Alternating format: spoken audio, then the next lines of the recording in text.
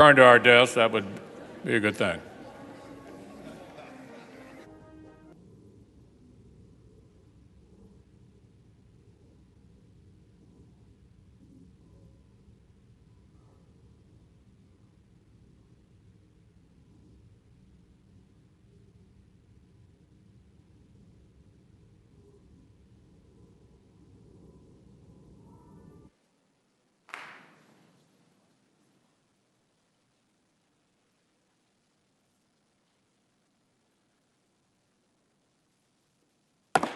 The Senate will convene as a court of impeachment. The chaplain will lead us in prayer.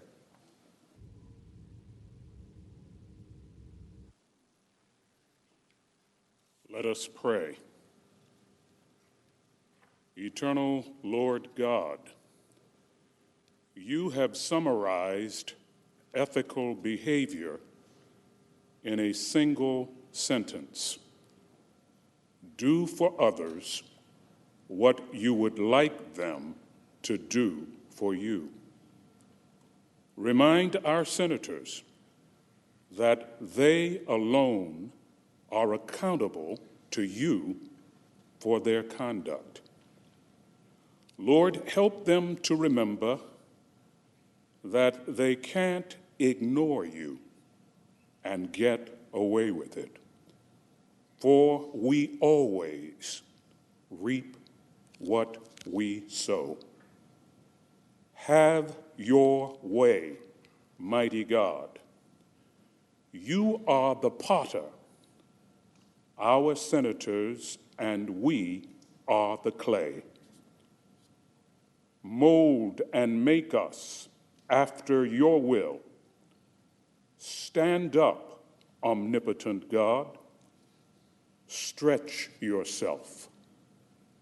And let this nation and world know that you alone are sovereign.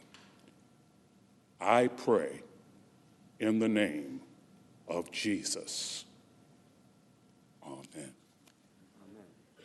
Please join me in reciting the Pledge of Allegiance to the flag. I pledge allegiance to the flag of the United States of America and to the republic for which it stands, one nation, under God, indivisible, with liberty and justice for all. Yeah, Bev. He doesn't say that.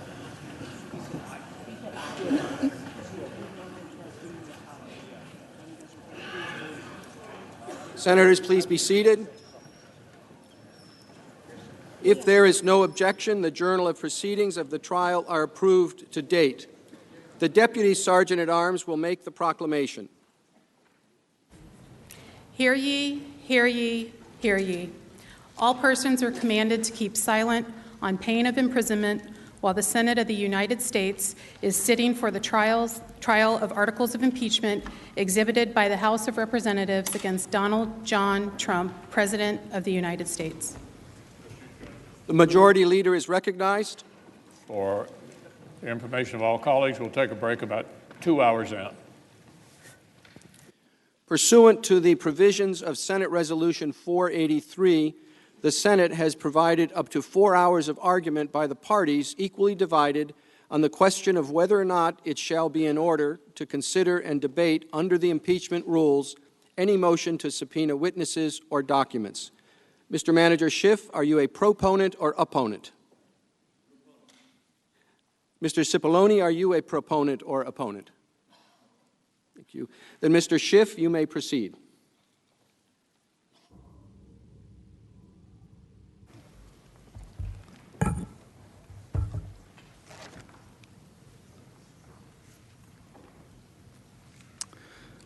Before I begin, Mr. Chief Justice, the House managers will be reserving the balance of our time to respond to the argument of counsel for the President. Mr. Chief Justice, Senators, fellow House managers, and counsel for the President, I know I speak for my fellow managers as well as counsel for the President in thanking you for your careful attention to the arguments that we have made over the course of many long days. Today we were greeted to yet another development in the case when the New York Times reported with a headline that says, Trump told Bolton to help his Ukraine pressure campaign, book says. The president asked his national security advisor last spring in front of other senior advisors to pave the way for a meeting between Rudolph Giuliani and Ukraine's new leader. According to the New York Times, more than 2 months before he asked Ukraine's president to investigate his political opponents, President Trump directed John R. Bolton, then his national security advisor, to help with his pressure campaign to extract damaging information on Democrats from Ukrainian officials, according to an unpublished manuscript by Mr. Bolton. Mr. Trump gave the instruction, Mr. Bolton wrote, during an Oval Office conversation in early May that included the acting White House Chief of Staff, Mick Mulvaney, the president's personal lawyer, Rudy Giuliani, and the White House counsel, Pat Cipollone, who is now leading the president's impeachment defense. Now, you will see in a few moments, and you will recall Mr. Cipollone suggesting that the House managers were concealing facts from this body. He said all the facts should come out. Well, there's a new fact which indicates that Mr. Cipollone was among those who were in the loop. Yet another reason why we ought to hear from witnesses. Just as we predicted, and it didn't require any great act of clairvoyance, the facts will come out. They will continue to come out. And the question before you today is whether they will come out in time for you to make a complete and informed judgment as to the guilt or innocence of the president. Now, the Times article goes on to say that Mr. Trump told Mr. Bolton to call Vladimir Zelensky, who had recently won election as president of Ukraine, to ensure Mr. Zelensky would meet with Mr. Giuliani, who was planning a trip to Ukraine to discuss the investigations that the president sought in Mr. Bolton's account. Mr. Bolton never made the call, he wrote. Never made the call. Mr. Bolton understood that this was wrong. He understood that this was not policy. He understood that this was a domestic political errand and refused to make the call. The account in Mr. Bolton's manuscript portrays the most senior White House advisors as early witnesses in the effort that they have sought to distance the president from, including the White House counsel. Over several pages, according to the Times, Mr. Bolton laid out Mr. Trump's fixation on Ukraine and the president's belief, based on a mix of scattershot events, assertions, and outright conspiracy theories, that Ukraine tried to undermine his chances of winning the presidency in 2016. As he began to realize the extent and aims of the pressure campaign, Mr. Bolton began to object. He wrote in the book, affirming the testimony of a former National Security Council aide, Fiona Hill, who had said that Mr. Bolton warned that Mr. Giuliani was a hand grenade who's going to blow everybody up. Now, as you might imagine, the president denies this. The president said today, I never instructed John Bolton to set up a meeting for Rudy Giuliani, one of the greatest corruption fighters in America. So here you have the president saying John Bolton is not telling the truth. Let's find out. Let's put John Bolton under oath. Let's find out who's telling the truth. The trial is supposed to be a quest for the truth. Let's not fear what we will learn. As Mr. Cipollone said, let's make sure that all the facts come out.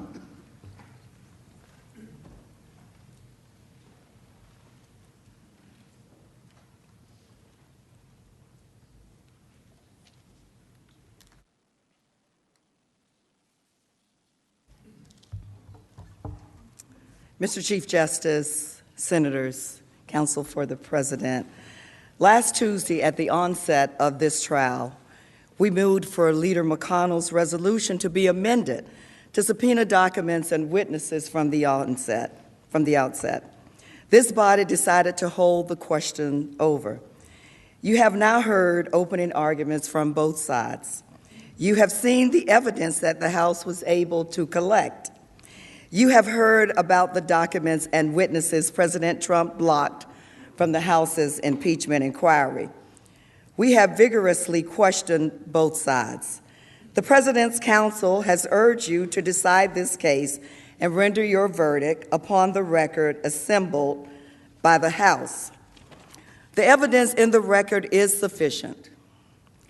It is sufficient to convict the President on both articles of impeachment, more than sufficient. But that's simply not how trials work. As any prosecutor or defense lawyer would tell you, when a case goes to trial, both sides call witnesses and subpoena documents to bring before the jury. That happens every day in courtrooms all across America. There is no reason why this impeachment trial should be any different. The common sense practice is born out of precedents. There has never before been a full Senate impeachment trial without a single witness. In fact, you can see in the slide, in every one of the 15 prior impeachment trials, the Senate has called multiple witnesses. Today, we ask you to follow this body's uniform precedents and your common sense. We urge you to vote in favor of subpoenaing witnesses and documents. Now, I'd like to address one question at the offset.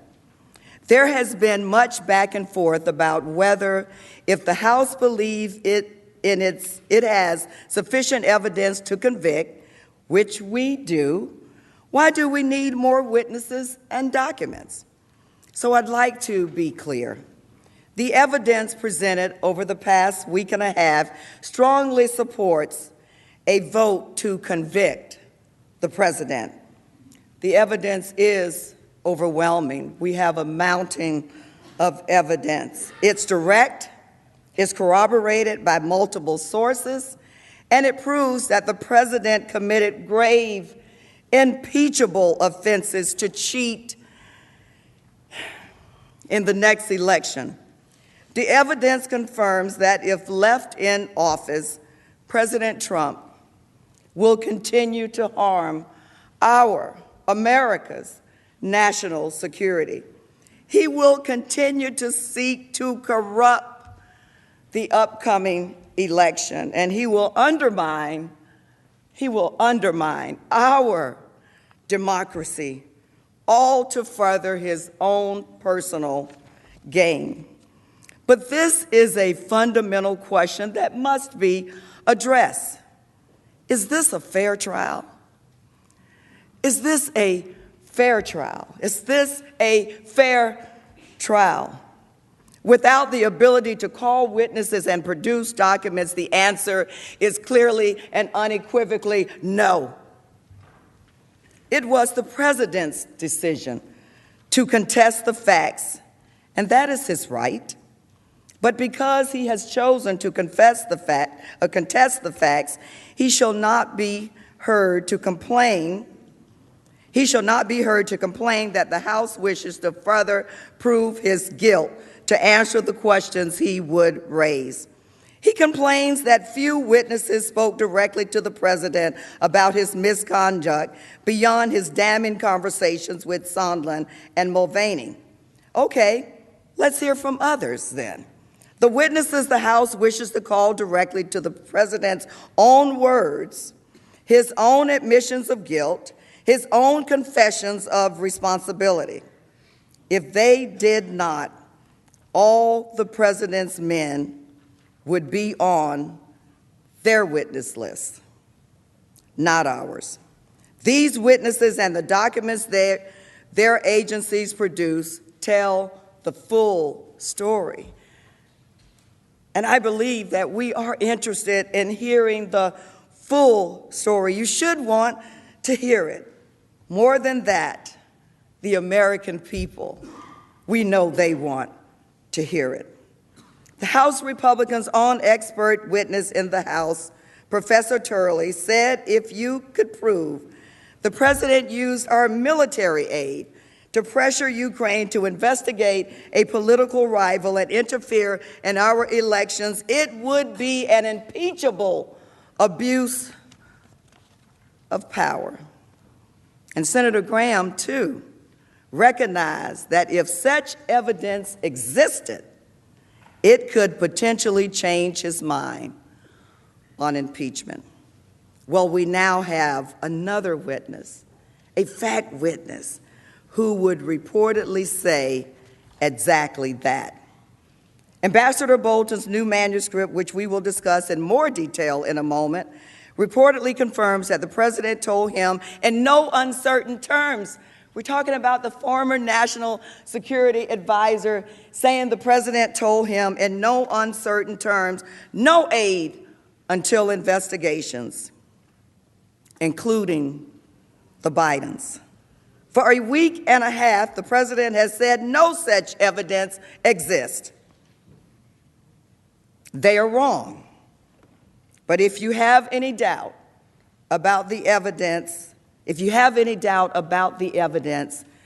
evidence is at your fingertips. The question is, will you let all of us, including the American people, simply hear the evidence and make up their own minds? And you can make up your own minds, but will we let the American people hear all of the evidence? You'll recall that Ambassador Bolton, the president's former national security advisor, is one of the witnesses we asked for last Tuesday. We did not know at the time what he'd say. We didn't know what kind of witness that he would be, but Ambassador Bolton made clear that he was willing to testify and that he had relevant firsthand knowledge that hadn't yet been heard. We argued that we all deserve to hear that evidence, but the president opposed him. Now we know why. Because John Bolton could corroborate the rest of our evidence and confirm the president's guilt. So today, senators, we come before you and we argue again that you let this witness and the other key witnesses we have identified come forward so you have all of the information available to you when you make this consequential decision. If witnesses are not called here, these proceedings will be a trial in name only. And the American people clearly know a fair trial when they see one.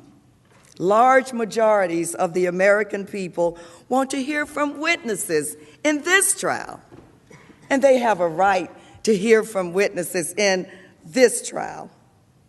Let's hear from them.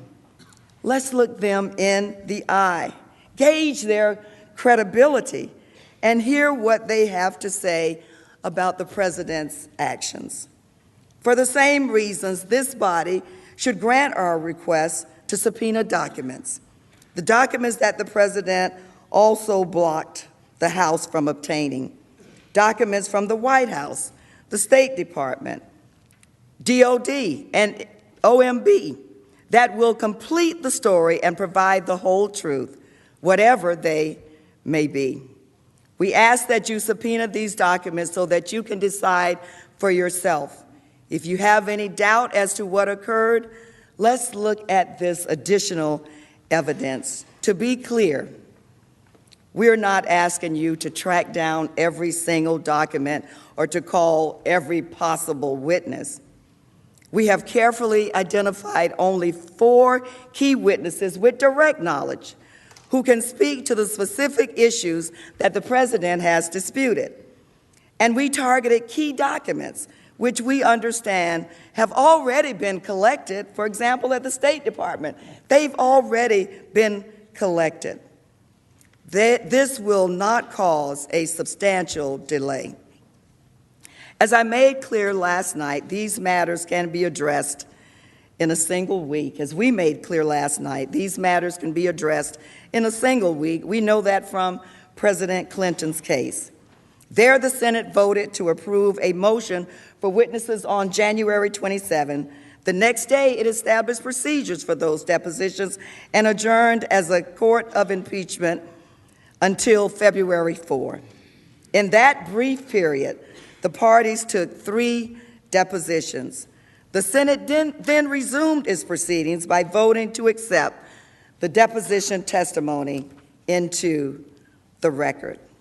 In this trial, too, let's do the same.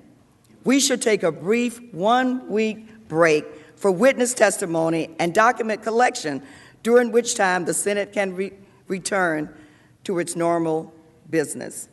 The trial should not be allowed to be different from every other impeachment trial or any other kind of trial, simply because the president doesn't want us to know the truth. The American people that we all represent, the American people that we all love and care about, deserve to know the truth. And a fair trial requires it. This is too important of a decision to be made without all of the relevant evidence. Before turning to the specific need for these witnesses and documents, I want to make clear we are not asking you again to break new ground. We're asking quite the opposite. We are asking you to simply follow the Senate's unbroken precedents and to do so in a manner that allows you to continue the Senate's ordinary business. The Senate, sitting as a court of impeachment, has heard witness testimony in every other, as we've said earlier, in every other 15 impeachment trials in the history of the Republic. And in fact, these trials have had an average of 33 witnesses. And the Senate has repeatedly subpoenaed and received new documents while adjudicating cases of impeachment. That makes sense. Under our Constitution, the Senate does not just vote on impeachments. It does not just debate them. Instead, the Senate is commanded by the Constitution to try all cases of impeachment. Well, a trial requires witnesses. A trial requires documents. This is the American way, and this is the American story. If the Senate denies our motions, it would be the only time in history it has rendered a judgment on articles of impeachment without hearing from a single witness or receiving a single relevant document from the president whose conduct is on trial. And why? How can we justify this break from precedents? How would we justify, for what reason would we break precedents in these proceedings? There are many compelling reasons beyond precedents that demand subpoenas for witnesses and cases and documents in this case. And at this time, I yield to Manager Garcia.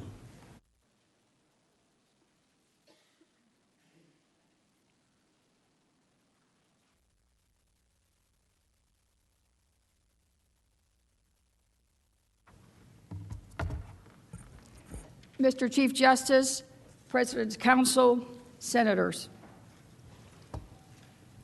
Last week, I shared with you that I was reflecting on my first days at a school for baby judges. Y'all may recall that. And I mentioned to you that one of the first things they told us was that we had to be good listeners and be patient. And you as judges in this trial have certainly passed the test. Thank you for being good listeners and for being patient with us. It's been quite a long journey, but we're here today to talk about the other thing they told us in baby judge school, and that was that we had to give all the parties in front of us a fair hearing, an opportunity to be heard, an opportunity to cross-examine witnesses, an opportunity to bring evidence. And that's what I want to talk to you about today. Because in terms of fundamental fairness, subpoenas by the Senate in this trial would mitigate the damage caused by the president's wholesale obstruction of the House inquiry. The president claims that there is no direct evidence of his wrongdoing, despite direct evidence to the contrary, and Ambassador Bolton's offer to testify to even more evidence in a trial. But let's not forget that the president is arguing that there is no direct evidence while blocking all of us from getting that direct evidence. It's a remarkable position that they have taken. Quite frankly, never, as a lawyer or a former judge, have I ever seen anything like this. And for the first time in our history, President Trump ordered his entire administration to defy every single impeachment subpoena. The Trump administration has not produced a single document in response to the congressional subpoenas. Not a single page. Nada. That's never happened before. There is no legal privilege to justify the blanket blocking of all of these documents. We know that there are more relevant documents. There is no dispute about that. It is uncontested. Witnesses have testified in exceptional detail about these documents that exist that the president is simply hiding. President Trump's blanket order prohibiting the entire executive branch from participating in an impeachment investigation also extended to witnesses. 12 in all followed that order and refused to testify. Much of the critical evidence we have is a result of career officials bravely coming forward despite the president's obstruction. But those closest to the president, some may say, like in the musical Hamilton, those in the room when it happened, followed his instruction. The president does not dispute that these witnesses have information that is relevant to this trial, that these individuals have personal and direct knowledge of the president's actions and motivations and can provide the very evidence he says now that we don't have. Now, the president's counsel alleged the House managers hid evidence from you. Because as House managers, really, their goal should be to give you all of the facts, because they're asking you to do something very, very consequential. And ask yourself, given the facts you heard today that they didn't tell you, who doesn't want to talk about the facts? Who doesn't want to talk about the facts? Impeachment shouldn't be a shell game. They should give you the facts.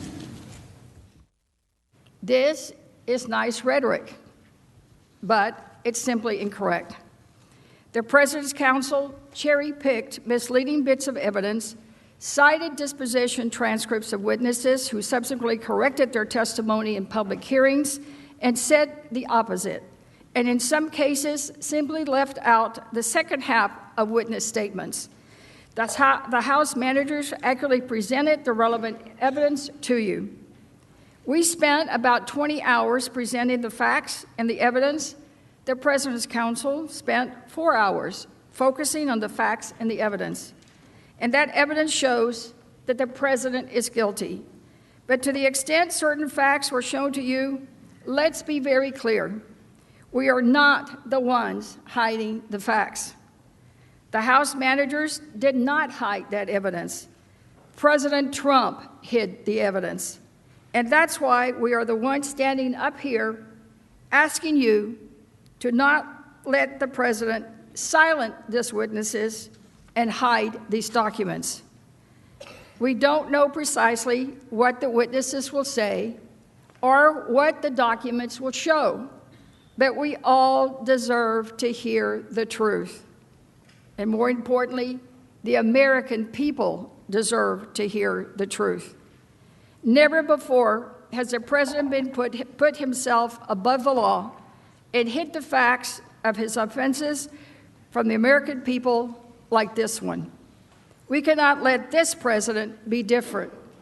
Quite simply, the stakes are too high. Second, as this builds on what we have been arguing, the Senate requires and should want a complete evidentiary record before you vote on the most sacred task that the Constitution entrusts in every single one of you. I can respect that some of you have deep beliefs that the removal of this president would be divisive.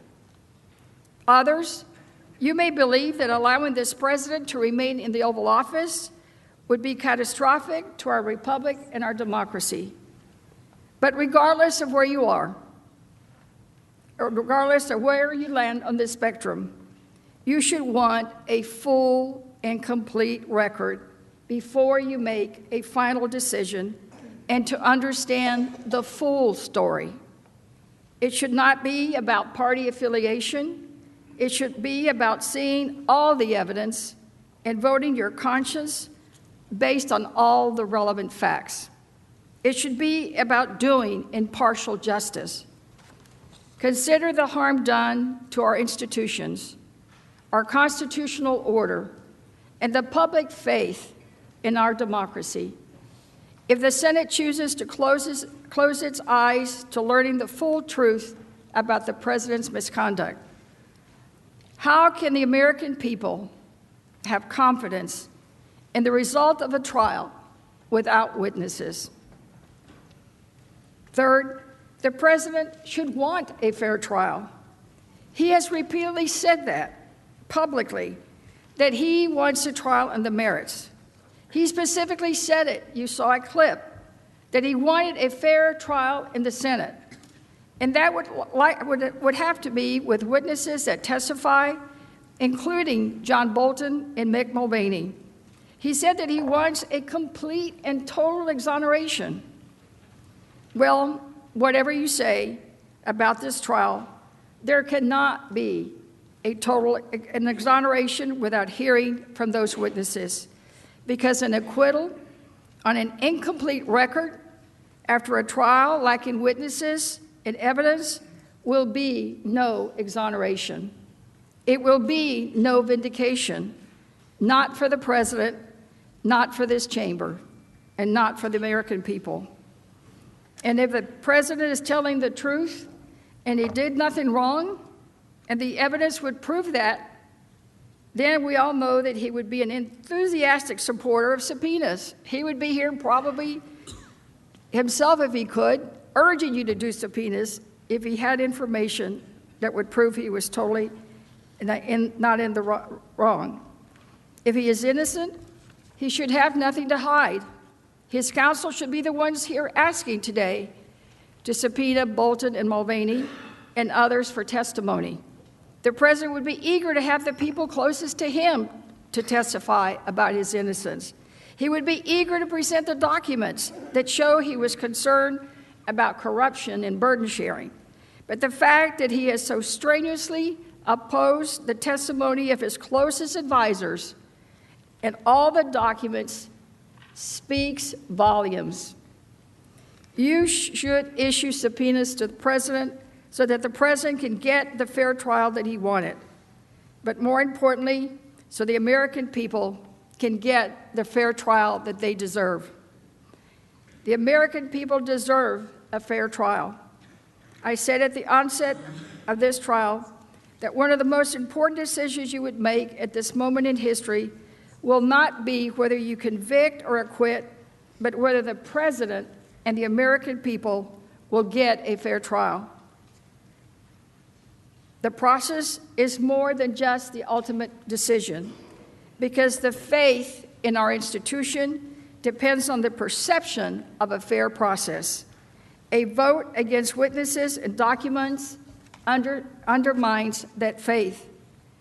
Senators, the American people want a fair trial. the overwhelming majority of Americans, 3 in 4 voters, 3 in 4, as of this past Tuesday, believe that this trial should have witnesses. Now, there's not much that the American people agree on these days, but they do agree on that. And they know what a fair trial is. That involves witnesses and it involves evidence. The American people deserve to know the facts about their president's conduct and those around him. And they deserve to have confidence in this process, confidence that you made the right decision. In order to have that confidence, the Senate must call relevant witnesses and obtain relevant documents withheld thus far by this president. The American people deserve a fair trial. I now yield to my colleague, Manager Parsons.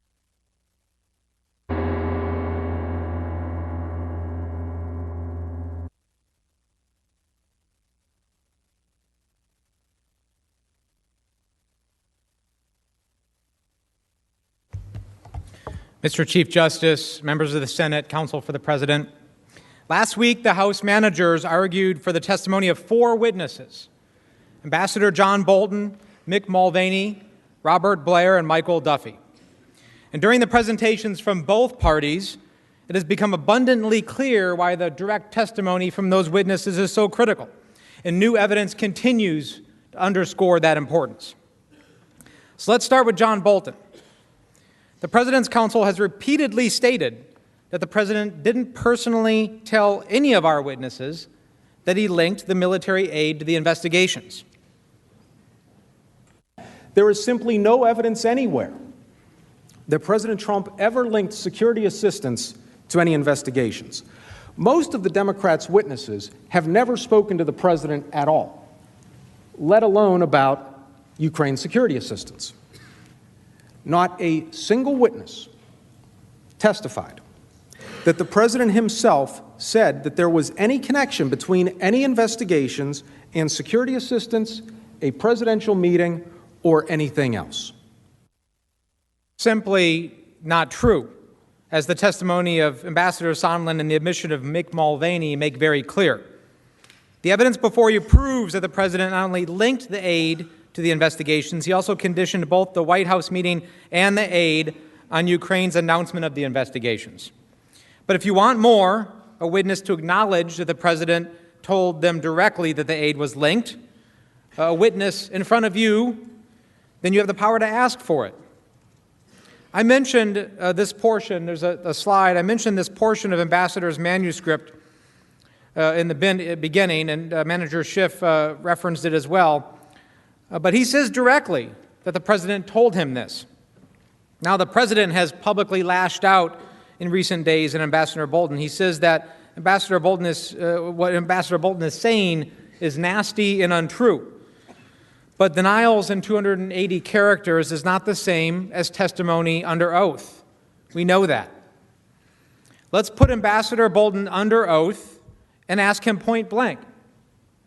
Did the President use $391 million of taxpayer money, military aid, intended for an ally at war to pressure Ukraine to investigate his 2020 opponent? The stakes are too high not to. I'd like to briefly walk you through why Ambassador Bolton's testimony is essential to ensuring a fair trial. Also addressing some of the questions that you've asked in the past 2 days. First, turning back to Ambassador Bolton's manuscript. The President's counsel has said no scheme existed. And the President's counsel has cited repeated denials, public denials, of President Trump's inner circle about Bolton's allegations. None of them, of course, under oath. And as we know from the testimony of Ambassador Bolton, how important being sworn in really is. But Ambassador Bolton, as the top national security aide, has direct insight into the President's inner circle. And he is willing to testify under oath whether, quote, everyone was in the loop, as he testified before. Ambassador Bolton reportedly knows, quote, new details about senior cabinet officials who have publicly tried to sidestep involvement, end quote. including Secretary Pompeo and Mr. Mulvaney's knowledge of this scheme. Second, Ambassador Bolton has direct knowledge of key events outside of the July 25th call that confirm the president's scheme. Remember, this is exactly the type of direct evidence the President's counsel say doesn't exist. That's partly because they would like you to believe that the July 25th call makes up all of the evidence of our case. The call, of course, is just a part of the large body of evidence that you've heard about the past week, but it is a key part. But Ambassador Bolton has critical insight into the President's misconduct outside of this call, and you should hear it. Take, for example, the July 10th meeting with U.S. and Ukrainian officials at the White House. Dr. Hill testified during the meeting that Ambassador Sondland said that he had a deal with Mr. Mulvaney to schedule a White House meeting if the Ukrainians did the investigations. According to Dr. Hill, when Ambassador Bolton learned this, he told her to go back to the NSC's legal advisor, John Eisenberg, and tell him, quote, "I am not a part of whatever drug deal Sondland and Mulvaney are cooking up on this," end quote. We already have corroboration of Dr. Hill's testimony from other witnesses like Lieutenant Colonel Vindman. And we have new corroboration from Ukraine, too. Oleksandr Deniluk, President Zelensky's former national security advisor, recently confirmed in an interview that the, quote, roadmap for U.S.-Ukraine relations should have been the substance, but the investigations were raised, end quote. Deniluk also explained why this was so problematic. He raised concerns that being, quote, dragged into this internal process would be really bad for the country. And also, if there's something that violates U.S. law, that's up to the U.S. to handle, end quote. Deniluk elaborated that there were serious things to discuss at the meeting. But if instead Ukraine was being dragged into, quote, internal politics using our president who is fresh on the job and experience, that could just destroy everything, end quote. Another key defense raised by the president has been that Ukraine felt no pressure, that these investigations are entirely proper. Well, here's Ukraine saying the opposite of that. You know what else Deniluk said in the interview? Quote, "It was definitely John who I trusted," end quote, talking about Ambassador Bolton. So if you want to know whether Ukrainians felt pressured, call John Bolton as a witness. He was trusted by Ukraine and he was there for these key meetings. And he was so concerned that he characterized the scheme as a drug deal and urged Dr. Hill and others to report their concerns to NSC legal counsel, who reports to White House counsel Cipollone. So let's ask Ambassador Bolton these questions directly under oath. The president says Ukraine felt no pressure, that soliciting these investigations wasn't improper. Is that true? If it is true, why is Ukraine publicly saying that the talk of investigations could destroy everything? And if the president's administration thought this was okay, why did you use the words drug deal? We should ask him that. Why did you urge your staff to report concerns to lawyers? These are all questions that we can get the answers to. Third, the president has suggested the House managers have not presented any direct evidence about Mr. Giuliani's role in the scheme. In fact, it appears the House committee wasn't particularly interested in presenting you with any direct evidence of what Mayor Giuliani did or why he did it. Instead, they ask you to rely on hearsay, speculation, and assumption, evidence that would be inadmissible in any court. Well, once again, that's simply not true. But if you want more evidence, we know that Ambassador Bolton has direct evidence of Mr. Giuliani's role regarding Ukraine and expressed concerns about it. The president has suggested that Mr. Giuliani wasn't doing anything improper, and he was not involved in conducting policy. By their own admission, they said he wasn't doing policy. So let's ask John Bolton what Giuliani was doing, and whether the investigations were politically motivated or part of our foreign policy. He would know. Dr. Hill testified that Ambassador Bolton said Mr. Giuliani was, quote, a hand grenade, which he explained referred to, quote, all of the statements that Mr. Giuliani was making publicly that the investigations that he was promoting, that the storyline he was promoting, the narrative he was promoting was going to backfire, end quote. The narrative Mr. Giuliani was promoting, of course, was asking Ukraine to dig up dirt on Biden. Dr. Hill also testified that Ambassador Bolton was so concerned, he told Dr. Hill and other members of the NSC staff, quote, "Nobody should be meeting with Giuliani," end quote. And that was, quote, "closely monitoring what Mr. Giuliani was doing and the messaging that he was sending out," end quote. So let's ask Ambassador Bolton.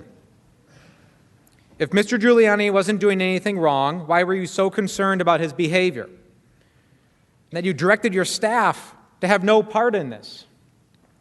If Mr. Giuliani wasn't trying to dig up dirt on Biden, why did you seem to think he was, that he could, quote, blow everything up? Fourth, the president has said that there was nothing wrong with the July 25th call. But once again, the evidence suggests that Ambassador Bolton would testify that the opposite is true. According to witness testimony, Ambassador Bolton expressed concerns even before the call that it would be, quote, a disaster, because he thought there would be, quote, talk of investigations or worse. Now, if the president would have you believe that the call was perfect, as he's repeatedly stated, why don't we find out? Because all of the evidence before you suggests otherwise. And Ukraine knows this is not the case. The call was not perfect. Danieluk is clear on this point. He said, quote, "One thing I can tell you that was clear from this July 25th call is that the issue of the investigations is an issue of concern for Trump," end quote. Or it was clear. But if there's still any uncertainty, we must ask Ambassador Bolton. If there was no scheme, how did you know President Trump would raise investigations on the call? What made you so concerned a call would be a disaster? Fifth, the president's main defense, once again, is that he withheld the military aid for a legitimate reason. But the evidence doesn't support that. We've heard a lot. The evidence doesn't support that. Witness testimony, emails, and other documents confirm that Ambassador Bolton and his subordinates, on many occasions, including through in-person meetings with the president himself, urged the president that there was no legitimate reason to withhold the aid. But if you're not sure, if you think this could in any way have been about a legitimate policy reason, let's ask the National Security Advisor, who was in charge of that. If this was simply a policy dispute, as the president argues, let's ask John Bolton whether that's true. The president also argues that you cannot evaluate the president's subjective intent, that the president can use his power any way he feels is appropriate. That's, of course, not the case. Whether his intent was corrupt is a central part of this case, as it is in nearly every criminal case in the country. As a backup argument, however, the president claims that we want you to read the president's mind. Juries, of course, are routinely... entire impeachment process is about the House manager's insistence that they are able to read everybody's thoughts, they can read everybody's intention, they think you can read minds. They want to tell you what President Trump thought. Of course, are routinely asked to determine the defendant's state of mind. That's central to almost every criminal case in the country. And it's disingenuous for the President's counsel to argue that the defendant's state of mind is unknowable, that it requires a mind reader, or is anything but the most common element of proof of any crime, constitutional or otherwise. But if you want more information, let's ask the President whether John Bolton can help fill in any gaps about his state of mind. If you think about it, John, he knows some of my thoughts. He knows what I think about leaders. Case is about the president's conduct in Ukraine. John Bolton knows a lot about that. Let's hear from him. A fair trial demands it. And it's more than just ensuring a fair trial. It's about remembering that in America, truth matters. As Mr. Bolton said on January 30th, quote, "The idea that somehow testifying to what you think is true is destructive to the system of government we have, I think, is very nearly the reverse. The exact reverse of the truth, end quote. Now, as Manager Schiff started this out, the truth continues to come out. Again, in an article today, more information. The truth will come out, and it's continuing to.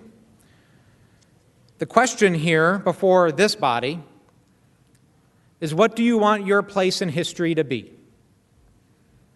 Do you want your place in history to be, let's hear the truth, or that we don't want to hear it?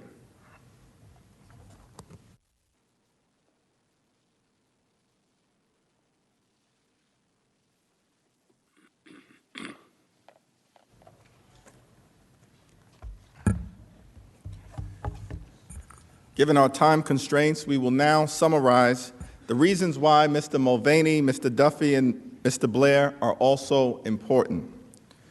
Let's turn first to Mr. Mulvaney. To begin with, Mr. Mulvaney participated in meetings and discussions with President Trump at every single stage of this scheme. We just talked about motive and intent. Well, if you want further insight into the president's motives or intent, further direct evidence of why he withheld the military aid in the White House meeting, you should call his acting chief of staff, who had more access than anyone. Mr. Mulvaney is important because the President's counsel continues to argue incorrectly that our evidence is just hearsay and speculation.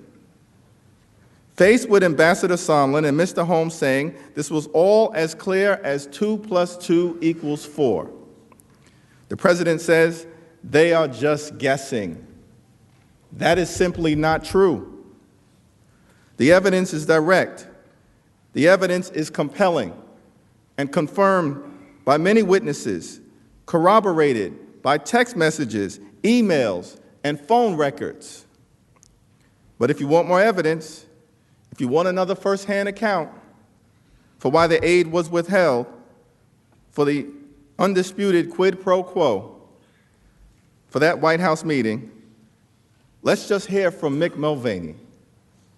Over and over again, Ambassador Sondland described to multiple witnesses how Mr. Mulvaney was directly involved in the president's scheme.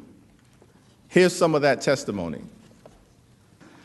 And so when I came in, Gordon Sondland was basically saying, well, look, we have a deal here that there will be a meeting. I have a deal here with Chief of Staff Mulvaney. There will be a meeting if the Ukrainians open up or announce these investigations into 2016 in Burisma. And I cut it off immediately there. Ambassador Bolton told me that I am not part of this whatever drug deal that Mulvaney and Sondland are cooking up. What did you understand him to mean by the drug deal that Mulvaney and Sondland were cooking up? I took it to mean investigations for a meeting. Did you go speak to the lawyers? I certainly did.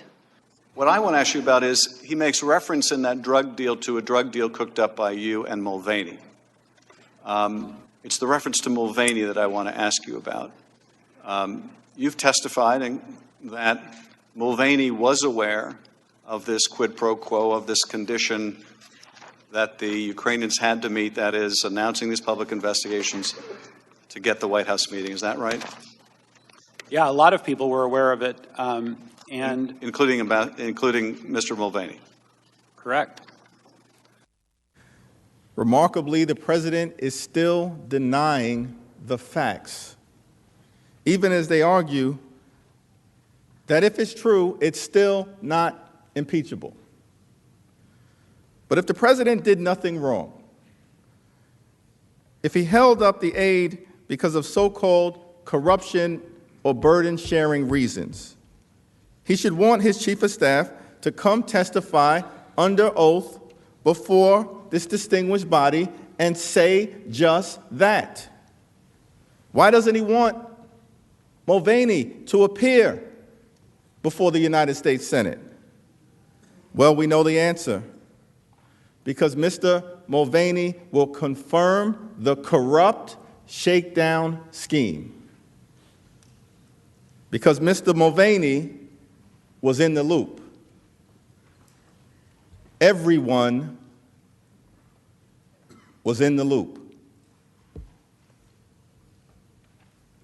As Ambassador Sondland summarized in his testimony on July 19th, he emailed several top administration officials, including Mr. Mulvaney, that President Zelensky was prepared to receive POTUS's call and would assure President Trump that he intends to run a fully transparent investigation and will turn over every stone. Mr. Mulvaney replied, "I asked NSC to set it up for tomorrow." The above email seems clear. Ambassador Sondland testified that it was clear, that he was confirming to Mr. Mulvaney that he had told President Zelensky he had to tell President Trump on that July 25th call that he would announce the investigation, which he explained was a reference to one of the two phony political investigations that President Trump wanted. And Mr. Mulvaney replies that he'll set up the meeting, consistent with the agreement that Sondland explained he'd reach with Mr. Mulvaney to condition a meeting on the investigations. But if there's any uncertainty, if there's any lingering questions about what this means, let's just question Mick Mulvaney under oath. Mr. Mulvaney also matters because we have heard several questions from this distinguished body of senators wanting to understand when or why or how the president ordered the hold on the security aid. As the head of the Office of Management and Budget, Mr. Mulvaney has unique insights into all of these questions. Your questions. Remember that email exchange between Mr. Mulvaney and his deputy, Rob Blair, on June 27th, when Mulvaney asked Blair about whether they could implement the hold? And Blair responded that it could be done, but that Congress would become unhinged. It wasn't just Congress. It was the Independent Government Accountability Office that determined that the president's hold violated the law. But if the president's counsel is going to argue without evidence that he withheld the aid as part of U.S. foreign policy, seems to make sense that the Senate should hear directly from Mr. Mulvaney, who has firsthand knowledge of exactly these facts. He said so himself. Again, I was involved with the process by which the money was held up temporarily. Okay? Why doesn't President Trump want Mick Mulvaney to testify? Why?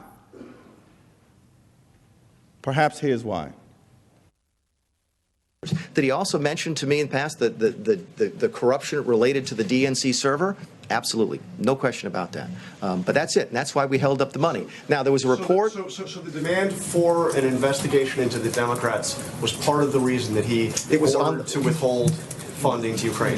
The look back to what happened in 2016 certainly was part of the thing that he was worried about in corruption with that nation. And that is absolutely appropriate. But to be clear, what you just described is a quid pro quo. It is funding will not flow unless the investigation into the Democratic server happened as well. We do that all the time with foreign policy. We were holding up money at the same time for what was it? The Northern Triangle countries.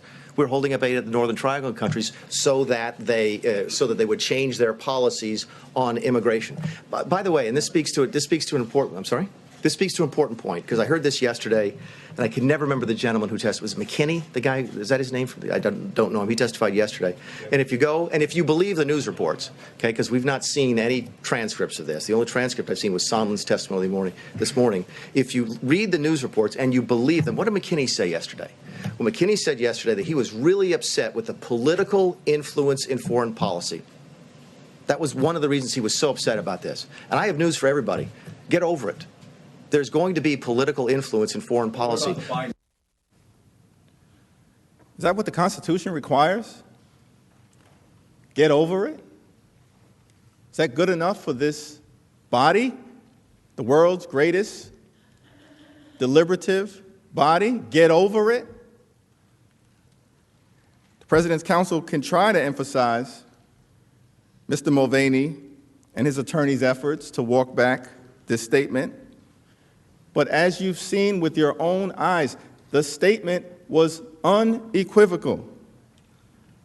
And even when given the chance in real time on that day, on October 17th, to deny a quid pro quo, he doubled down.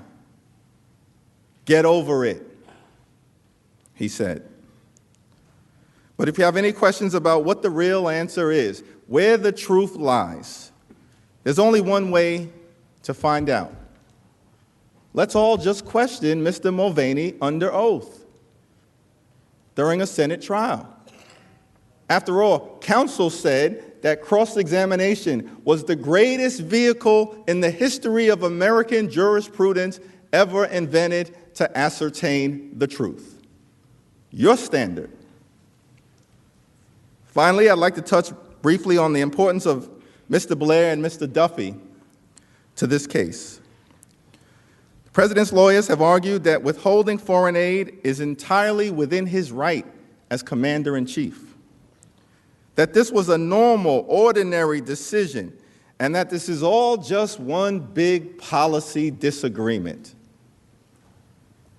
We have proven exactly the opposite. This can't be a policy disagreement because the President's hold actually went against U.S. policy.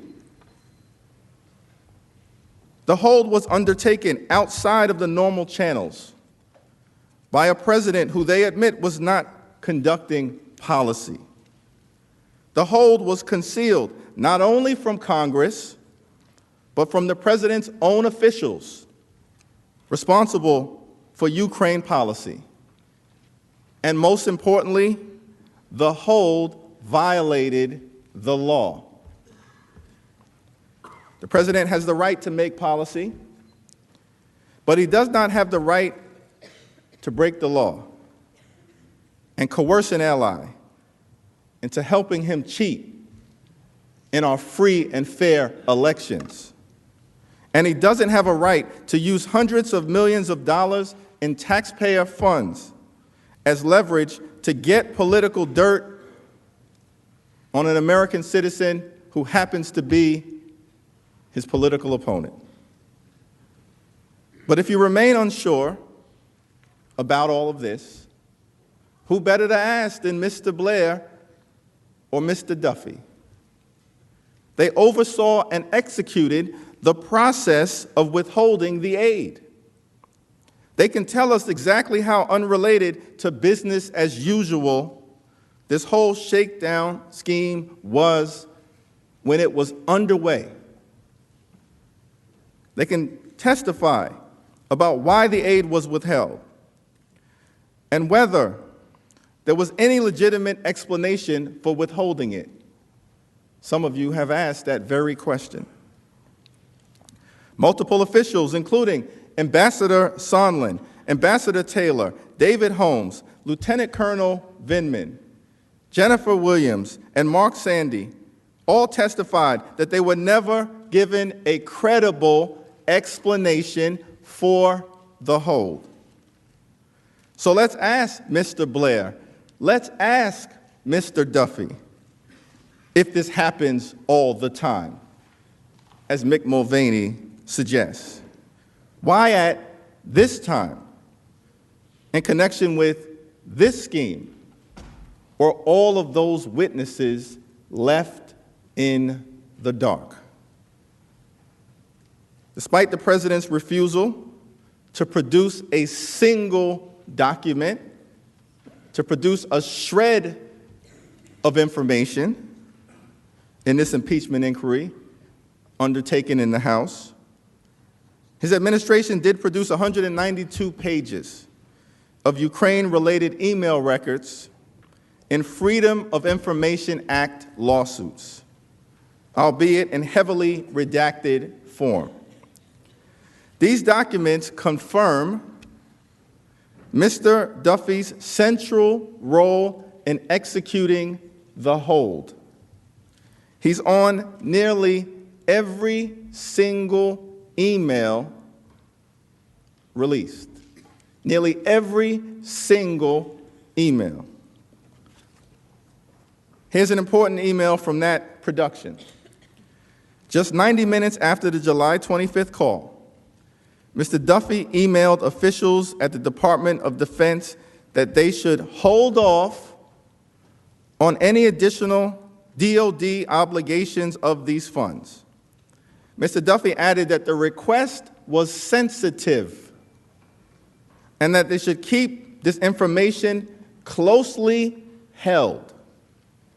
The timing is important because if the aid wasn't linked to the July 25th call, if it wasn't related, why the sensitive, closely held request made within 2 hours of that call?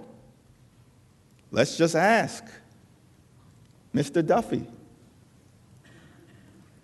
Mr. Duffy and Mr. Blair can testify about the concerns raised by DOD to the Office of Management and Budget, about the illegality of the hold, and why it remained in place even after DOD warned the administration that it would violate the Impoundment Control Act. Now, the president, of course, has disputed this fact. But we have demonstrated that OMB was warned repeatedly by DOD officials of two things. First, continuing to withhold the aid would prevent the Department of Defense from spending the money before the end of the fiscal year. And second, the hold was potentially illegal, as turned out to be the case.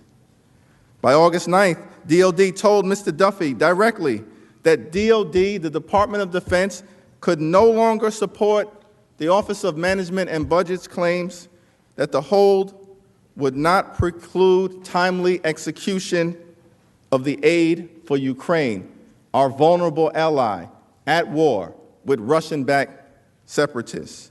Yet, as Mr. Duffy reportedly told Ms. McCusker at the Department of Defense on August 30th, there was a clear direction from POTUS to continue the hold.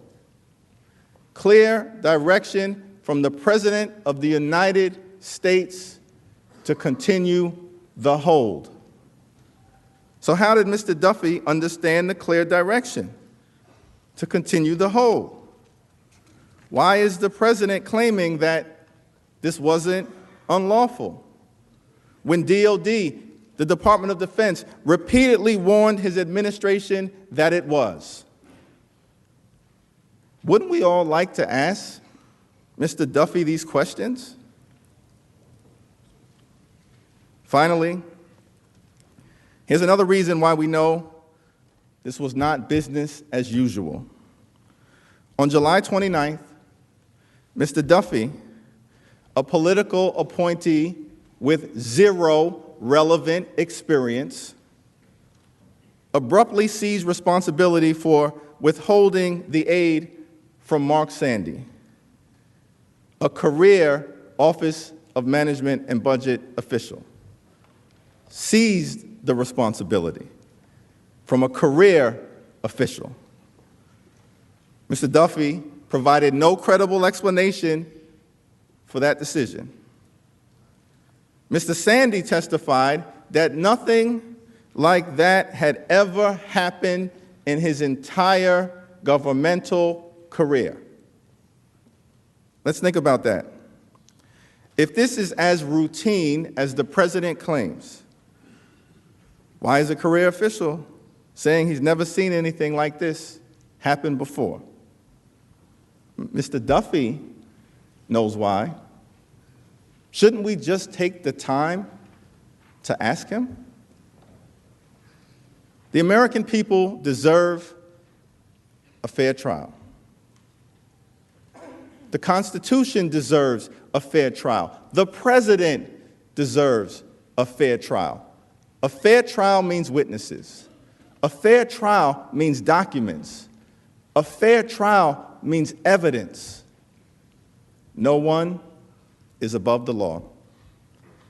I now yield to my distinguished colleague, Manager Lofgren.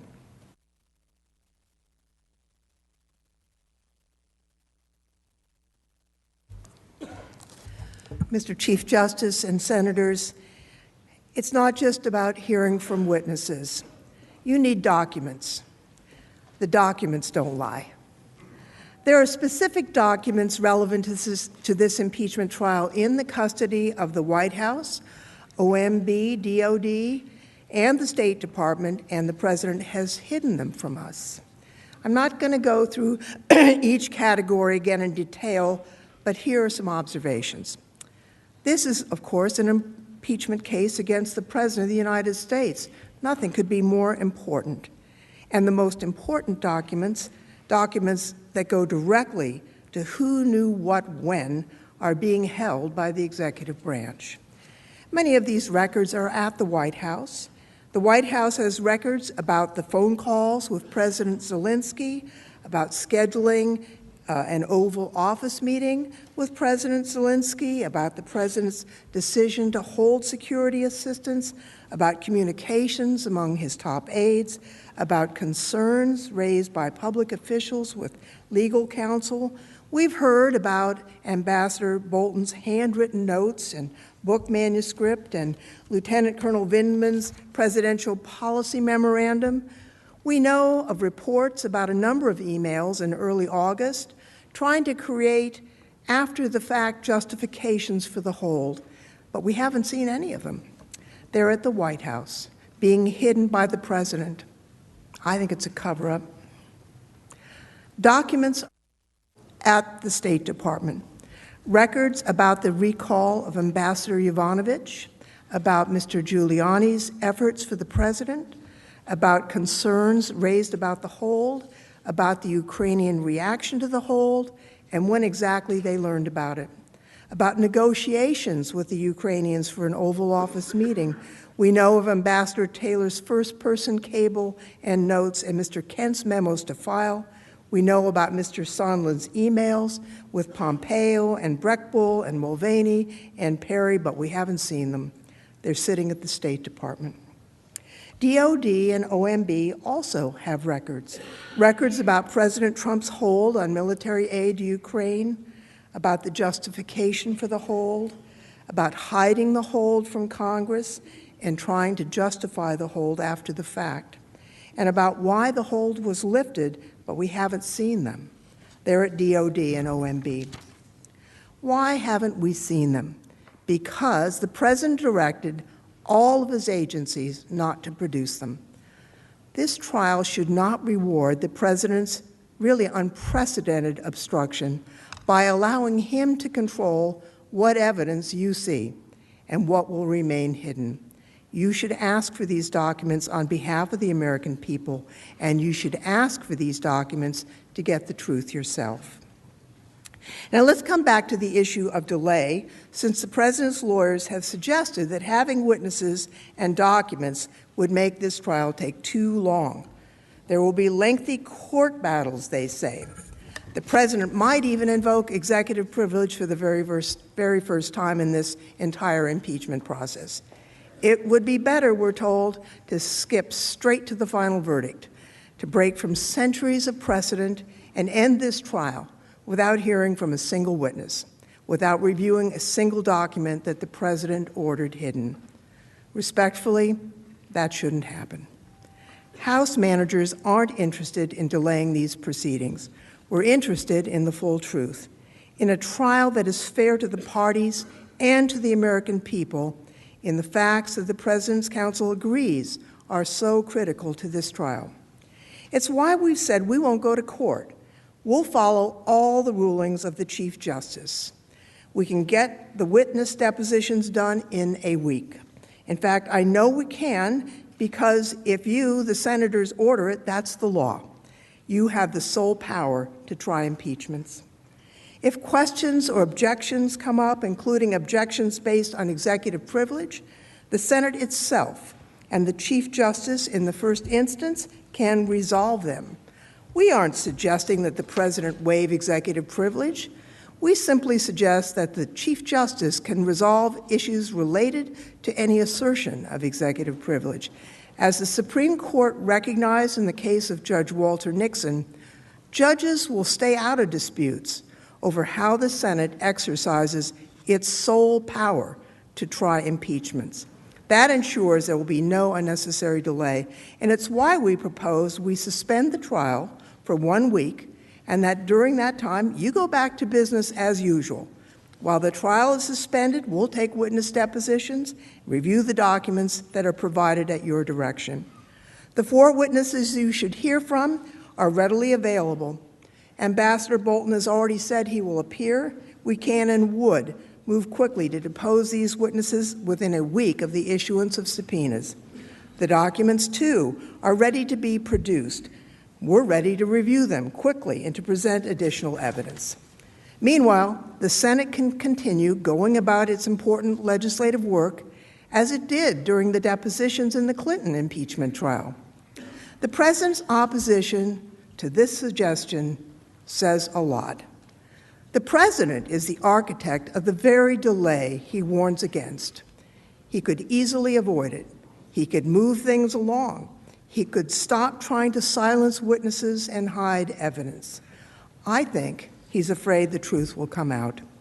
He hopes his threats of continued delay, however unjustified, will cause you to throw up your hands and give up on a fair trial. Please don't give up. This is too important for our democracy. A decision to forego witnesses and documents at this trial would be a big departure from Senate precedent. When the Senate investigated Watergate, it heard from the highest White House officials. That happened because a bipartisan majority of the Senate insisted. We got to the truth then because the Senate came together and put a fair proceeding above party loyalty. We should all want the truth, and so we ask you, do it again, that you put aside any politics, party loyalty, belief in your president, which we understand and sympathize with, but subpoena the documents and the witnesses necessary to make this a fair trial, to hear and see the evidence you need to impartially administer justice. Now, there's been a lot of discussion of executive privilege during this trial. Even if the president asserts executive privilege, something he has not yet done, it wouldn't harm the president's legal rights or cause undue delay, and here's why. Let's focus on John Bolton, since this week's revelations confirm the importance of his testimony. First, as a private citizen, John Bolton is fully protected by the First Amendment if he wants to testify. There's no basis for imposing prior restraint for censoring him just because some of his testimony could include conversations with the president. That's commonplace. As long as his testimony isn't classified, it is shielded by the Free Speech Clause, by the First Amendment. Ambassador Bolton has written a book. It's inconceivable that he is forbidden from telling the United States Senate, sitting as a high court of impeachment, information that shortly will be in print. If the president did attempt to invoke executive privilege, he would fail. It's true for 2 separate reasons. First, claims of executive privilege always involve a balancing of interests.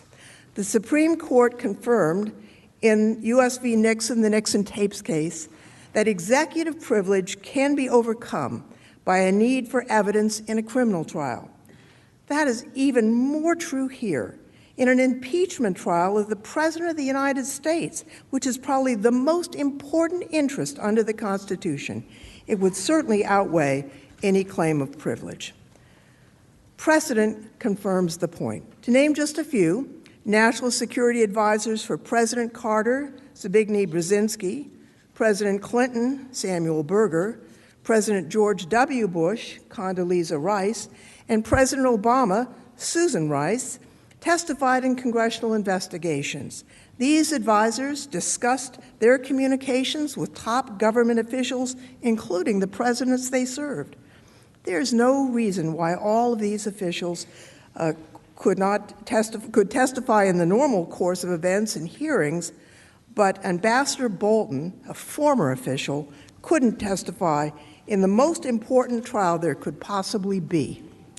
The second reason is the President waived any claim of executive privilege about Ambassador Bolton's testimony.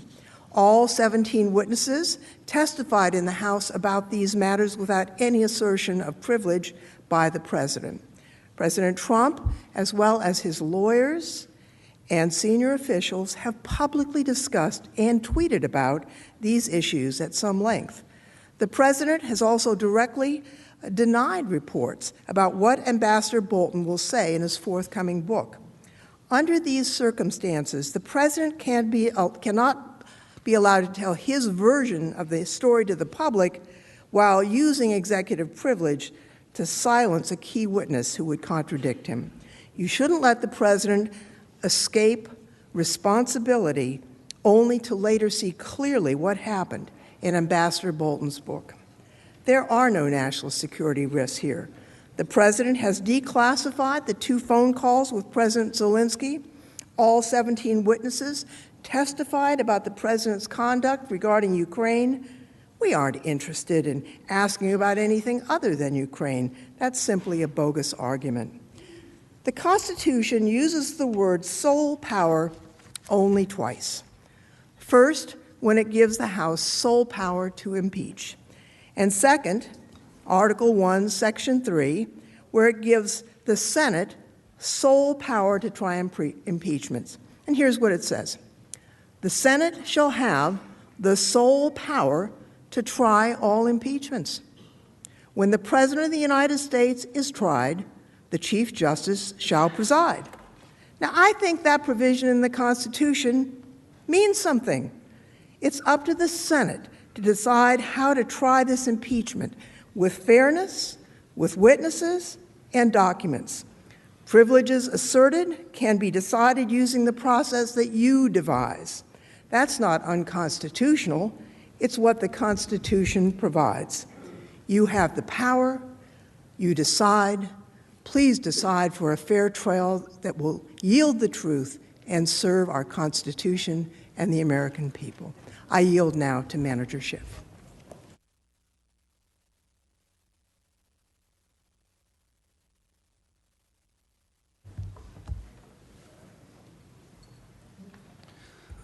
Senators, before we yield to Counsel for the President, I'd like to take a moment by talking about what I think is at stake here. A no vote on the question before you will have long-lasting and harmful consequences long after this impeachment trial is over. We agree with the President's counsel on this much. This will set a new precedent. This will be cited in impeachment trials from this point to the end of history.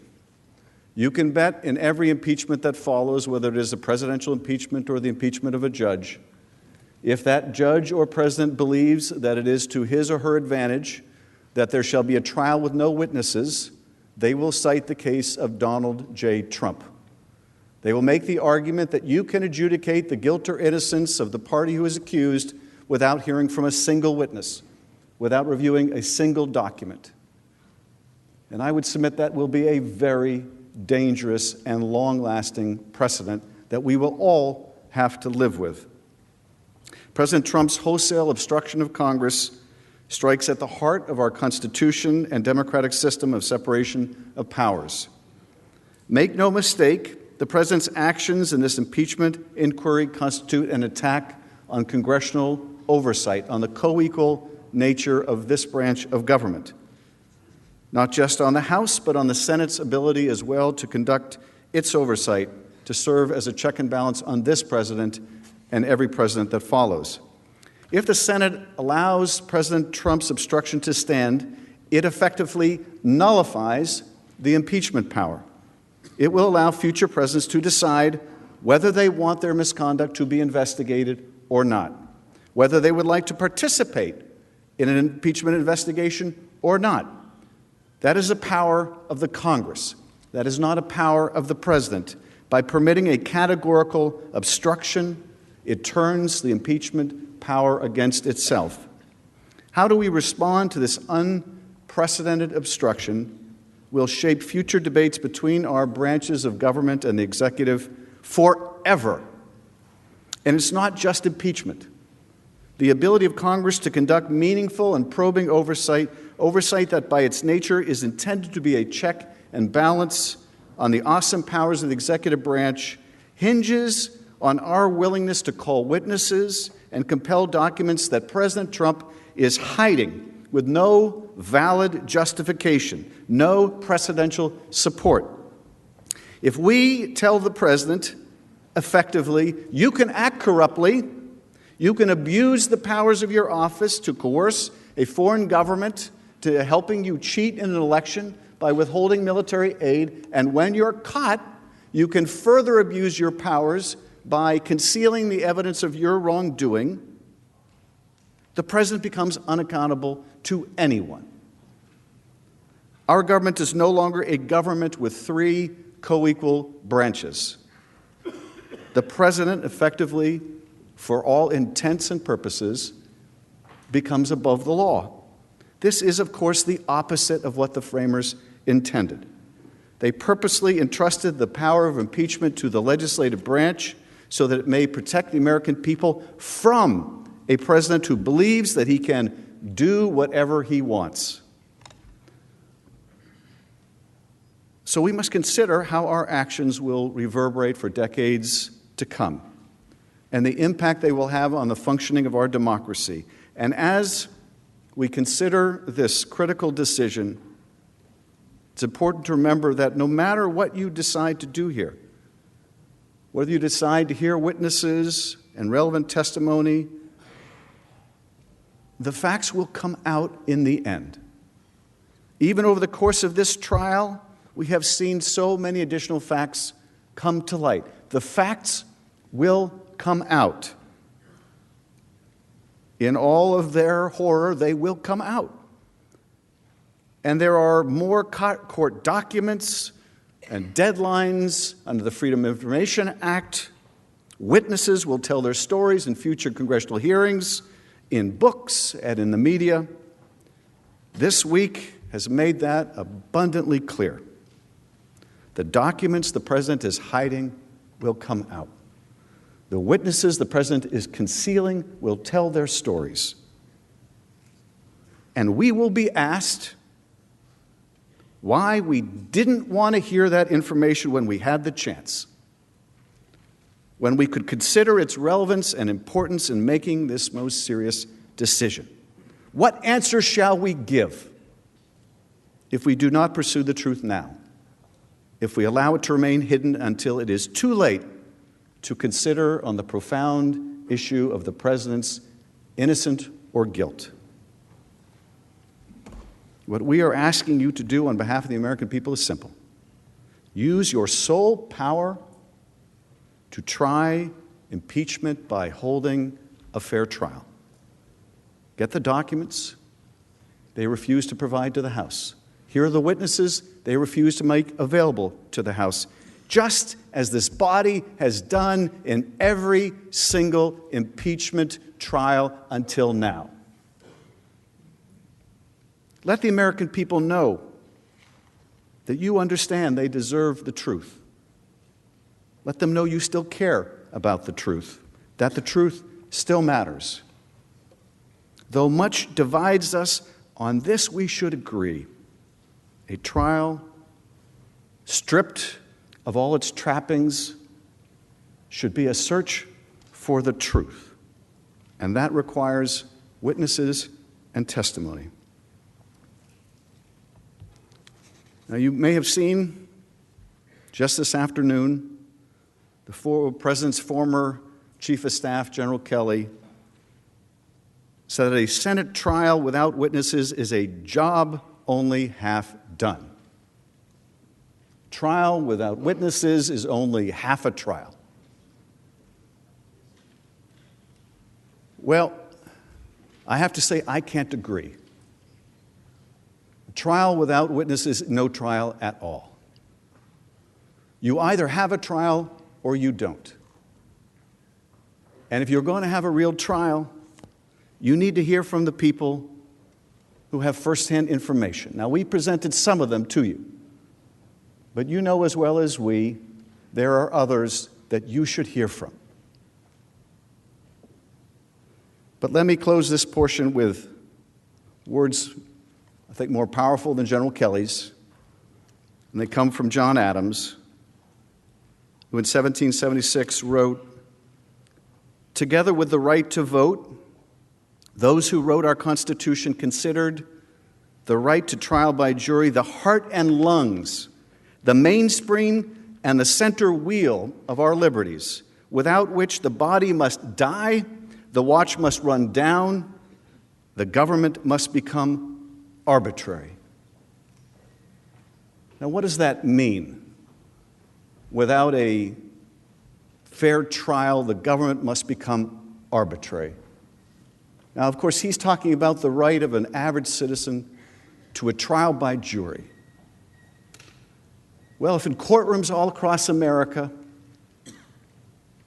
when someone is tried, but they're a person of influence and power, they can declare at the beginning of the trial, if the government's case is so good, let them prove it without witnesses. If people of power and influence can insist to the judge that the House, that the prosecutors, that the government, that the people must prove their case without witnesses or documents, a right reserved only for the powerful. Because, you know, only Donald Trump of any defendant in America can insist on a trial with no witnesses.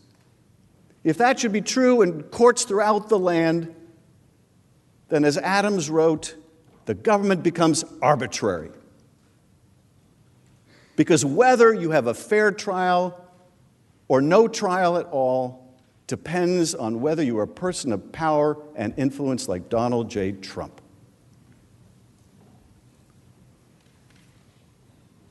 The body will die, the clock will run down, and our government becomes arbitrary.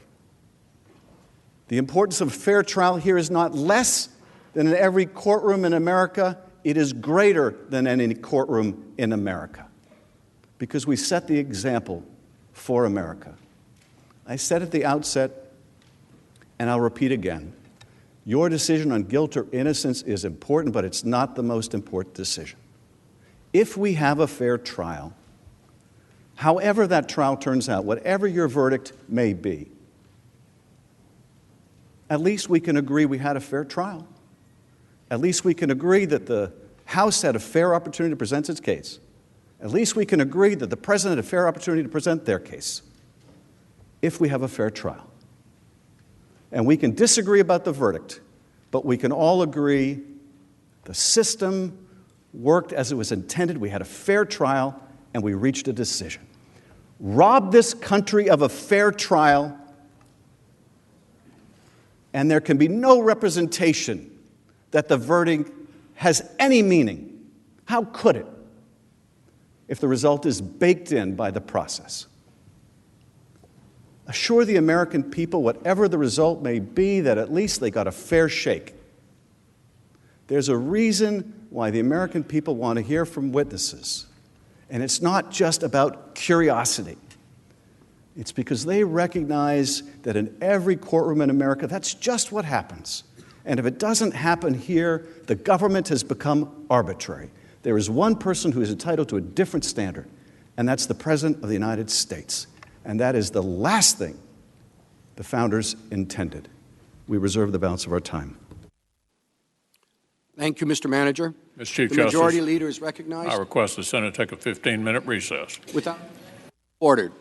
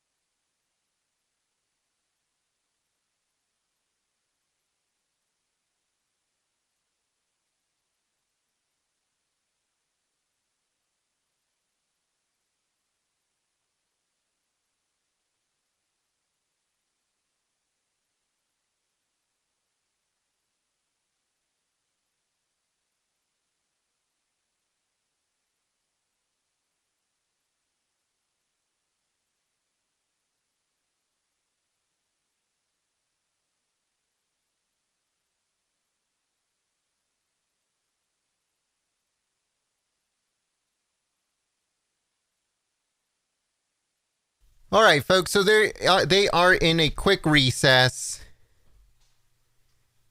but this should be coming back soon because it's not a break or it's not a lunch or dinner break or anything like that. So it should start very, very soon.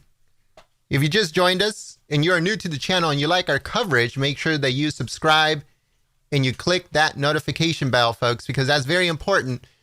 If you want to get notified when we go live for a live stream like President Trump's speech, earlier today, President Trump spoke at the Human Trafficking Summit that is done yearly at the White House. President Trump delivered a very good speech. Also, Attorney General Barr also delivered a really awesome speech too. Everything is on our channel, so make sure that you guys go and check it out. Also, don't forget, folks, on the 4th, February 4th, President Trump will be doing the State of the Union, and make sure that you guys are subscribed and the notification bell is on for that speech. It starts at 5 p.m. Pacific, 8 p.m. Eastern, live here at Golden State Times. So make sure you guys tune in for President Trump's State of the Union speech on the 4th of February. It starts at 5 p.m. Pacific, 8 p.m. Eastern. And we're going to stream it live here at Golden State Times. All right, folks, so I'll see you guys in the chat. It should start very soon.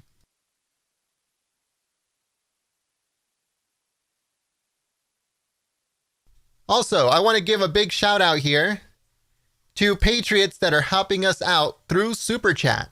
All of those Super Chats keeps us in operation.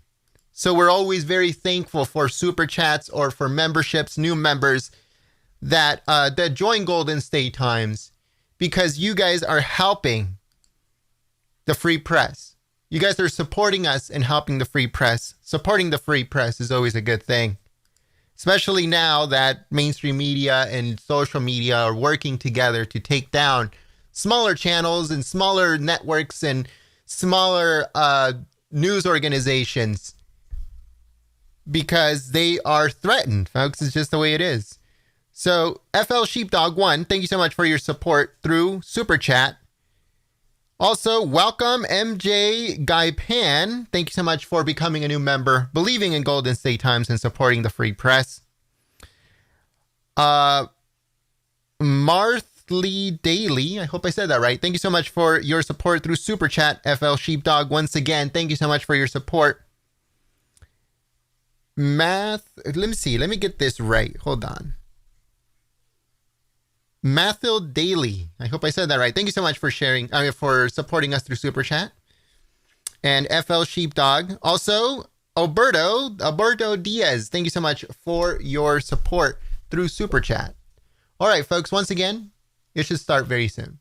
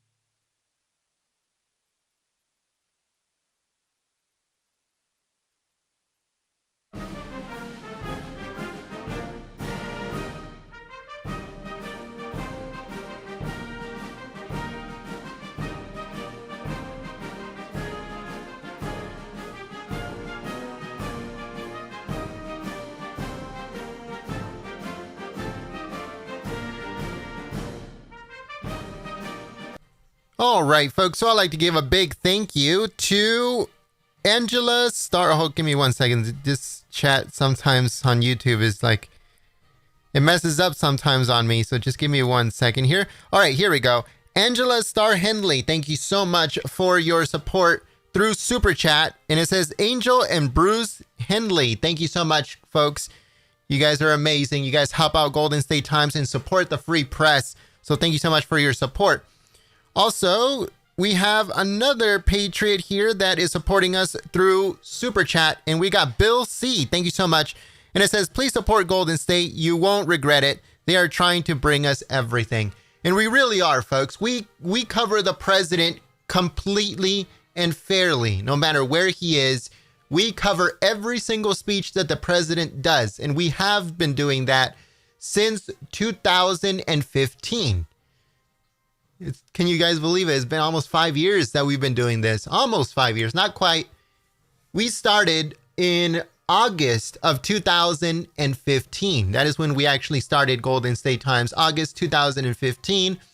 We did rallies throughout the whole campaign of 2016. President Trump got elected. Election day, we did a full day coverage. We did a full day coverage of the inauguration. The first State of the Union President Trump ever did. The second State of the Union President Trump ever did. And now we're going to be doing the third State of the Union that President Trump is doing on the 4th of February. So make sure you guys stay tuned live here at Golden State Times for that coverage. It starts at 5 p.m. Pacific, 8 p.m. Eastern, live here at Golden State Times. So thank you so much. So yeah, like I said, we cover the president completely and fairly, no matter where he is or what he's doing. Whether it's a Trump rally or a President Trump speech like he did earlier today at the summit, at the human trafficking summit at the White House. He delivered a speech earlier today and we streamed it live. We uploaded the video in case you guys are interested in going and checking it out. So we cover the president 100%. We do not just focus on rallies. We do not just focus on certain things. No, we focus on the president. No matter what the president's doing, we are there to cover it live. Every single speech. We do not even miss one. So that is what we do here at Golden State Times. All right, so we also want to give a big thank you to Sam Stamps. Thank you so much for your support through Super Chat.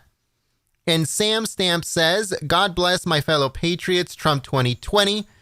It says, thank you for the live feeds so we can see our awesome President Trump. So we also cover, sometimes things overlap. So we would, in reality, we would like to cover every single thing that is going on throughout the day. But sometimes President Trump is delivering a speech at the same time as the Pentagon is doing a press conference, or the State Department is doing something, or Attorney General Barr is delivering a speech somewhere. But what we actually do is we cover President Trump's speeches live, and then we upload press conferences or speeches from, Secretary of State Mike Pompeo or Attorney General Barr or any of the people in Congress or people in the Senate. So we try to cover politics completely, but we focus on the White House and on President Trump to do live streams. So a lot of things are happening at the exact same time sometimes, and we tried our best to bring you guys full coverage of everything that is going on. So all of us can start putting all the pieces together, because it's just one huge puzzle and we're all trying to put the pieces together to see what is going on. But we try our best to make sure that we give you guys full coverage of what is happening in politics. All right, folks. So the Senate is right now in recess, and they're going to start soon. So make sure you guys please share the live stream on social media. Click the thumbs up button, and we'll see you guys in the chat.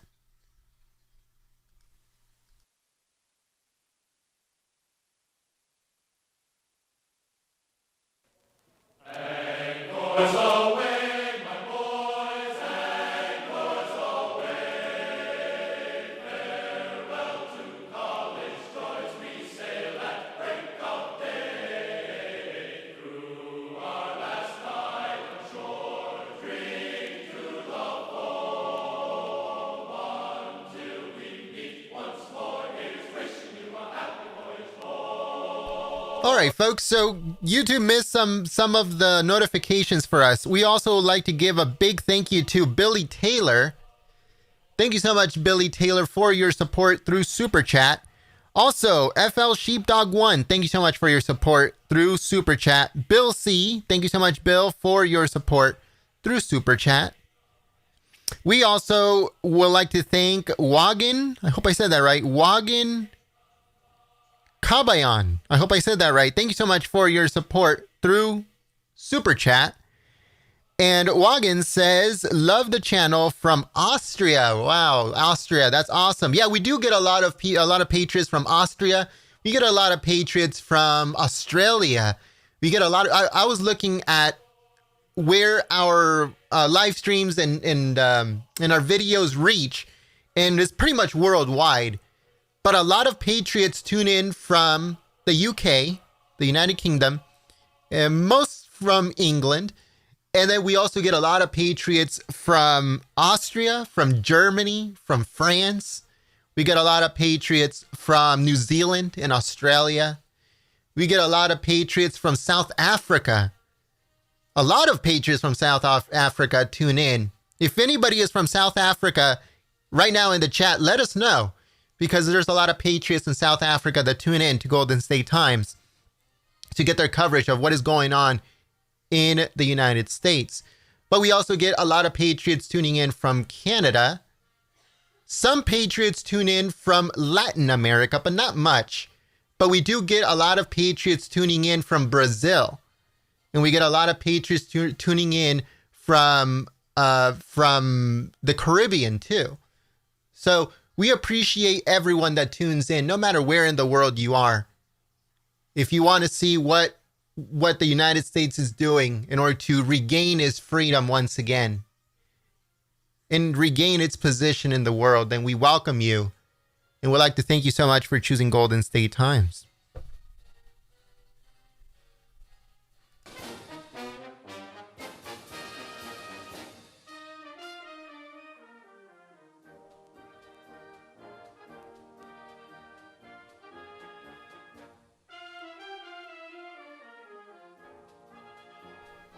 All right, folks, so there we do have a patriot from South Africa, Russell. Welcome, Russell. He says, South Africa in the house. So, yeah, I was looking into it, and there are a lot of patriots in South Africa that tune in. Also from Holland. From Sweden. We also get a lot of patriots from Sweden. We get a lot of patriots from Norway. We get a lot of patriots from Ireland, too, that tune in to the channel. So like I said, no matter where in the world you are, no matter where in the United States you are, we welcome you here at Golden State Times. But before the Senate goes back into session, give a shout out to your city, to your state, or to both, or to whatever country you're tuning in from. So in the chat, give a shout out to your city, to your state, or to the country where you're tuning in from, and let people know that President Trump, even if you're not American, it's still a symbol of hope to regain independence. So let us know in the chat, where are you guys tuning in from? Sound off in the chat, folks. Here at Golden State Times, we're in the state of California. And don't write us off just yet, because there's a lot of patriots here in California that support the president, support the America First agenda, and they want to make California great again, even though it's going to be very difficult, but it's not impossible. So don't write California off just yet.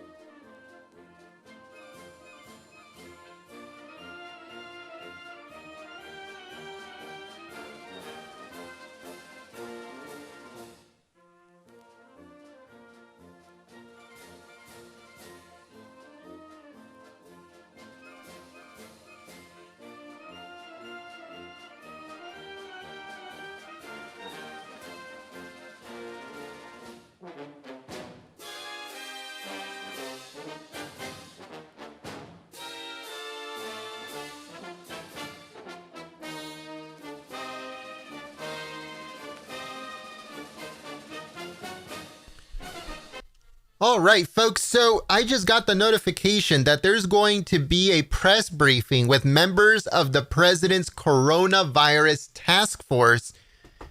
But as you guys know, since the Senate is going to be in session and there's going to be a vote, we can't live stream it, but we are going to film it and then upload it onto the channel once it concludes. So make sure you guys stay tuned for that. There's going to be a press briefing with members of the president's coronavirus task force. The task force was created just a few days ago. After President Trump started talking about the coronavirus, President Trump and his administration created a task force to keep tabs on the coronavirus outbreak and to make sure that Americans are not being infected. And the Americans that are coming from China back into the United States are not infected. And if they are contained, they need to be contained and stuff like that. Just here in Southern California, we got a plane full of a delegation from China, American delegation from China that came back, and now they are quarantined in Riverside, California, at a military base in Riverside, California. So that is where they're at right now. They're quarantined in a hangar at that base. So more information on that is coming out little by little. Not much is known as of right now. There's no cases or no confirmed cases of coronavirus in that vicinity right now, but we will get more information as it comes out. But yeah, President Trump's members of the president's coronavirus task force are doing a briefing in just a little bit, and we'll be uploading it onto the channel because we can't stream it because we have to do the Senate. So stay tuned for that.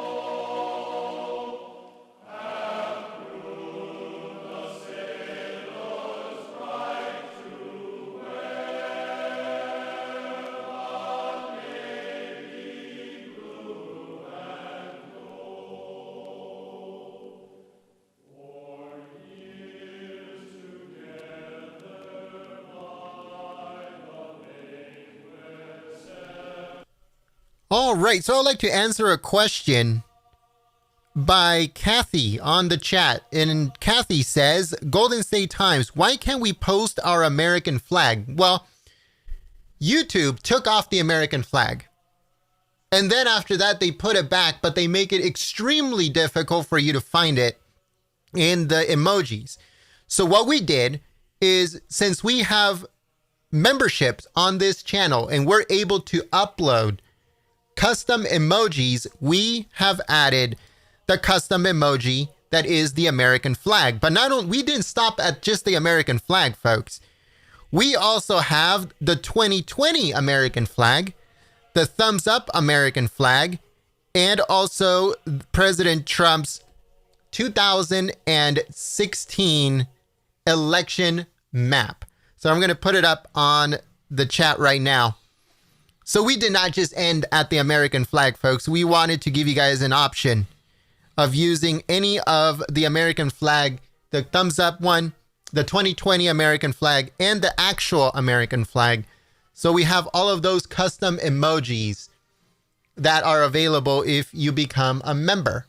Now, YouTube took off the American flag and then put it back on and made it very difficult to find because they're just globalists. That's the only answer for that, is that they're globalists and they wanted to make it quote unquote inclusive and all of this other BS. So that's the reason why they took it off. So let me show you guys real quick how the American flag looks like on YouTube. This is a YouTube emoji. This is not a Golden State Times emoji that they have. Hold on, give me 1 second here. It's very difficult to find, folks. You have to really look into all of the emojis for you to find them. You have to like really scroll into this stuff and go one by one for you to actually see the American flag one. Oh, but any other country, right? Any other country like Mexico or any of the other countries, oh, you can find the flags super easy, and they're like very high definition and stuff when it comes to the emojis. But the American flag, they made it very difficult to find after they actually took it off completely. It was the only flag that they took off.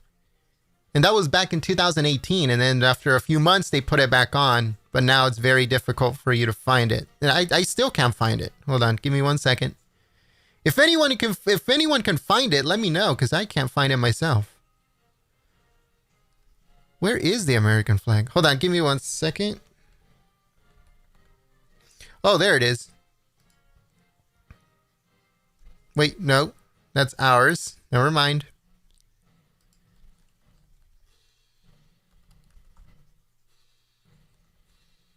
No, I can't find it. I can't find the American flag. I guess they didn't put it back. I thought they did.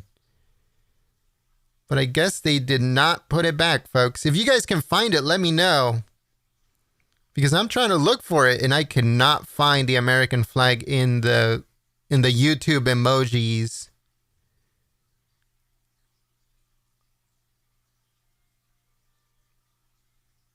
Yeah, I know you can't. Yeah, so Chris Ash says you can't even find it if you search for it. That's true. You cannot find it. I actually searched for it, but our emoji from Golden State Times came up. And I thought it was that one, but it's not. That one's the one that we uploaded. But one that is coming directly from YouTube, I don't think you can find it. It's not there at all.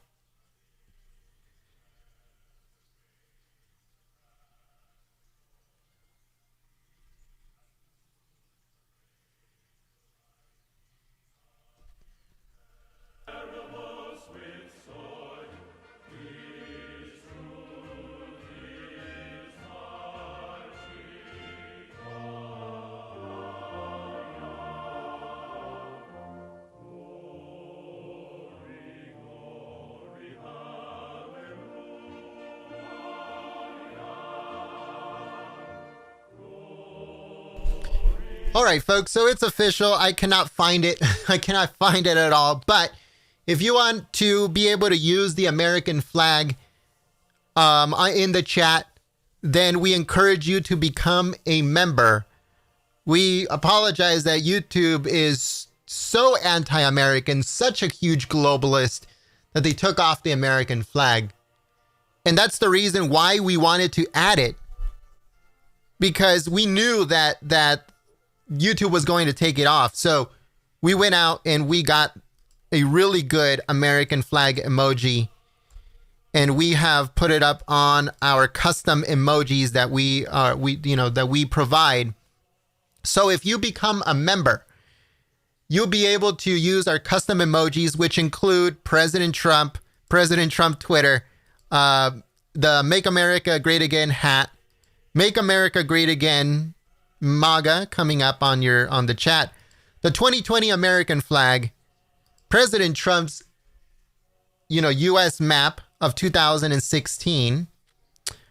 We also have President Trump giving a thumbs up. We have President Trump pointing, an American flag thumbs up, President Trump pointing again, and President Trump in a cowboy hat, which is awesome. So those are some of the custom emojis that we have.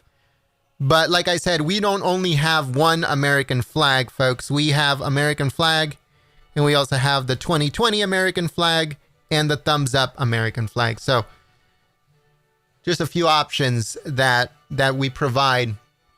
If you become a member, you'll get a Trump hat that comes up next to your name. So every single time that you type on our chat or in the comment section of our videos, a Trump hat comes up next to your name to let people know that you support the free press and that you believe in Golden State Times and you want to see us bring you more coverage of President Trump, more coverage of Trump rallies, more coverage of stuff like this, Pentagon, State Department, DOJ, all of that stuff, all of that coverage here on YouTube. So if you'd like to become a member, it's very easy. All you have to do is click the money sign in the chat. It's right next to the happy face sign where you clicked for emojis. Just click on the money sign, and then it'll give you the option to become a member or to support Golden State Times through Super Chat. And it'll give you all the information. So once you click on membership, it'll give you all the information. If you are on a computer, a laptop, or anything like that, just click on join. And on join, you'll be able to get all the information, cancel anytime. We try to make it very affordable, but you can cancel at any time for any reason. And you'll be able to get all of the emojis. The Trump hat will come up next to your name. Your name will come at the bottom of the sponsor sticker at the bottom. That gets uploaded every month. It gets updated, every month. And, you'll be able to use the American flag emoji and all the other ones. And we're going to be uploading new ones very soon. We would like to welcome a new member, James Young. Thank you so much for believing in Golden State Times and supporting the free press. Kathy, thank you so much, Kathy, for your support in becoming a new member, believing in Golden State Times, and supporting the free press. We would also like to welcome Southern Comfort. Thank you so much for becoming a new member, believing in Golden State Times, and supporting the free press. So to me, for my 5 says, did you know that I can't find Golden State Times on my cell phone either? Yeah, I know that. Folks, it has become so bad. And I know that a lot of people don't want to hear anyone complaining or any negativity or whatever, but we just try to be transparent here, and especially now that we're waiting for the Senate to begin. So if you want to stay in the loop of what is going on, in December, we had a great month. President Trump had a fantastic month. But January hit, and the little bit that we used to get of traffic coming from YouTube got completely dried up. We got completely taken off of search. Before, it was very difficult to find us on search. Now it's almost near impossible. And that's why I said yesterday at the Trump rally, I said, might as well ban us from YouTube because we do not come up on anything, folks. It's extremely difficult now to find Golden State Times than ever before. Before it was a little difficult, but you can still find it. But now it's just nearly impossible for you to find any coverage from us. So we rely on Patriots sharing our live streams, telling other people about our channel in order to stay alive here on YouTube. But we do not come up on search. We do not come up on Google or Yahoo or Bing or any of those social media, search engines on the internet. We do not come up on any of those. We are hated, obviously, by the left-wing websites and channels on YouTube. And we are equally hated by the right-leaning channels and websites on the internet. Here we go, folks. Here we go.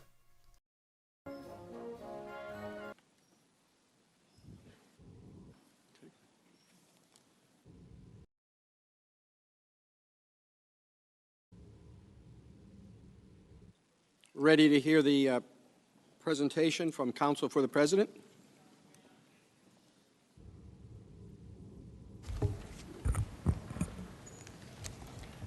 Mr. Chief Justice, members of the Senate, the House managers have said throughout their presentation and throughout all of the proceedings here, again and again, that you can't have a trial without witnesses and documents, as if it's just that simple. If you're going to have a trial, there have to be new witnesses and documents. But it's not that simple.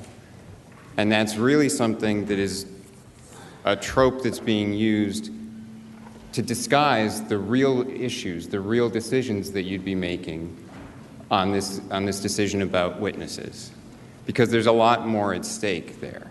And let me unpack that and explain what's really at stake there.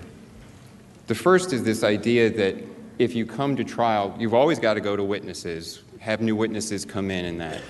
But that's not true. In every legal system, and in our legal systems on both civil and criminal sides, there's a way to decide right up front in some quick way whether there's really a triable issue, whether you really need to go to all the trouble of calling in new witnesses and having more evidence and something like that. And there's not here. There's no need for that, because these articles of impeachment on their face are defective.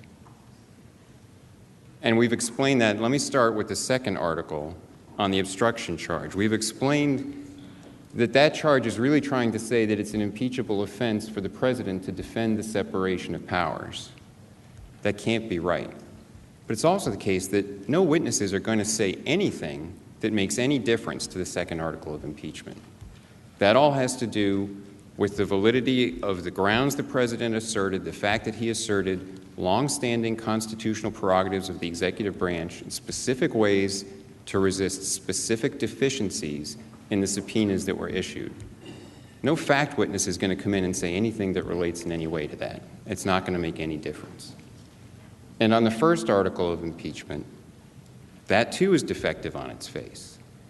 And we've explained, we heard it again today here, that the way they have this subjective theory of impeachment that will show abuse of power by focusing just on the president's subjective motives.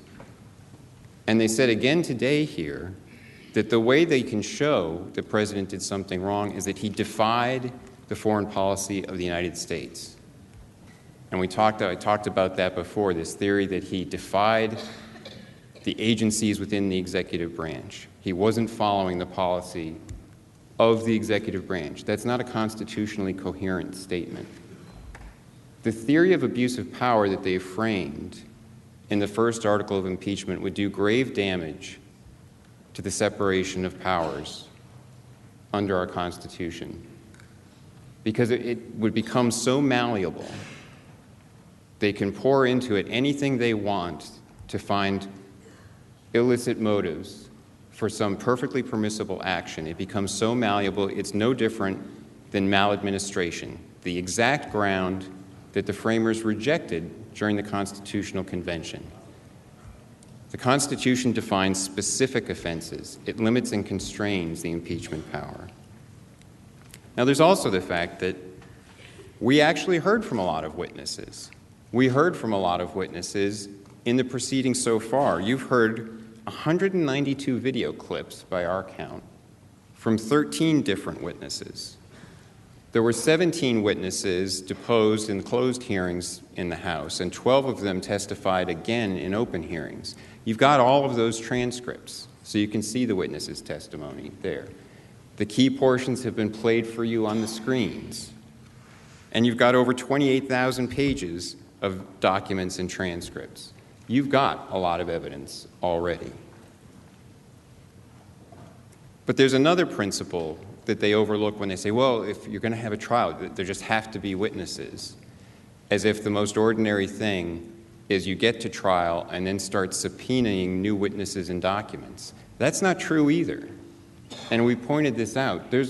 In the regular courts, the way things work is you've got to do a lot of work preparing a trial called discovery to find out about witnesses and depose them and find out about documents before you get to trial. You can't show up the day of trial and say, oh, Your Honor, actually, we're not ready. We didn't subpoena John Bolton or witness X or witness Y. And now we want to subpoena that witness. Now we want to do discovery. And why does that matter here? Because here, to show up not having done the work and to expect that work to be done in the Senate by this body has grave consequences for the institutional interests of this body, and it sets a precedent. Really, it sets an important precedent for two bodies, for the Senate and for the House. Because what the Senate accepts as an impeachment coming from the House determines not just precedent for the Senate, but really precedent for the House in the future as well. If the procedures used in the House to bring this proceeding here to this stage are accepted, if the Senate says, yes, we'll start calling new witnesses because you didn't get the job done, and whatever process you used to get it here, then that becomes the new normal. And that's important in a couple of ways. One is, as we've pointed out, the totally unprecedented process that was used in the House that violated all notions of due process. There are precedents going back 150 years in the House ensuring that someone accused in an impeachment hearing in the House has due process rights to be represented by counsel, to cross-examine witnesses, to be able to present evidence. They didn't allow the president to do that here. And if this body says that's okay, then that becomes the new normal. And they stand up here, the House managers, and say, this body would be unfair if this body doesn't call the witnesses. They talk about fairness. Where was the fairness in that proceeding in the House? And Manager Schiff says things would be arbitrary if you don't do what they say and call the witnesses they want. Well, wasn't it arbitrary in the House when they wouldn't allow the president to be represented by counsel, wouldn't allow the president to call witnesses? There was no precedent in a presidential impeachment inquiry to have open hearings where the president and his counsel were excluded. It also would set a precedent to allow a package, a proceeding from the House to come here that the House managers say, well, now we need new witnesses. We haven't done all the work. And it's witnesses they didn't even try to get. They didn't subpoena John Bolton. And they didn't go through the process when other witnesses were subpoenaed. When Dr. Kupperman, Charlie Kupperman, went to court, they withdrew the subpoena. And now to say that, well, fairness demands that this body has to do all that work, that sets a new precedent as well. And it would change for all the future the relationship between the House and the Senate in impeachment inquiries. It would mean that the Senate has to become the investigatory body. And the principles that they assert, they did a process that wasn't fair.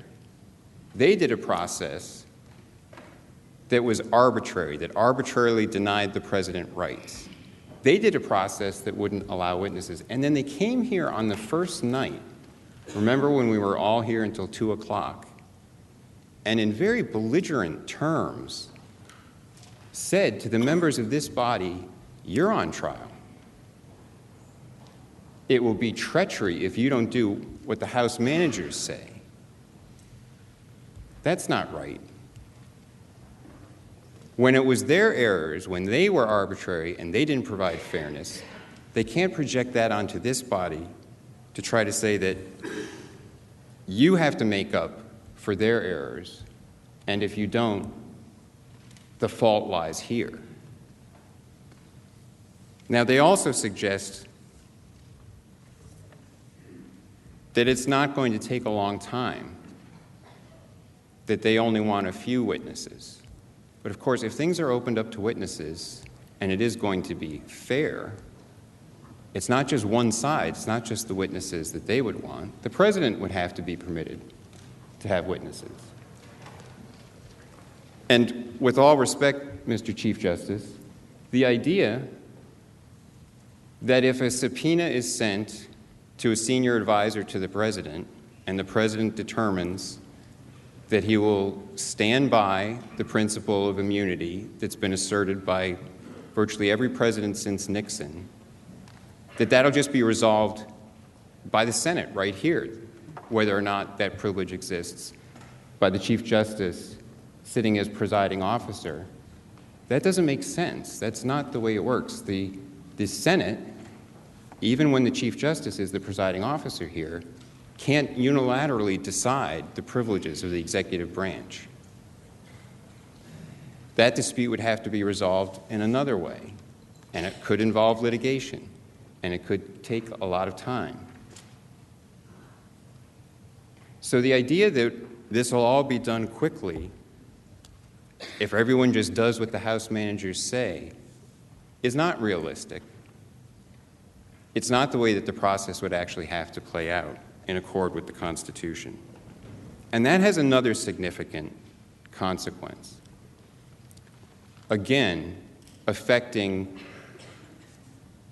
this institution as a precedent going forward. Because what it suggests, the new normal that would be created then is kind of an express path for precisely the sort of impeachments that the framers most feared.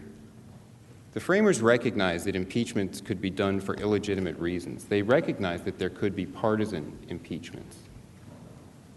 And if this is the new normal, this is the very epitome of a partisan impeachment. There was bipartisan opposition to it in the House, and it was rushed through with unfair procedures, 78 days total of inquiry. Think about that. In Nixon, there had been investigating committees, and there was a special prosecutor long before the House Judiciary Committee started its investigation. In Clinton, there was a special counsel, an independent counsel, for the better part of a year before the House Judiciary Committee even started hearings. Everything, from start to finish, in this case, from September 24th till the articles of impeachment were considered in the Judiciary Committee, was done in 78 days. In 78 days, and for 71 of them, the president was entirely locked out. So the new normal would be slapdash, get it done quickly, unfair procedures in the House to impeach a president, then bring it to the Senate, and then all the real work of investigation and discovery is going to have to take place with that impeachment hanging over the president's head. And that's a particular thing that the framers also were concerned about. And I mentioned this the other day. In Federalist number 65, Hamilton warned specifically about what he called, and I'm quoting, the injury to the innocent from the procrastinated determination of the charges which might be brought against them. Because he understood that if an impeachment charge from the House wasn't resolved quickly, if it was hanging over the president's head, that in itself would be a problem. And that's why they structured the impeachment process so that the Senate could be able to swiftly determine impeachments that were brought. That also suggests that's why there is a system for having thorough investigation, thorough process done in the House. And Hamilton explained that delay after the impeachment would afford an opportunity for intrigue and corruption. And it would also be, as he put it, a detriment to the state from the prolonged inaction of men whose firm and faithful execution of their duty might have exposed them to the persecution of an intemperate or designing majority in the House of Representatives. And that's what's happened here. And if you create a system now that makes the new normal a half-baked slapdash process in the House, just get the impeachment done and get it over to the Senate, and then once the president's impeached, and you have the head of the executive branch, the leader of the free world, having something like that hanging over his head, then we'll slow everything down, and then we'll start doing the investigation and just drag it out. That's all part of what makes this even more political, especially in an election year. It's not the process that the framers had in mind, and it's not something the Senate should condone in this case. The Senate is not here to do the investigatory work that the House didn't do, where there's been a process that denied all due process, that produced a record that can't be relied upon.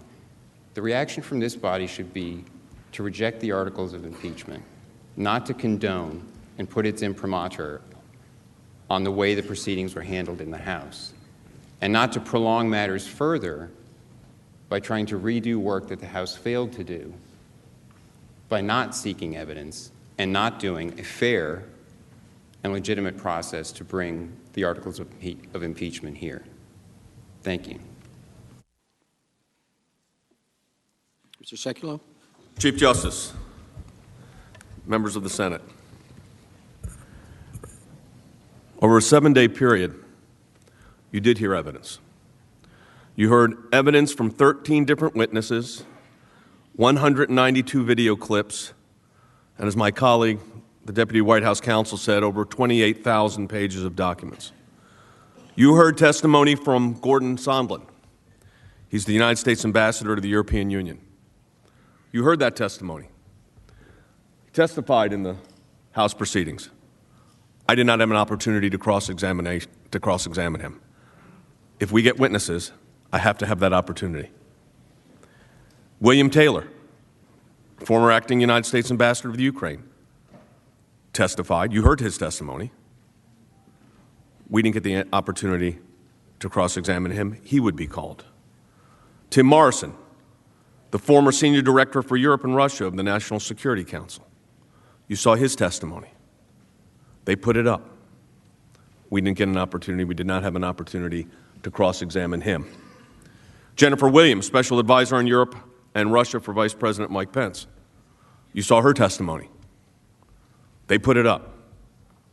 I did not have the opportunity to cross-examine her. If we call witnesses, we would have to have that opportunity. David Holmes, the political counsel to the United States Embassy in Ukraine, saw testimony from him.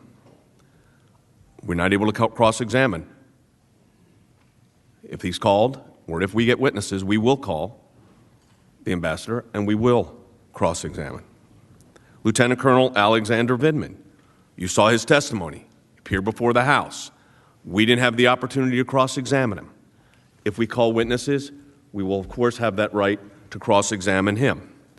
Fiona Hill, she is the former Senior Director for Europe and Russia on National Security Council.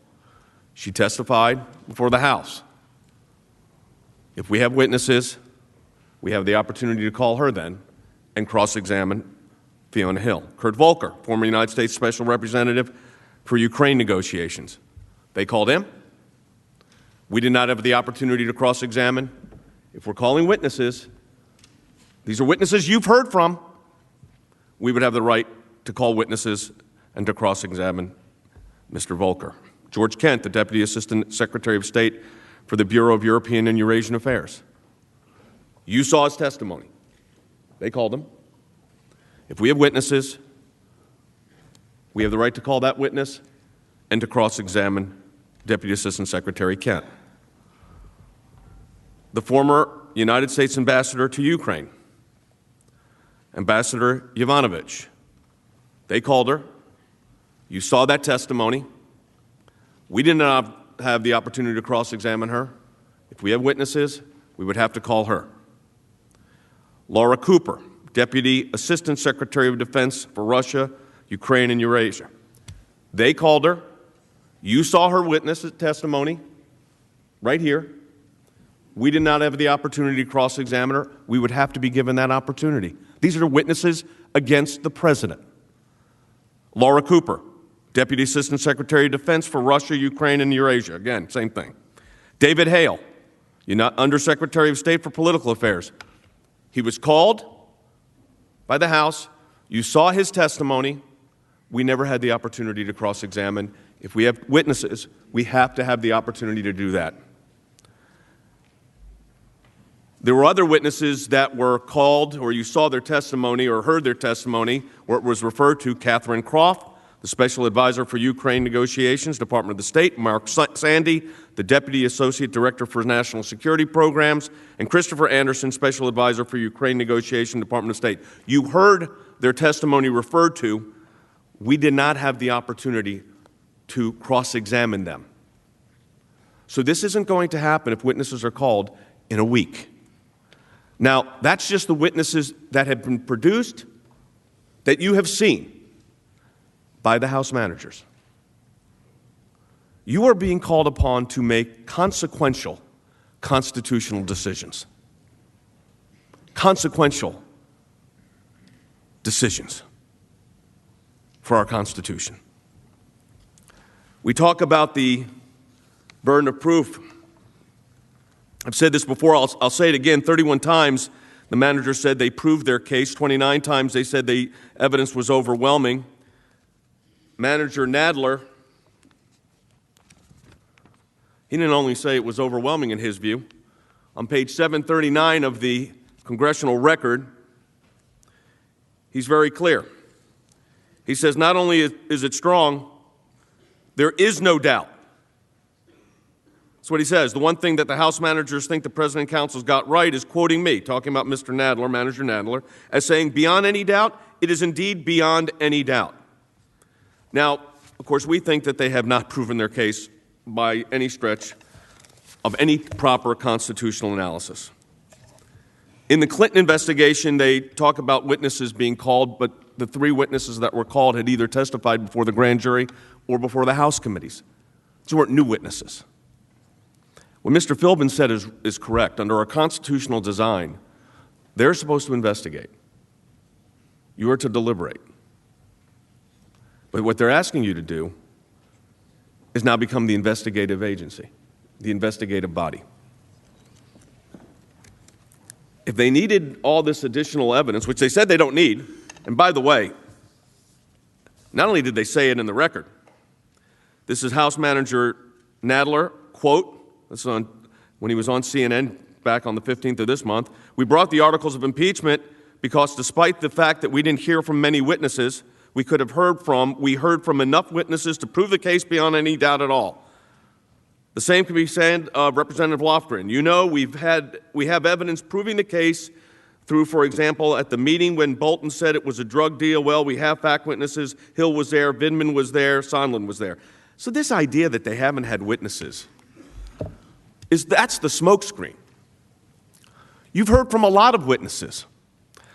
The problem with the case, the problem with their position is, even with all of those witnesses, it doesn't prove up an impeachable offense. The articles fail. I think it's very dangerous if the House runs up, which they did, articles of impeachment quickly. So quickly that they are clamoring for evidence, despite the fact that they put all of this evidence forward. They got their wish of an impeachment by Christmas. That was the goal. But now they want you to do the work they failed to do. But as I said, time and time again we heard, you didn't hear from witnesses, you didn't hear from many witnesses. Mr. Schiff modified that a little bit today. A little bit. You heard from a lot of witnesses. But if we go down the road of witnesses, this is not a one-week process. Remember I talked about the waving the wand and Ukrainian corruption in Ukraine was gone. You're not going to have a witness wand here where we just say, okay, you got a week to do this and get it done. There's no way that would be proper under due process. But you know, due process is supposed to be for the person accused. And they are turning it on its head. They brought the articles before you. They're the ones that rushed the case up and then held it before you could actually start the proceedings. But they're the ones that passed the articles before Christmas.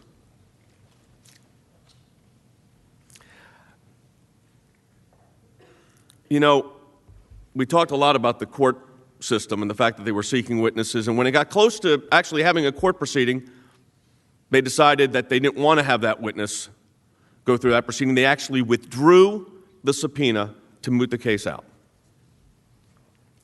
How many constitutional challenges will we have in this body because they placed a burden on you that they wouldn't take themselves in putting their case forward? If we look at our constitutional framework and our constitutional structure, that's not the way it's supposed to work. Now, our opposition to this motion is rather straightforward, as I've said. We came here ready to try the case on the record that they presented. The record that the managers told us was overwhelming and complete. Mr. Schiff went through every sentence of the articles of impeachment just a few days ago and said, proved, proved, proved. The problem is what it prove is not an impeachable offense. You could have witnesses that prove a lot of things, but if there's not a violation of a law, if it doesn't meet the constitutional required process, the constitutional required substantive issues of do these articles, these allegations rise to the level of a sufficient for a removal of office for a duly elected president of the United States? It doesn't. And especially so when we are in an election year. I am not going to take the time, your time, which is precious, to go over in each and every allegation about witnesses that I could. I could do it. I could stand here for a long time. I'm not going to do that. I'm just going to say this. They created the record. Do not allow them to penalize the country and the Constitution because they failed to do their job. With that, Mr. Chief Justice, we yield our time. Thank you, Counsel.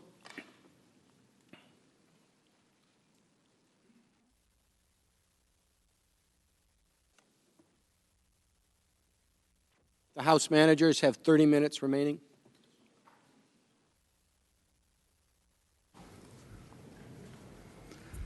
Thank you, Mr. Chief Justice. Senators, I want to walk through some of the arguments that you've just heard from the President's counsel. The first were arguments made by Mr. Philbin. Mr. Philbin began by saying the House managers assert that you can't have a trial without witnesses. And he said it's not that simple. Actually, it is. It is pretty simple. It is pretty simple. In every courthouse, in every state, in every county in the country where they have trials, they have witnesses. And I think you heard Mr. Philbin tie himself into knots as to why this should be the first trial in which witnesses are not necessary. But you know, some things are just as simple as they appear. A trial without witnesses is simply not a trial. You can call it something else, but it's not a trial. Now, Mr. Sekulow said something very interesting. He said, the House investigates and the Senate deliberates. Well, he would rewrite our Constitution with that argument. Because the last time I checked the Constitution, it said that the House shall have the sole power of impeachment and the Senate shall try the impeachment. Not merely deliberate about it, not merely think about it, not merely wonder about it. I know you're the greatest deliberative body in the world, but not even you can deliberate in a trial without witnesses. But Mr. Sekulow would rewrite the Constitution. Your job is not to try the case, he says. Your job is merely to deliberate. That is not what the founders had in mind, not by a long shot. Now, Mr. Philbin says none of these witnesses would have relevance on Article 2, I guess conceding that they would have relevant evidence on Article 1. But that's not true either. Imagine what you will see when you hear from the witnesses who ran the Office of Management and Budget, or imagine what you will see when you read the documents from the Office of Management and Budget. What you will see is what they have covered up. What you will see is the motive for their complete obstruction of Congress. When you see not the redacted emails, not the fully blacked out emails that they deigned to give in the litigation under the Freedom of Information Act, but when you see what is under those redactions, you will have proof of motive. When you see those documents, you will see just how fallacious these non-assertions of executive privilege are. You will see, in essence, what they have covered up. It could not be more relevant to whether their panoply of legal argumentation to justify we shall fight all subpoenas is merely a cover-up and legal window dressing. So these witnesses and documents are critical on both articles.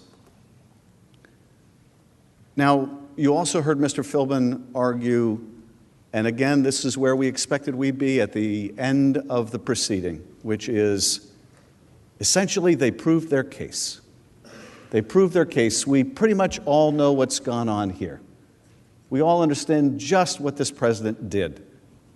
No one really disputes that anymore. So what? So what? It's a version of the Dershowitz defense. So what? The president could do no wrong. The president is the state. If the president believes that corrupt conduct would help him get reelected, if he believes shaking down an ally and withholding military aid, if he believes soliciting foreign interference in our election, whether it be from the Ukrainians or the Russians or the Israeli prime minister or anyone else in any form that it may take, so what? He has a God-given right to abuse his power. And there's nothing you can do about it. It's the Dershowitz principle of constitutional lawlessness. That's the end-all argument for them. You don't need to hear witnesses who will prove the president's misconduct because he has a right to be as corrupt as he chooses under our Constitution. And there's nothing you can do about it. God help us if that argument succeeds. Now, they say that these witnesses already testified, and so you don't need to hear from anybody. There were witnesses who already testified, and so the House doesn't get to call witnesses in the Senate. That would be like a criminal trial in any courthouse in America where the defendant, if he's rich and powerful enough, can say to the judge, "Hey, judge, the prosecution got to have witnesses in the grand jury. They don't get to call anyone here. They had their chance in the grand jury. They called witnesses in the grand jury. They don't get to call witnesses here." That's not how it works in any courtroom in America, and it's not how it should work in this courtroom. Of course, you heard the argument again, repeated time and time again. The House is saying they're not ready for trial. Of course, we've never said we weren't ready for trial. We came here very prepared for trial. I would submit to you the president's team came here unprepared for trial, unprepared for the fact that there would be, as we all anticipated, a daily drip of new disclosures that would send them back on their heels.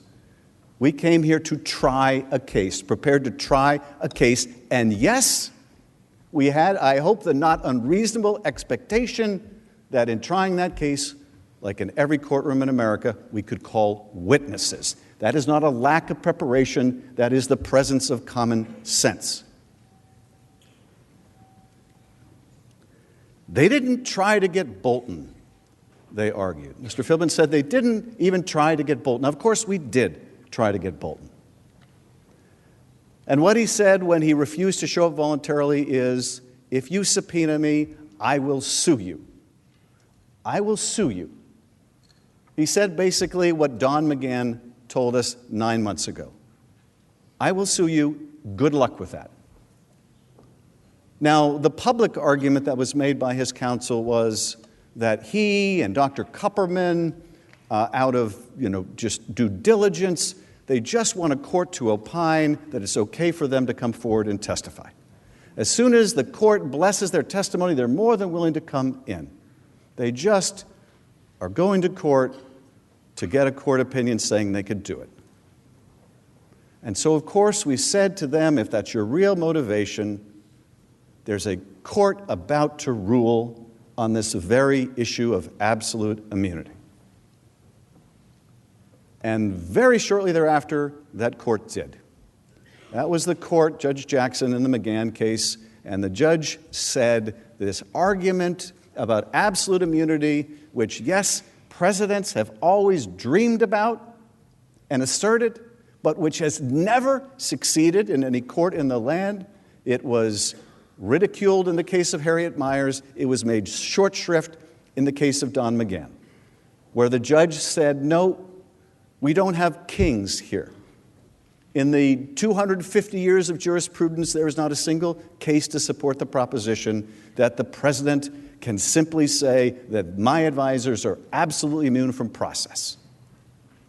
And of course, in every other non-impeachment context where the courts have looked at the issue of a Congress's power to enforce its subpoenas against witnesses or documents, the courts have said the power to compel compliance to a subpoena is co-equal, coextensive with the power to legislate, because you can't do one without the other.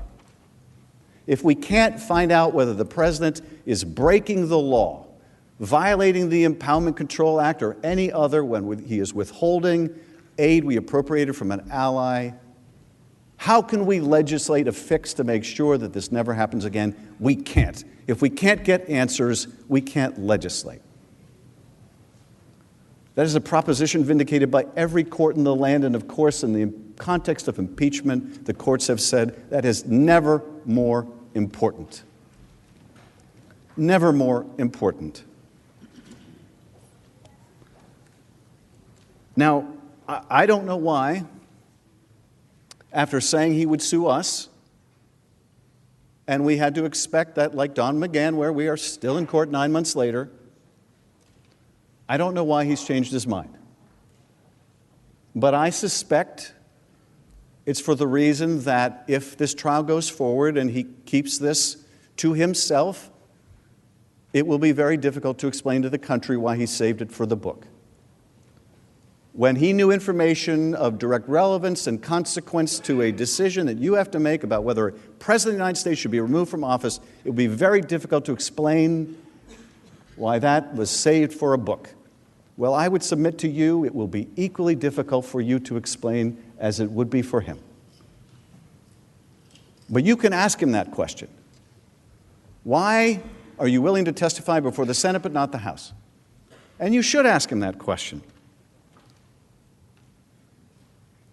Now, it was said, and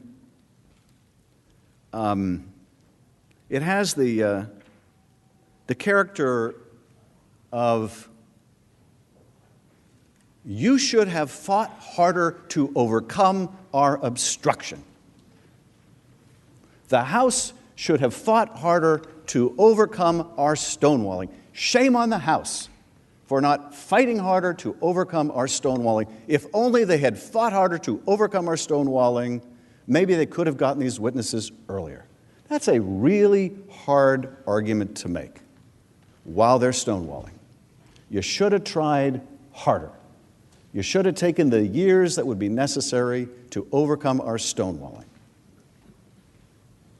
And the reason why that argument is in such bad faith, as I pointed out to you yesterday, that while they're in this body arguing the House was derelict, slapdash, they should have fought harder and longer and endlessly to overcome our stonewalling, while they're making that argument to you, the House should have fought up and down the courts, from the district to the Court of Appeals to the Supreme Court and back again. They're in the courthouse arguing the opposite.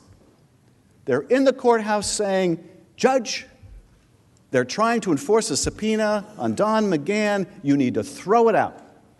They don't have the jurisdiction. This is non-justiciable. You can't hear this case. That is a really hard argument to make. I credit them for making it with a straight face.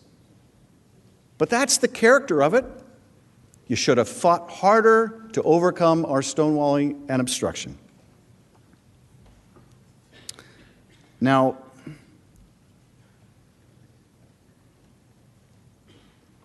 they also say the Chief Justice cannot decide issues of privilege. No, the Chief Justice can't make those decisions. You need to let us litigate this up and down the court system. That's a pretty remarkable argument, because the Senate rules allow the presiding officer to make judgments to rule on issues of evidence, materiality, and privilege. That is permitted under your own rules. We don't need to go up and down the courts. We've got a perfectly good judge right here. Now, you heard our proposal yesterday that we take a week, just a week, to depose the witnesses that we feel are relevant, that they feel are relevant, and that the justice rules are relevant. Just 1 week. Now, they can say that the Constitution requires them to go to court, but of course it doesn't. There is absolutely no constitutional impediment from these fine lawyers saying, you know, that's eminently reasonable. We will allow a neutral party, the Chief Justice of the United States of America, to rule on whether a witness is material or immaterial, whether they're being called for purposes of probative evidence or harassment, and whether you're making a proper claim of privilege or merely trying to hide crime or fraud. The concern they have is not that this Chief Justice will be unfair, but rather that he will be fair. But do not make any mistake about it. Do not let them suggest that there is something constitutionally impermissible, or it would violate the President's rights to allow the Chief Justice of the United States to make those decisions in this court, because he is empowered to do so by your rules and by the Constitution, which gives you the sole power to try impeachments. In the sole exercise of your power to try impeachments, you can say, we will allow the Chief Justice to make those decisions. Now, Mr. Sekulow said that you've heard the testimony of 13 witnesses. And I think the impression is meant to be given, if not to you who know otherwise, then maybe to the people watching at home, that they must have been in between errands while watching the Senate trial and missed where those 13 witnesses came before the Senate and testified. But of course, you heard no live testimony in this body. There wasn't any live testimony before this body, and I don't recall any of you in that super secret basement bunker they've been talking about. Now, I'll admit there were 100 members eligible to be there, so maybe I missed one of you. But I don't think you were there for the live testimony in the House. Now, Mr. Sekulow says the President was deprived of his right of calling these witnesses himself and cross-examining these witnesses in the House, but that's not true either, because the President was eligible to call witnesses in his defense in the Judiciary Committee and chose not to do so. If the President's counsel felt that, you know, Bill Taylor says that he spoke with Sondland right after this phone call with the President, and Sondland talked about how the military aid was conditioned on these investigations. The President wanted Zelensky in a public box. And I'd really like to cross-examine that West Point grad Vietnam vet, because I don't believe him. You know, they could have called Bill Taylor in the Judiciary Committee and cross-examined him.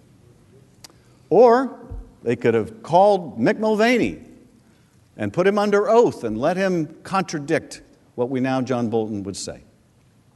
But of course they didn't do that.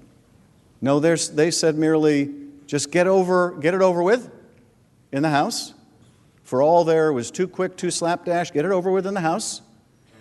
Because as the President said, when it comes to the Senate, we'll have a real trial where he gets to call witnesses.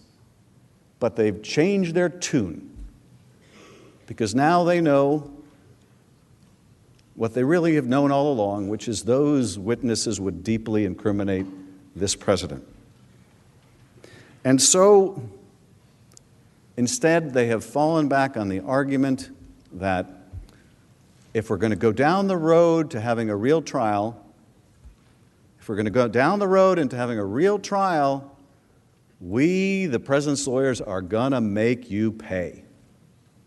And the form of this argument is, we are going to call every witness under the sun. We're going to call every witness that testified before the House. We're going to call every witness that we can think of that would help smear the Bidens. We are going to keep you here until kingdom come. That's essentially the argument that they're making when Mr. Sekulow says we're going to bring in Fiona Hill and we're going to bring in Tim Morrison, we're going to bring in this witness and bring in that witness. You have the sole power to try this case. You do not have to allow the president's lawyers to abuse your time or this process. You have the power to decide, no, we gave each side 24 hours to make their arguments. We're going to give each side a shared week to call their witnesses. You have that power. If you didn't, you couldn't have constricted the amount of time for our argument. You can likewise determine how much time should be taken with witness testimony.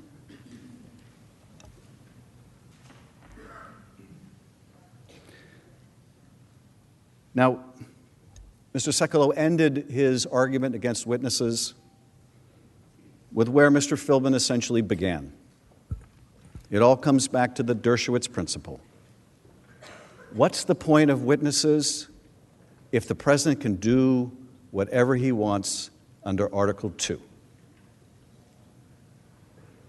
What's the point of calling witnesses? What's the point of having a trial if the president can do whatever he wants under Article 2? The only constraining principle, and I think that one of the senators asked yesterday, what's the limiting principle in the Dershowitz argument? If a president can corruptly seek foreign interference in his election because he believes that his election is in the national interest, then you cannot impeach him for it, no matter how damaging it may be to our national security. What is the limiting principle? And I suppose the limiting principle is only this. It only requires the president to believe that his reelection is in the national interest. Well, it would require an extraordinary level of self-reflection and insight for a president of the United States to conclude that his own reelection was not in the national interest. Not unprecedented, mind you. I think that was the decision that LBJ ultimately arrived at. But I would not want to consider that a meaningful limitation on presidential power, and neither should you. Finally, counsel expressed indignance that we should suggest that it's not just the Senate, it's not just the president, rather, who is on trial here, but it is also the Senate. How dare the House managers suggest that your decisions should reflect on this body? That's just such a calumny. Well, let me read you a statement made by one of your former colleagues. This is what former U.S. Senator John Warner, a Republican of Virginia, had to say. As conscientious citizens from all walks of life are trying their best to understand the complex impeachment issues now being deliberated in the U.S. Senate, the rules of evidence are central to the matter. Should the Senate allow additional sworn testimony from fact witnesses with firsthand knowledge and include relevant documents, he asks. As a lifelong Republican and a retired member of the U.S. Senate, who once served as a juror in a presidential impeachment trial, I am mindful of the difficult responsibilities those currently serving now shoulder. I believe, as I'm sure you do, that not only is the president on trial, but in many ways, so is the Senate itself. As such, I am strongly supportive of the efforts of my former Republican Senate colleagues who are considering that the Senate accept the introduction of additional evidence that they deem relevant. Not long ago, senators of both major parties always worked to accommodate fellow colleagues with differing points of view to arrive at outcomes that would best serve the nation's interests. I If witnesses are suppressed in this trial, and a majority of Americans are left believing the trial was a sham, I can only imagine the lasting damage done to the Senate and to our fragile national consensus. The Senate embraces its legacy and delivers for the American people by avoiding the risk. Throughout the long life of our nation, federal and state judicial systems have largely supported the judicial norms of evidence, witnesses, and relevant documents. I respectfully urge the Senate to be guided by the rules of evidence and follow our nation's judicial norms, precedents, and institutions, to uphold the Constitution and the rule of law by welcoming relevant witnesses and documents as part of this impeachment trial. That is your colleague, former Senator John Warner. Senators, there is a storm blowing through this Capitol. Its winds are strong, and they move us in uncertain and dangerous directions. Jefferson once said, "I consider trial by jury as the only anchor yet imagined by man by which a government can be held to the principles of its Constitution." The only anchor ever imagined, yet imagined by man, by which a government can be held to the principles of its Constitution. I would submit to you, remove that anchor, and we are adrift. But if we hold true, if we have faith that the ship of state can survive the truth, this storm shall pass. I yield back. Thank you, Mr. Manager. Mr. Chief Justice. The majority leader is suggest recognized. the absence of a quorum. The clerk will call the roll. Mr. Alexander.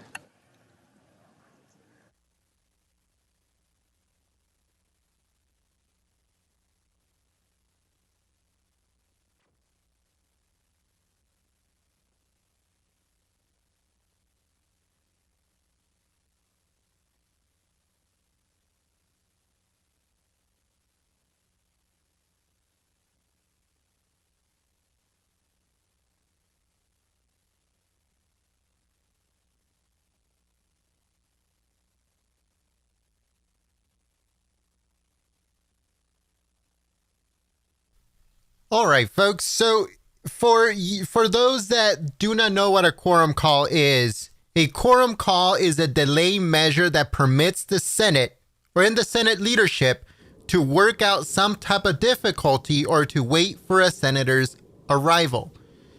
So since right now they're trying to get, I think it's like 2 Republicans to change their mind, 3 Republicans to change their mind or to vote a certain way.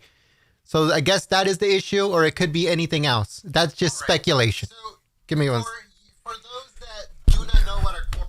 All right, so sorry about that. But yeah, so that's what a quorum call is. It's just giving Senate leadership, which is Mitch McConnell and the Republicans, a little bit more time to figure out some stuff that they need or to get more information or anything like that. The quorum call goes as long as Mitch McConnell needs, as much time as Mitch McConnell needs, or any other part of the Republican leadership. So they should start very, very soon.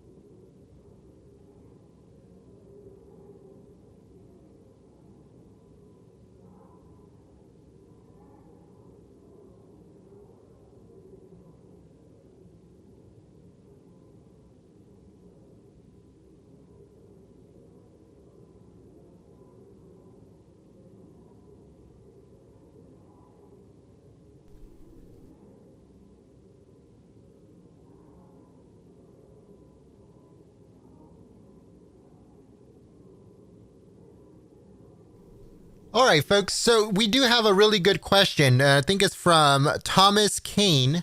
He says, who is the judge talking to the woman? So the judge that is presiding the Senate impeachment trial is Chief Justice of the United States, John Roberts. So that is the judge that is sitting in the middle of the room, and he is presiding over the Senate impeachment trial. That's who the woman is talking to. Once again, if you don't know who he is, or if you're from another country, he is the Chief Justice of the Supreme Court. His name is John Roberts.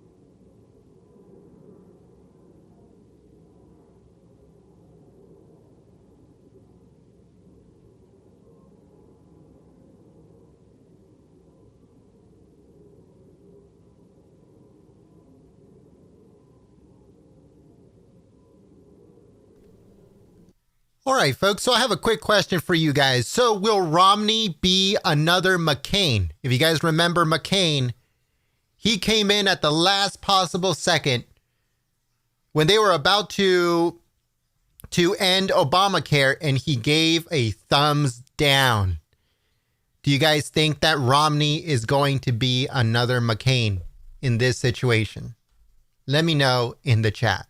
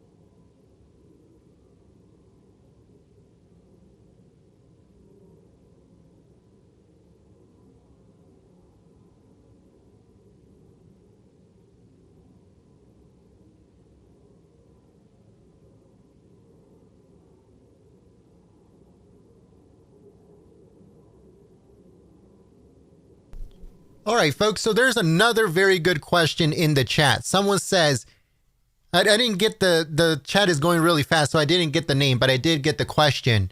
And the question is, are all senators present? The answer is yes. by law, because of the situation and the severity of the situation, every single senator needs to be present and every single senator needs to vote.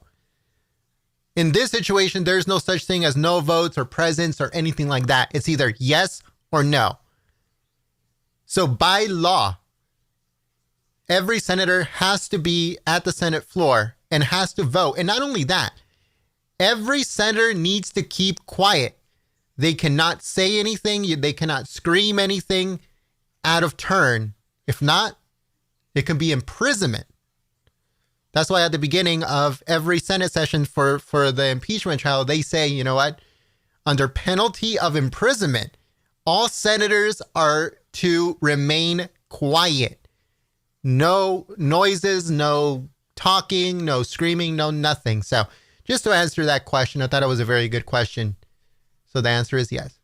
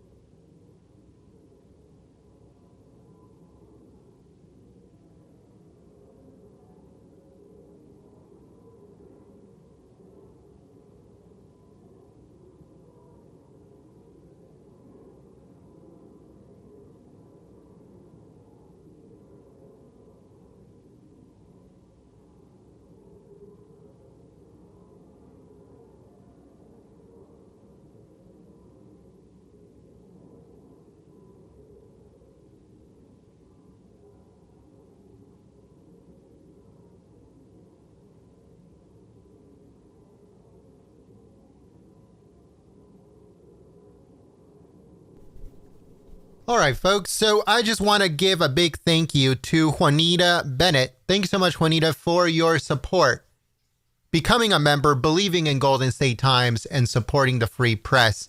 Now that you're a member, you'll be able to use the American flag. But we don't only have one American flag. We have the American flag emoji.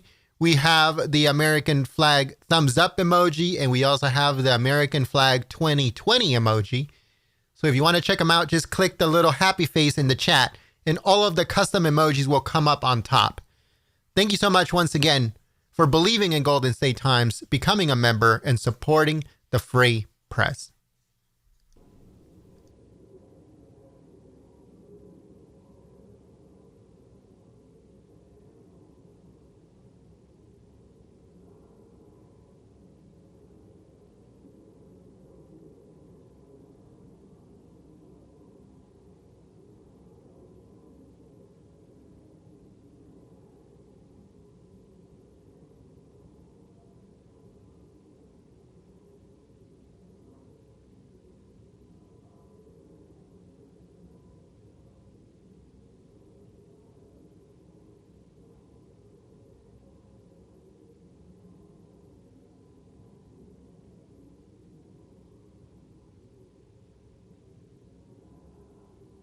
We would like to give a huge thank you to Benny Jammin. Thank you so much, Benny Jammin, for your support through Super Chat. And Benny says, go Trump 2020.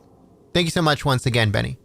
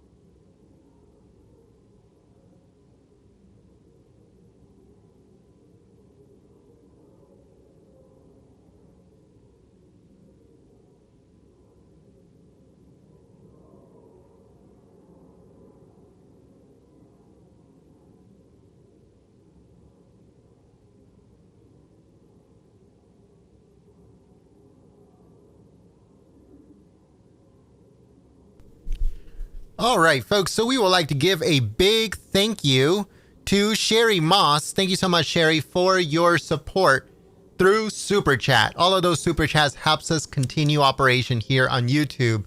So thank you so much for giving Golden State Times a little bit of breath of fresh air, because what YouTube is doing to us is crazy.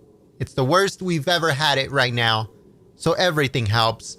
So thank you so much to everyone that has been supporting us through Super Chat, through membership, and sharing the live stream on social media, which is the most important thing, folks. I understand that some patriots will like to help, through Super Chat or through membership, and that's fine. That's fine. If you can't do it through that, that's okay. The best way to help out Golden State Times is telling people about us, sharing our live streams on Facebook or on Twitter or on any of those social media sites. If you're part of the groups on Facebook, like if your neighborhood has a group on Facebook, share it on there. Tell your neighbors what's going on. If you're part of the groups on Facebook, share it on there. Maybe some people want to see this. People want to stay informed. If you're part of the groups on Reddit, if you're part of the groups on Twitter or wherever else, or whatever other social media you have, share it on there. That's the best way to help out Golden State Times. So thank you so much for your consideration.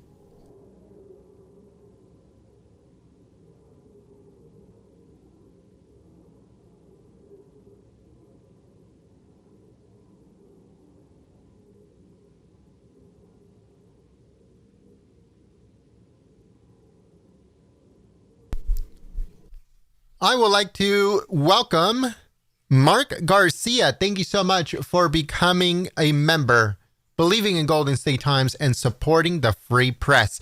Now, Juanita Bennett, it says, I was a member. Juanita says, I was a member, and then my hat disappeared. Didn't cancel at my end.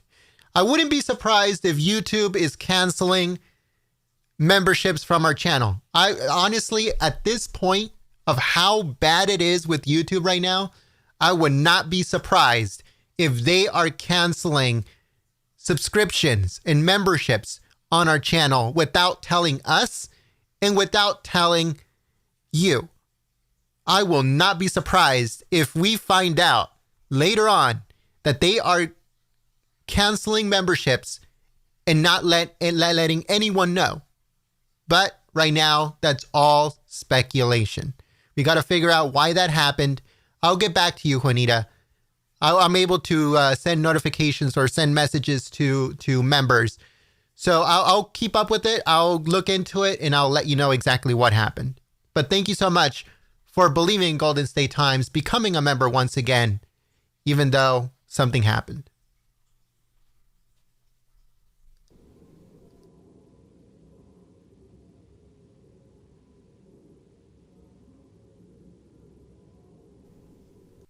All right, folks, I'd like to welcome Ryan Agar. I hope I said your last name right. If I didn't, I apologize. But Ryan, thank you so much for becoming a new member, believing in Golden State Times, and supporting the free press. I'll see you guys in the chat, folks.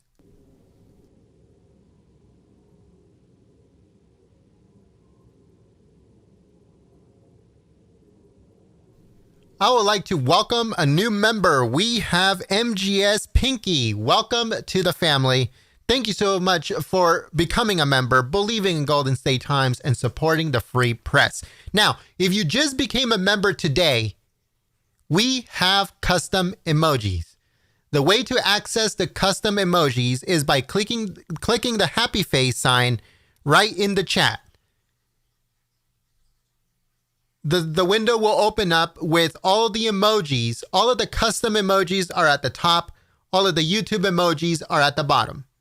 So if you want to use the new Trump custom emojis, the American flag emoji, President Trump emojis, Trump Twitter emoji, that's how to access those. Now, also, every single time that you type in the chat, there will be a Trump hat next to your name. Or if you post on the comment section of a video on our channel, the Trump hat will come up next to your name, just to let everyone know that you support the free press and you are a member here at Golden State Times. So thank you so much for your support. And I'll see you guys in the chat.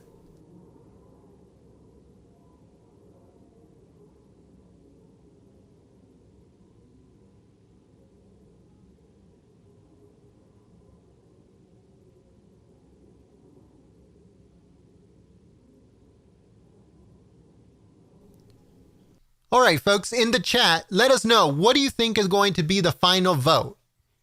What do you think is going to be the final vote? If it ends up 50-50, it gets struck down. So just note that. So even if it stays 50-50, no new information is going to come, no new documents, no new witnesses, nothing. It will be pretty much President Trump will be acquitted at that point. So let us know, what is going to be the vote total. Let us know in the chat. And let's see who is right.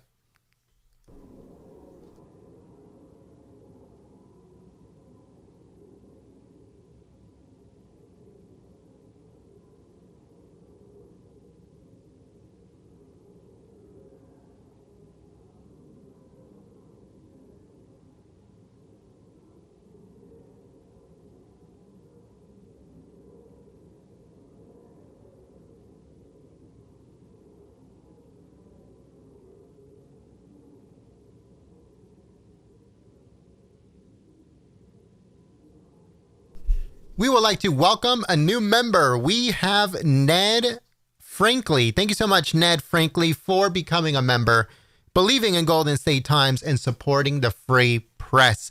We also like to give a big thank you to FL Sheepdog. Thank you so much, Florida Sheepdog, for your support. Your continued support means a lot to us. So thank you so much for your continued support on Super Chat. And FL Sheepdog says, where were you before the second revolution? So that is the question that FL Sheepdog said through Super Chat.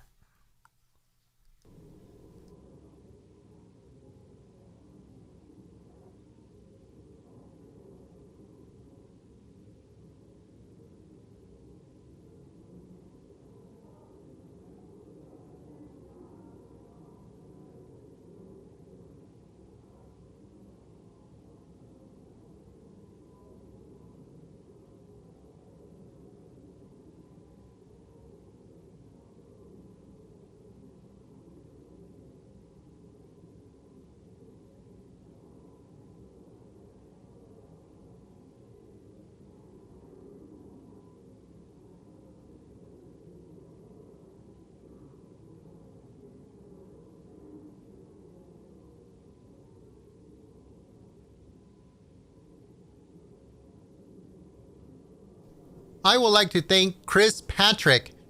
Thank you so much for your support through Super Chat. Once again, Chris Patrick, thank you so much for your support through Super Chat. And he says, Placer County for Trump. Now, where is Placer County? Let me know in the chat where that is. What state is that in?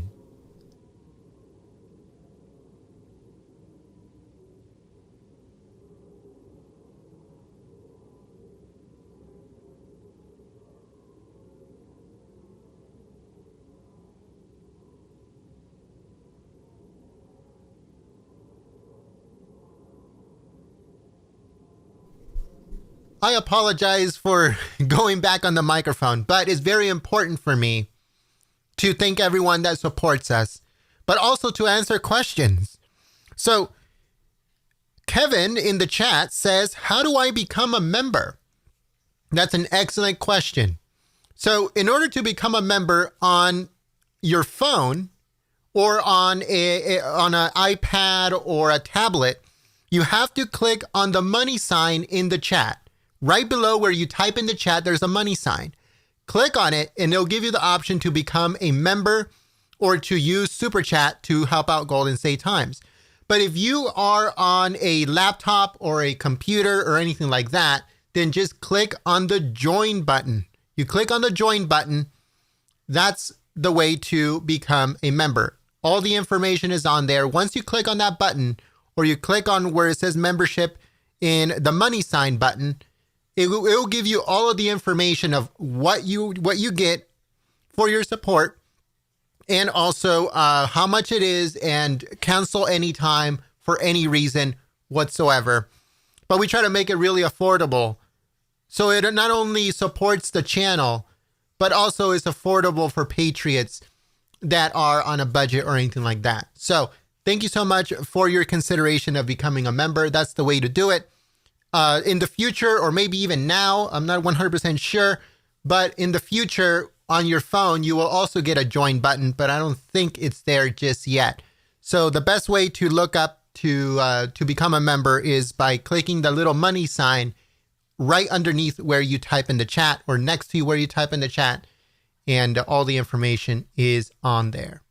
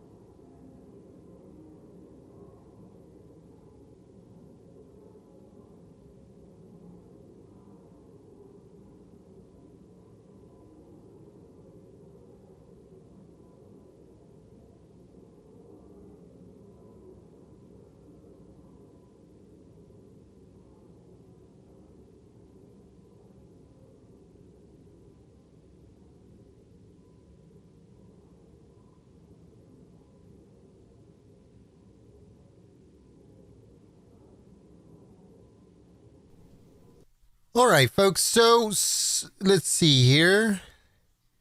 Matthew Blackman says, Gent, please update on what's happening. All right. So right now there's a quorum call. The Republican leader, Mitch McConnell, he called a quorum call. During the quorum call, they just need more time. more time to fix something, more time to deliberate, more time to negotiate, more time to do whatever the Republican leader needs or Republicans need at this point. Another reason why they can call a quorum call is if a senator is not present and they're waiting for that senator to arrive, or they're making sure that all senators are present. Now, for this vote, there can be no vote or present vote. It has to be a yes or a no. There's no ifs, buts, or in-betweens, folks. It's just yes or no. By law, every single senator needs to vote. So right now, since we're in a quorum call, it means that they just need more time. And the quorum call can be lifted at any time by Mitch McConnell. So we'll just have to see how long they need in order to get their stuff together.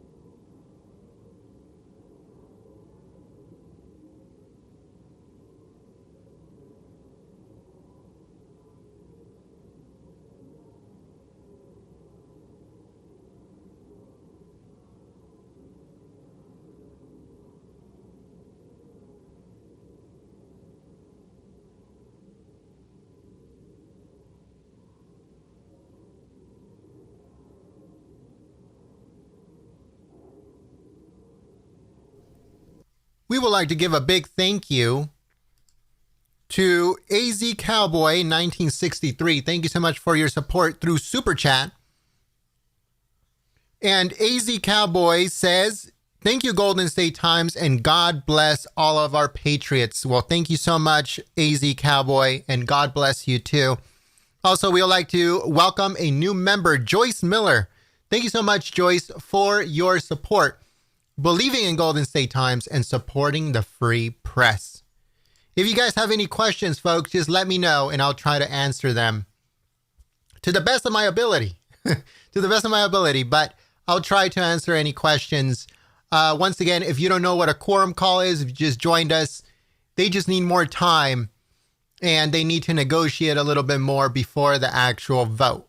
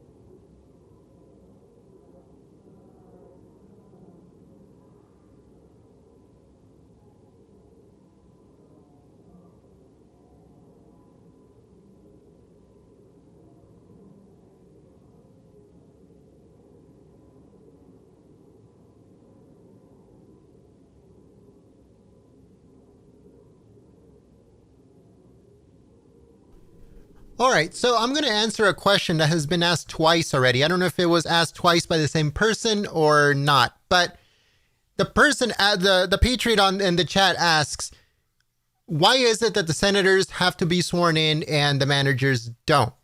Well, the easiest answer for that, but I could be wrong, and, please correct me if I am wrong in the chat, but the House investigates, the Senate prosecutes. I think that's the easiest question. Now, there's a lot of gray area. There's a lot of other things that, come in context with it. But I think that for me, the easiest answer would be the House investigates, the Senate convicts, or in this case, removes.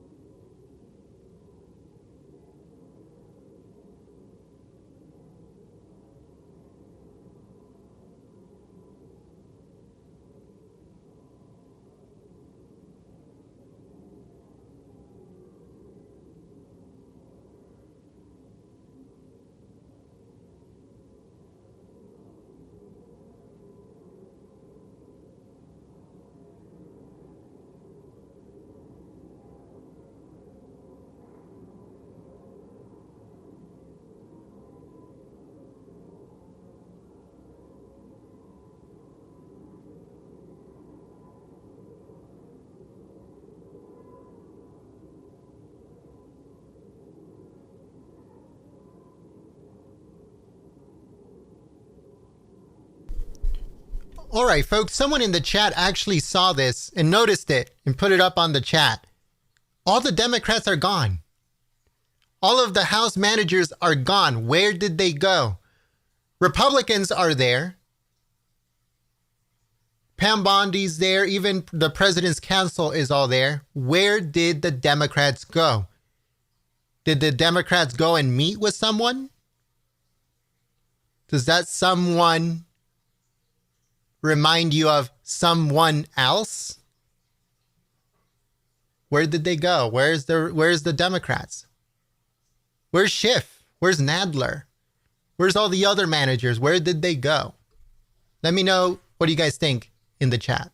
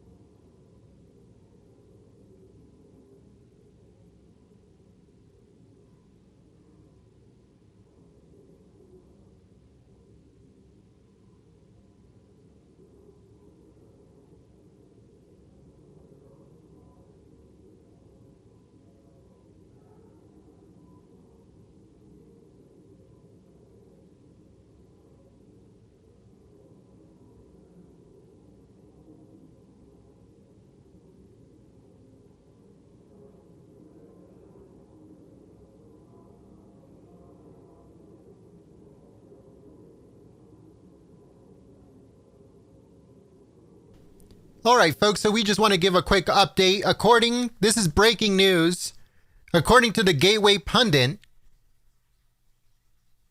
it says that Romney will vote to call for witnesses. Mitt Romney, and this is breaking right now. Remember I told you guys just a few minutes ago, where did the Democrat managers from the House, where did they go? So after they were gone for a few minutes, it came out that Romney was going to vote for witnesses. So did the Democrats go and do their final pitch to Mitt Romney? We will never know, or maybe we will. Information comes out nowadays. But it says that for those who are asking, Senator Romney has said he wants to hear from Ambassador Bolton, and he will vote in favor for the motion today to consider witnesses. And that just barely came out right now. So let us know what you guys think in the comment section, or in the chat. And let us know what you guys think. I'll see you guys on the chat, folks.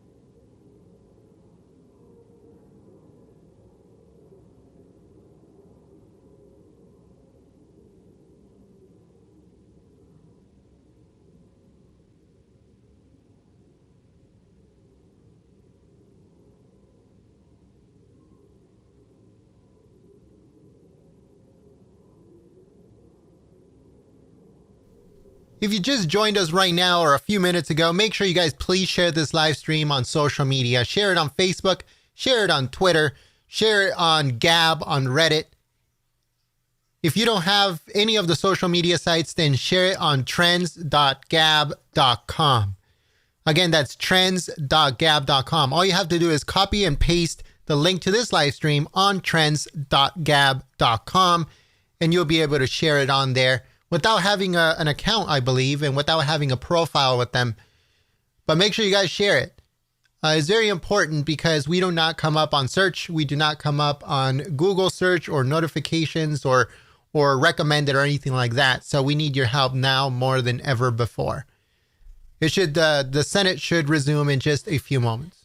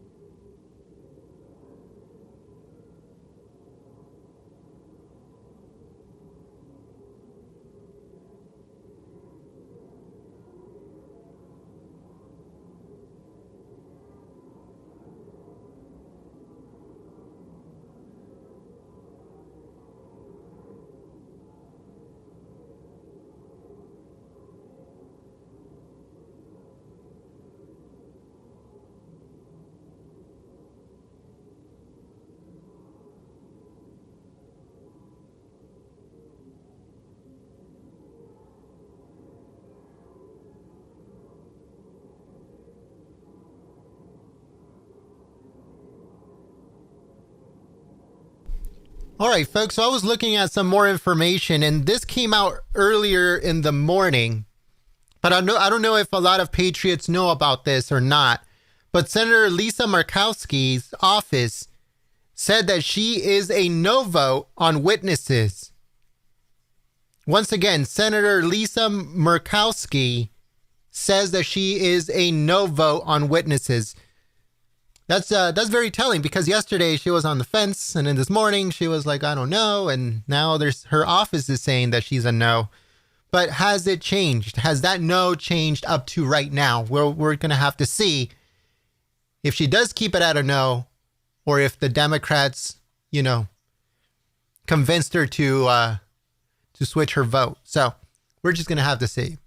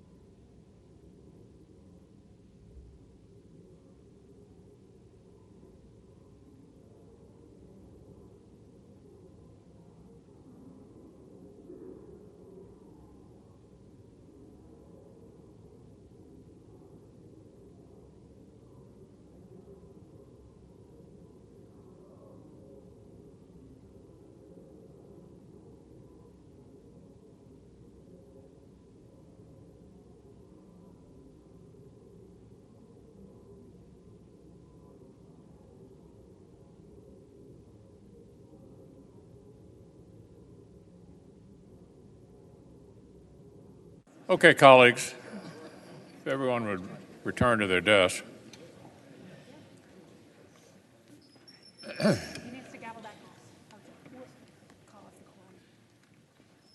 I ask consent that further proceedings on the quorum call be dispensed with. Without objection. The Democratic leader and I have had an opportunity to have a discussion, and it leads to the following.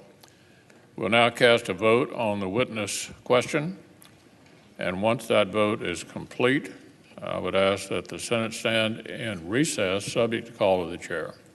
Thank you. Without objection, so ordered. The question is, shall it be in order to consider and debate under the impeachment rules any motion to subpoena witnesses or documents? The yeas and nays are required under Senate Resolution 483. The clerk will call the roll. Mr. Alexander? No. Ms. Baldwin? Aye. Mr. Barrasso? No. Mr. Bennett? Aye. Mrs. Blackburn? No. Mr. Blumenthal?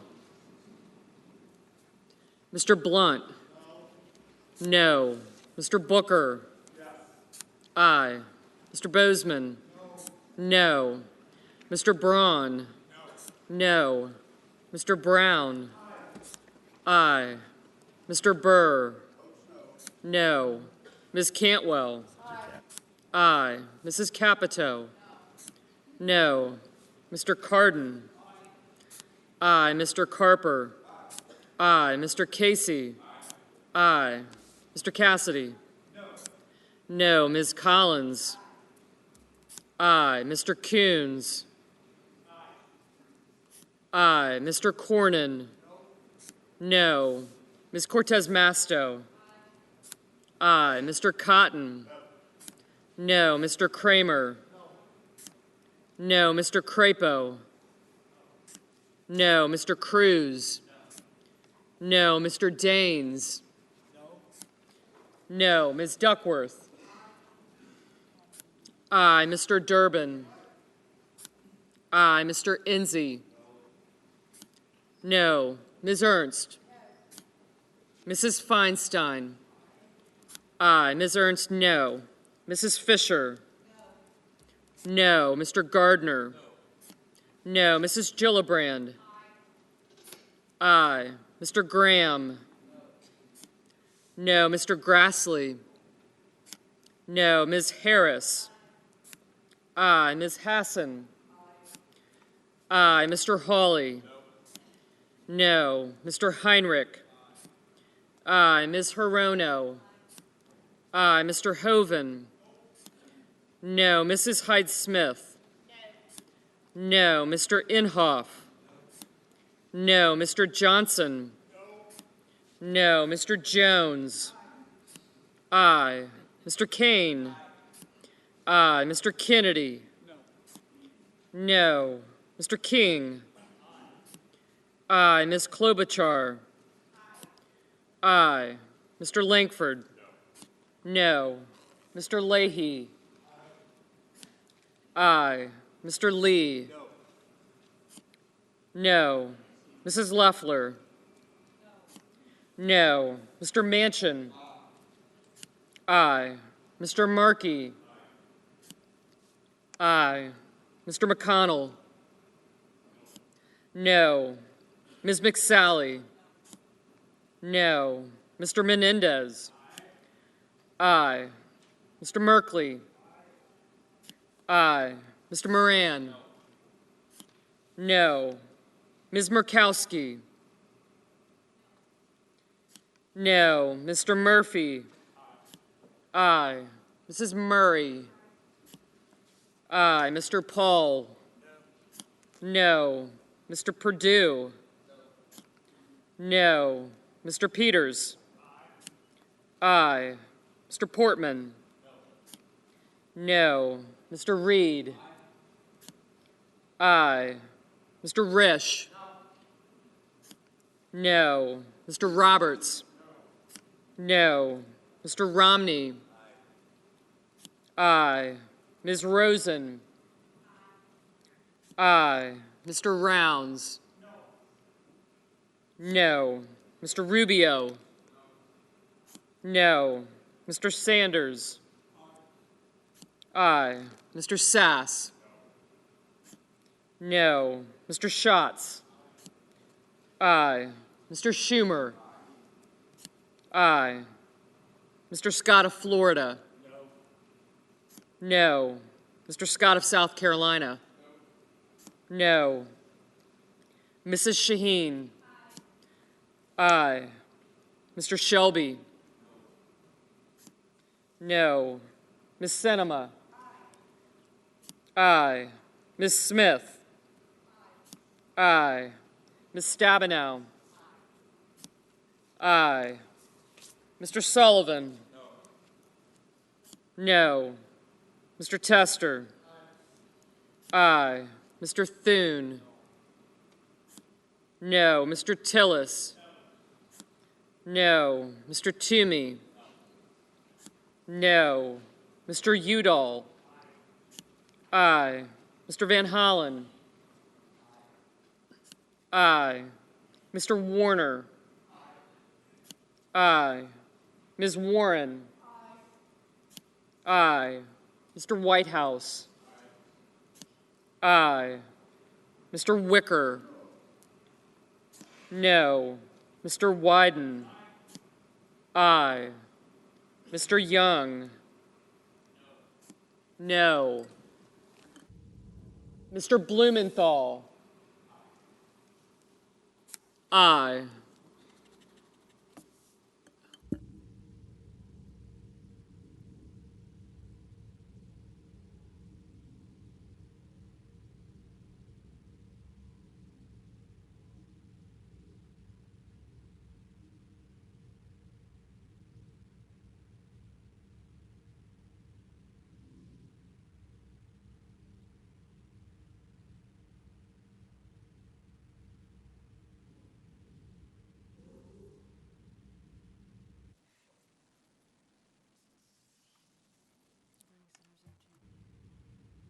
Are there any senators in the chamber wishing to change his or her vote?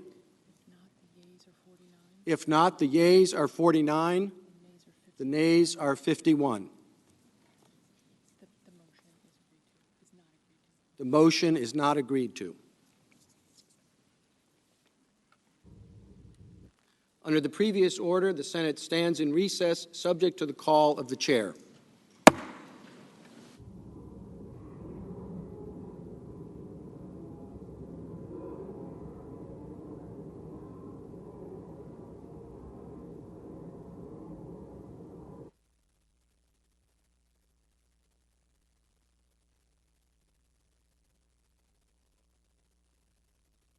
All right, folks. So I apologize.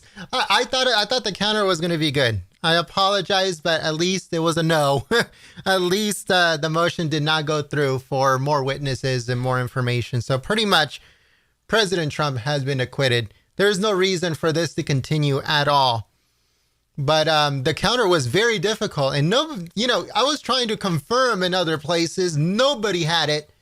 Nobody had the right counter. And even other networks did not have the counter.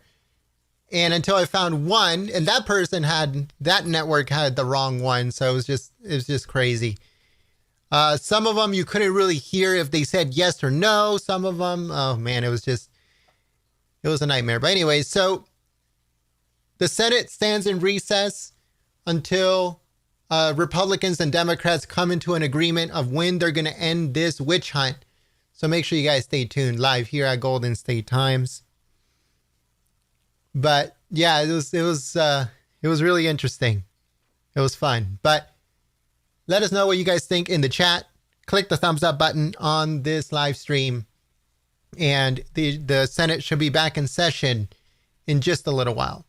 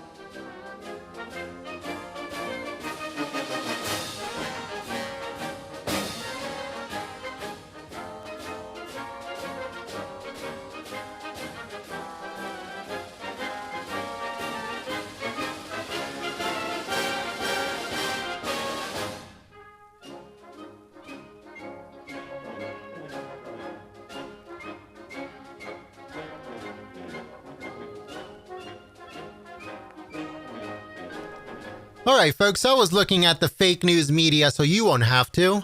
And their heads are exploding. It's funny, it's hilarious to see how triggered these people get, especially from NBC. NBC is the worst. A lot of people think that CNN is the worst when it comes to the way that they talk about President Trump. But CNN is nasty. It's disgusting. But believe it or not, MSNBC and NBC is even worse. They will literally say F you Trump on air if they could. But because they can't cuss on national television, they don't do it. That's how crazy NBC is. But their heads are exploding. ABC's heads are exploding. Fox News is getting triggered. What's it called? ABC is beyond triggered. CNN is just way beyond that. And it's funny to see. But my question in the chat is, how long before Bolton is no longer in the news cycles? How long before they throw Bolton to the pile of the other garbage in the mainstream media and they no longer talk about him, since no witnesses are going to be called, no new witnesses are going to be called, no new information or documents are going to be presented. So pretty much President Trump has 100% been acquitted. There's the impeachment witch hunt is done. This was it. The impeachment scam is 100% done. It's finished. The Democrats have had their asses handed to them on this one. And the fake news is just going crazy. But how long before they just tell Bolton to go F himself? And I'm talking about the mainstream media and the Democrats. How long do you guys give them before they tell Bolton to go F himself? Let us know in the chat.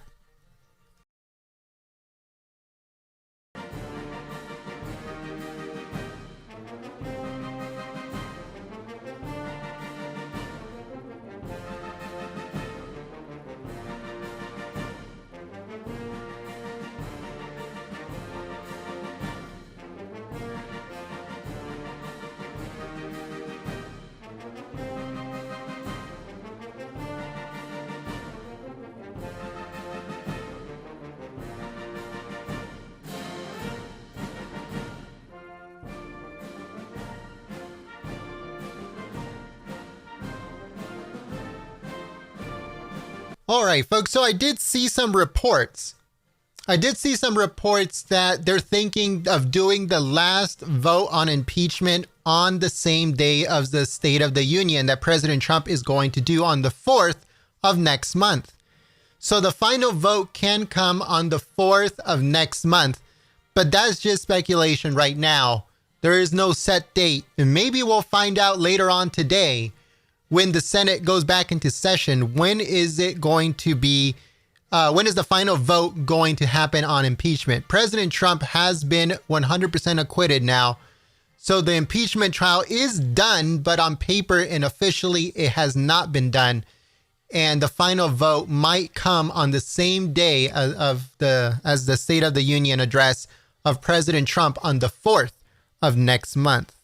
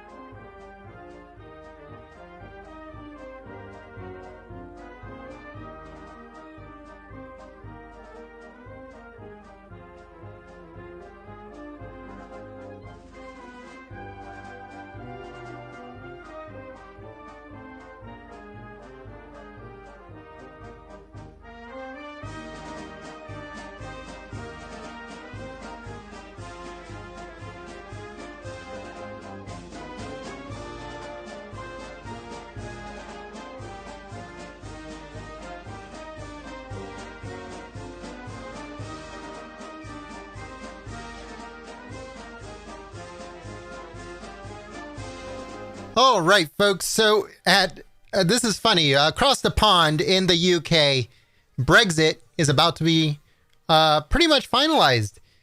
And there's a countdown clock projected onto Downing Street in the UK to officially leave the EU. And the counter says 35 seconds. So they have 35 seconds left before the UK leaves the EU. That's funny. And, but yeah, so the UK has finally, officially left the European Union in, let's see here, 15, 14. Okay, let's start at 10. 10, 9, 8, 7, 6, 5, 4, 3, 2, 1. Boom. That's it.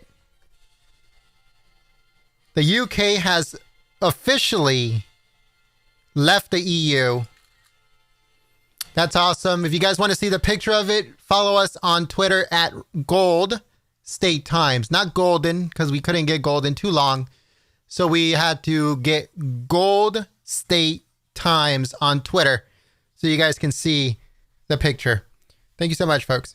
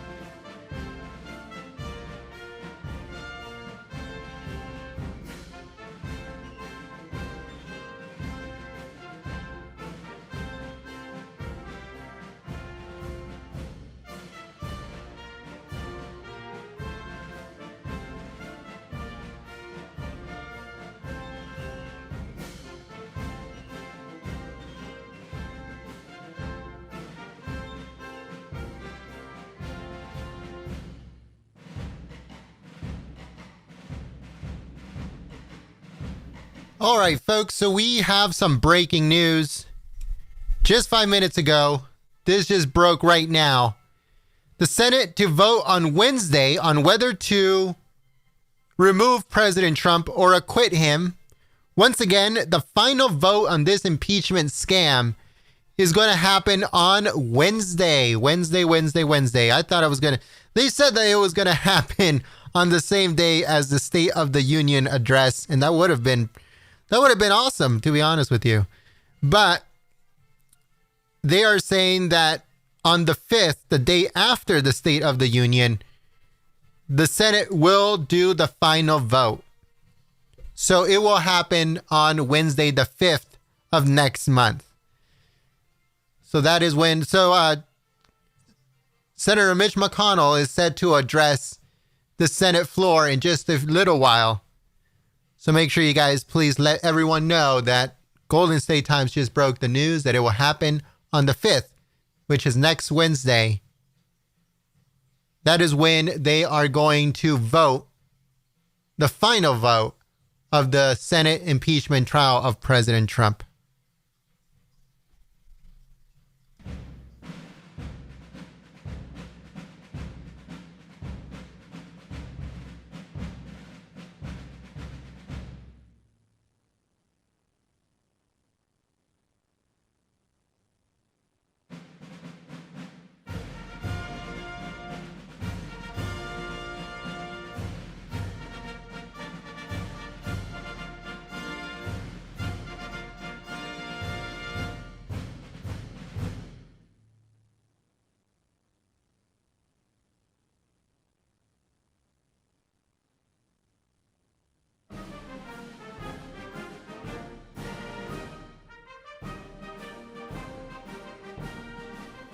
All right, folks. So while we are waiting for the Senate to go back into session, we want to give a couple shout outs here to patriots who have supported us through Super Chat or through membership.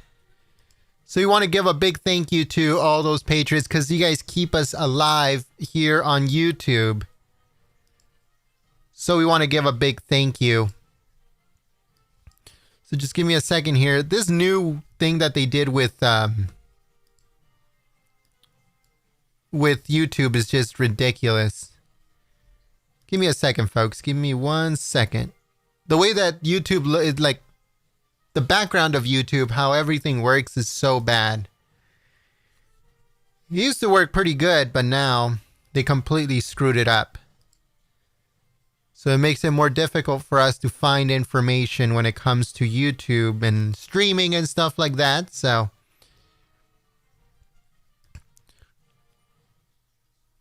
we want to welcome Donna W. Donna became a new member today, so thank you so much for your support. Here we go. Now we got it. All right. So we want to thank Road Warrior for your support through Super Chat. Also, Benny Jammin, thank you so much for your support through Super Chat.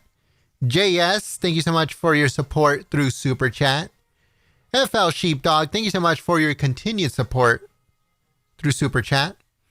Jesus Girl, thank you so much for your support through Super Chat. Web Team Management, thank you so much for your support through Super Chat.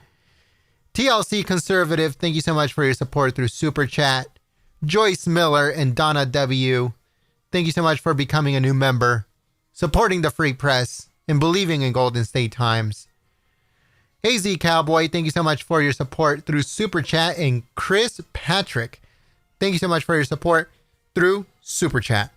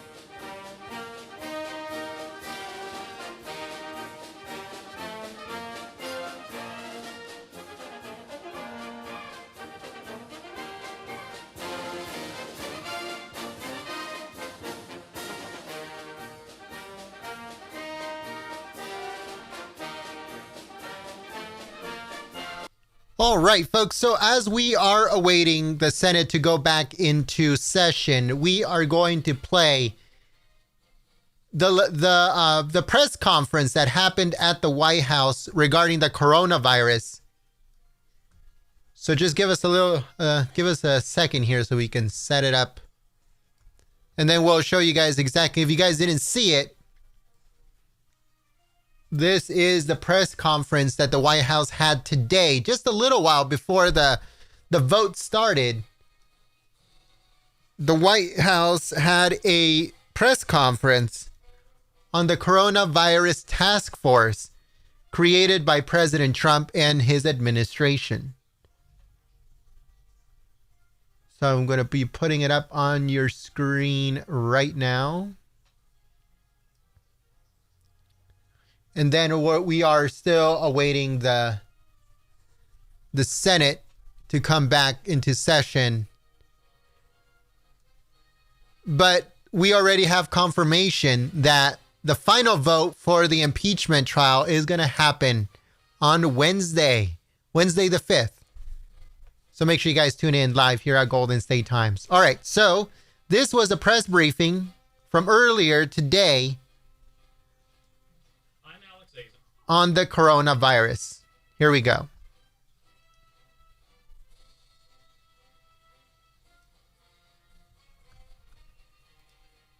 Secretary of Health and Human Services.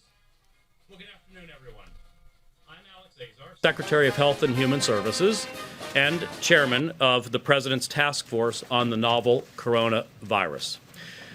I'm going to start by turning things over to Dr. Robert Redfield, the Director of the Centers for Disease Control and Prevention, to discuss the current situation on the novel coronavirus. Dr. Redfield? Thank you, Mr. Secretary. Let me give you an update on the current situation of the novel coronavirus. First, though, I want to emphasize that this is a serious health situation in China, but I want to emphasize that the risk to the American public currently is low. Our goal is to do all we can do to keep it that way. Second, I want to recognize the concern that the American public may have, and I want to reiterate what I just said. Currently, the risk to the American public is low.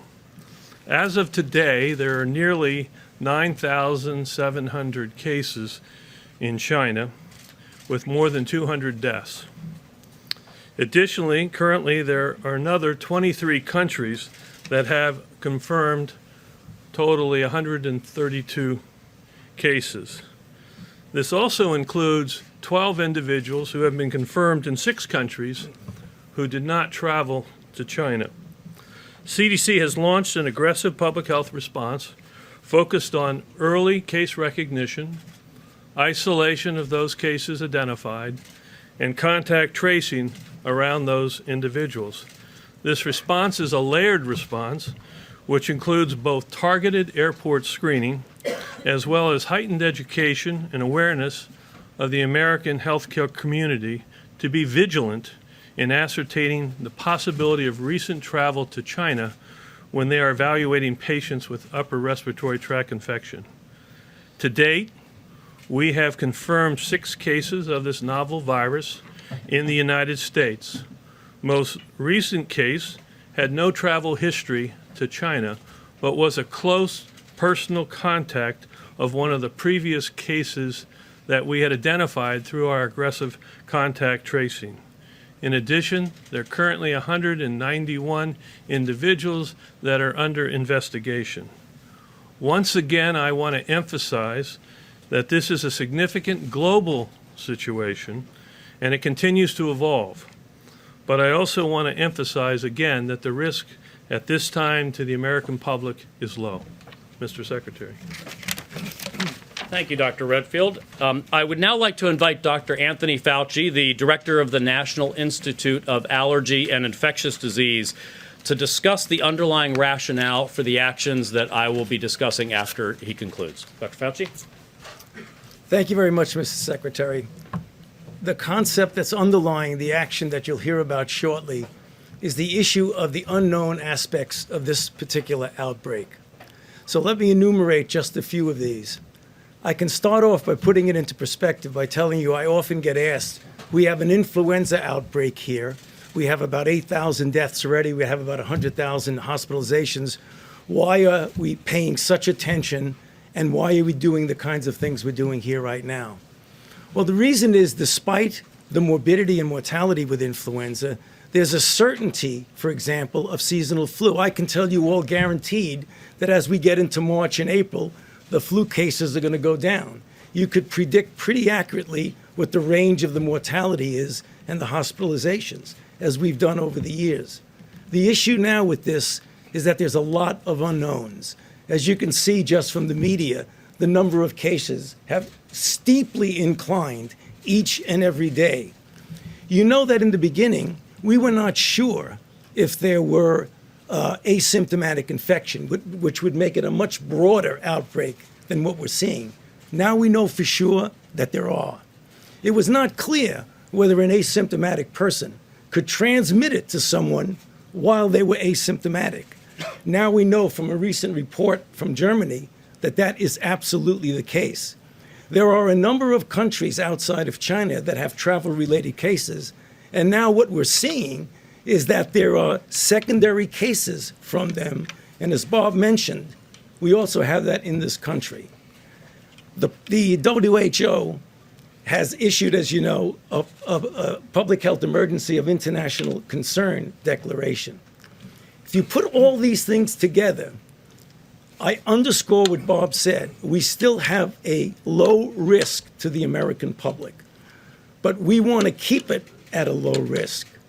And because there are so many unknowns here, we're going to take the action that the Secretary will describe in a temporary way to make sure we mitigate as best as we possibly can this risk. Thank you. Thank you, Dr. Fauci. Today, President Trump took decisive action to minimize the risk of the spread of novel coronavirus in the United States. Since taking office, President Trump has been clear. His top priority is the safety of the American people. In addition to the steps that the doctors have outlined, we continue to operationalize a multi-layered, cross-agency public health response. Following the World Health Organization's decision to declare the 2019 novel coronavirus a public health emergency of international concern, I have today declared that the coronavirus presents a public health emergency in the United States. The actions we have taken and continue to take complement the work of China and the World Health Organization to contain the outbreak within China. In accordance with the declaration, beginning at 5 p.m. Eastern Standard Time, Sunday, February the 2nd, the United States government will implement temporary measures to increase our abilities to detect and contain the coronavirus proactively and aggressively.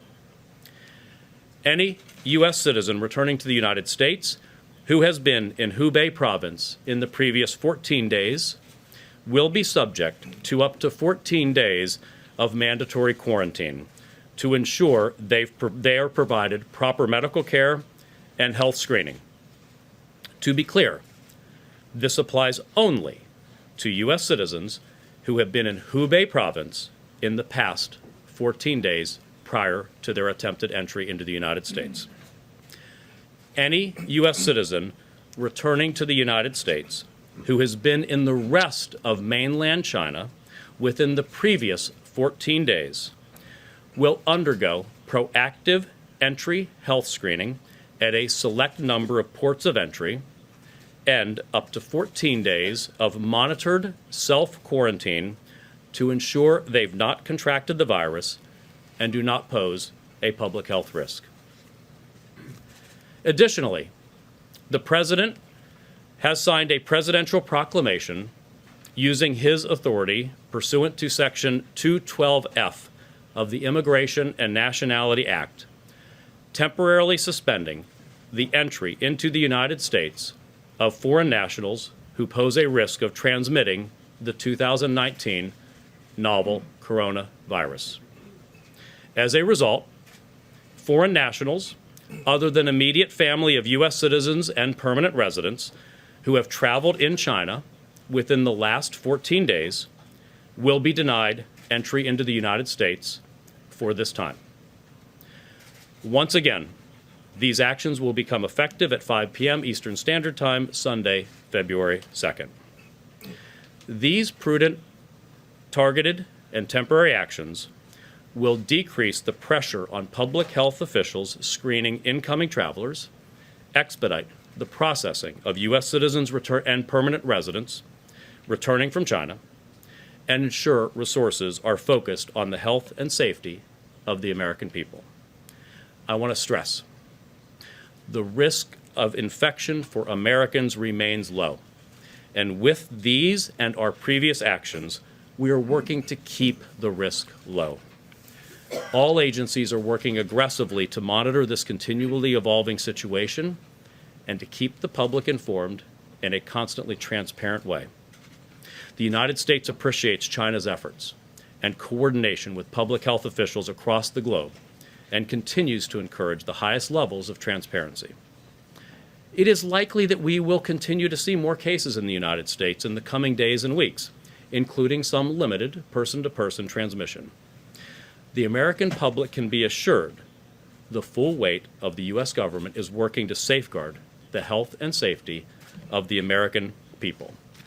I'd now like to invite Deputy Secretary of State Steve Biegun for an update. Good afternoon, and thank you, Secretary Azar. My name is Steve Biegun. I'm the Deputy Secretary of State, and I represent the State Department on the President's novel coronavirus task force. Let me describe briefly the role of the Department of State in the proceedings of this task force and our contributions. Our first responsibility is to monitor events on the ground in China, where we have the presence of U.S. diplomats, and to give clear and accurate advice to American citizens, and in particular, American travelers considering visiting or staying in China. In this particular case, this includes identifying any health or safety risks to which they may be subjected, but also, very importantly, identifying their access to essential services such as health care in parts of China that are affected by this coronavirus. China has an excellent healthcare system, but in parts of the country it is simply overwhelmed in the accessibility to that healthcare for any reason, including potential infection, but also any other type of accident in need of medical care may be compromised during the Chinese government's own treatment of the consequences of this virus. Finally, we also make our judgments based upon any obstacles, particularly obstacles to movement, that American citizens might face in the country. And in China, we have seen barriers to travel, both within and without China, as well as between the United States and China. And so we have given prudent advice over the course of the week to American citizens in order for them to allow them to make the best possible choices for themselves. Our second responsibility is to assist U.S. citizens in the affected areas as much as possible. Because we have a presence on the ground, we can provide advice, and in some cases we can make other arrangements, but I want to emphasize this is as possible, and we will continue to review what we can do in certain circumstances. Finally, and very importantly, the core mission of the Department of State is to work closely with our international partners, and in this case we are working very closely with the Chinese government in order to address a number of related matters. But let me start on behalf of the President and the Secretary of State by extending our deepest compassion to the people of China. This has been a very difficult time for the Chinese people. It came at a point of their peak holiday season. Many are affected. Many have lost loved ones or are enduring the illness of loved ones. And I want the Chinese people to know that they have the deepest sympathies of the United States of America. Let me also say and echo what Secretary Azar said, which is we are deeply appreciative of the close cooperation we have with the Chinese government as we work together to try to find appropriate ways to address any risks and challenges from this virus. And finally, the United States will continue to cooperate with China in ways that we could potentially provide assistance, including technical assistance, and also to the extent possible, any critical supplies that the Chinese need in order to address this virus. And we are working very hard to find donors and make arrangements so that we can undertake a robust effort to help the Chinese people get their arms around this outbreak. Thank you. Thank you, Secretary Began. Let me next invite the Acting Deputy Secretary of the Department of Homeland Security, Ken Cuccinelli, to take the podium for some comments. Thank you. Thank you, Mr. Secretary. I am Ken Cuccinelli. I'm the Acting Deputy Secretary of the Department of Homeland Security, and I'm the department's representative on the task force led by Secretary Azar. Several elements of the Department of Homeland Security are engaged in implementing the medical strategy you heard described here, including Customs Border Protection, which stands at our land ports, seaports, and airports, and I'll come back to the airports in a moment, particularly the Office of Field Operations personnel who you see when you come back into the country from your travels. They're the first line of defense when you land and come to the country. Additionally engaged is TSA, the security and the engagement with the airlines. Our chief medical officer in the department is in CWMD, and we're providing medical support at the airports. So we're using contract authority that we have to backfill the CDC personnel so they can be freed up for other missions at the airports where medical screening is being focused. FEMA continues to prepare and support HHS preparations themselves, and then the United States Coast Guard, of course, commands the ports of the United States and deals with incoming shipping, which is obviously slower than the airplanes, but coming nonetheless, and we're prepared to deal with each of those. The President's proclamation will have Customs Border Protection ensuring that United States citizens, legal permanent residents, and their immediate families continue to enter the United States, though those coming from Hubei province, as you heard from the Secretary, will be subject to quarantine, and the others from China to screening. We will be implementing a funneling effort at the airports. This is done under the authority of the Customs Border Protection, and it will include 7 airports. So starting 5 o'clock on Sunday, Eastern Time, incoming flights from China will be funneled through 7 airports. Those airports are JFK, Chicago's O'Hare, in San Francisco, Seattle, Atlanta, Honolulu, and LAX. This is done under CBP's authority, will be executed by the Secretary of the Department of Homeland Security, consistent with the President's proclamation and in support of that effort, again, so we can focus the expertise of the medical professionals that will do the screening to implement this. We'll continue to support the medical efforts across the country, both at our ports, our land, sea, and air, as well as with personnel standing up some of the resiliency measures that HHS has been working on for some time. Thank you. Great. Thank you, Secretary Cuccinelli. At this point, we'd be happy to take some of your questions. Kevin, would you like to get started? Thank you, Mr. Secretary. If the risk is really low, could you talk about why go to such an extreme as a public health emergency? If the risk is that low, why are we taking such measures more than needed? So these are actually fairly incremental, measured steps on top of the steps we've already progressively been taking. You'll notice that many airlines have already stopped direct flights from China, have pulled that down. We're seeing a significant, and the Department of Transportation could comment on the numbers we're seeing, or Homeland Security. We've seen a significant reduction in people from the U.S. going to China, people from China coming to the U.S. already. This just helps us focus our efforts so that we, as we're dealing with the unknowns that Dr. Fauci spoke about earlier, unknowns around incubation period, unknowns about the speed of transmissibility, unknowns about asymptomatic transmission, unknowns about severity, that we take appropriate, measured, prudential steps so we can focus our resources, because it's the bread and butter. I've talked to you before about the bread and butter of public health is identify people who might be symptomatic or might have the disease, diagnose, isolate, treat, contact trace. That's a significant undertaking, as we have already done with the 6 individuals in the United States who've been positively identified. We have to focus those resources. John? Mr. Secretary, the mandatory quarantine for people coming in from Hubei province, will that be home quarantine or will that be in an institutional setting? That would be at an appropriate quarantine facility of some kind for those individuals. For the U.S. citizens returning to the United States from having been in China within the previous 14 days, they would be funneled, as Secretary Cuccinelli spoke of.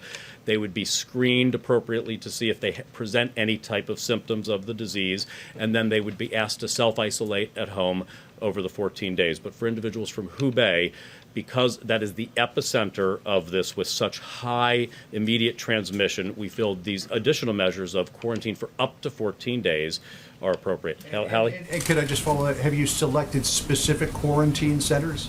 We have selected them. We will announce those as DHS implements with the airlines that funneling activity.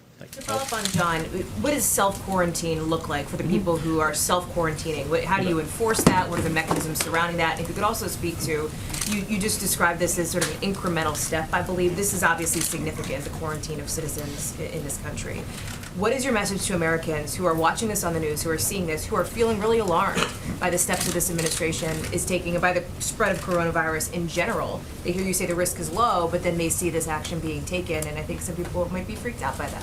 I hope not. I hope that people will see that their government is taking responsible steps to protect them. These are preventive steps. The risk is low in the United States. The risk is low of transmissibility. The risk of contracting the disease is low. But our job is to keep that risk low as much as we can by taking appropriate preventative steps. So that's the approach we're taking. Let me ask Dr. Redfield if he can talk a bit about we do this type of quarantine and self-isolation work basically every day, working very closely. I want to stress something that we've not mentioned enough, working very closely with our state and local public health partners. They're, just as we do with emergency response, we serve as a backup and expertise and a border type force, but the state and local authorities are the backbone of our public health infrastructure, and we work with them daily to help with our quarantine stations and activities. But Dr. Redfield, can you talk a bit about self-isolation? Thank you, Mr. Secretary. Clearly, we've stratified the risk groups here, as was already alluded to, from Hubei province, where there really is aggressive transmission. Those individuals are going to come and be required to have up to 14 days of institutional transmission. Then there's a large category of individuals coming back to China. As we stand here today, over half of the reported cases in China now are not in Hubei, but when you look at their history, it's that they got infected. Probably over 85% of them got infected from Hubei. Those individuals will then be actively screened when they come into one of the 7 airports for significant risk, as well as any evidence of any symptoms. In the absence of any reason to advance them into a clinical evaluation at that port of entry, they will be allowed to complete their travel back to their home, where they then will be monitored by the local health departments in a self-monitoring situation in their home. We did this in the West Africa Ebola outbreak. We did it, but I want to emphasize at that time over 98% of the American public voluntarily accepted the importance of this. And we think and we continue to believe the American public will see this as something to their benefit, to their family's benefit, obviously their community's benefit. So that's the current situation. Dr. Fauci, yes, Dr. Fauci, you have one clarification. There's one other aspect of this that I think is important. Very recently there was a case of a woman who was in China and came to Germany and had a professional interaction with a professional partner. She had no symptoms at the time. She went back to China and got sick. This individual with whom she had an interaction contracted the coronavirus at a time that she had no symptoms. He then transmitted it to 2 of his colleagues. So there now are 4 cases. One of the problems with when the virus is transmitted in an asymptomatic way and has this implications, it puts a terrible burden on the screening process. How do you screen somebody? You know, remember back with Ebola, Ebola doesn't get transmitted unless you're actively very ill. And you know that. It's very, very clear.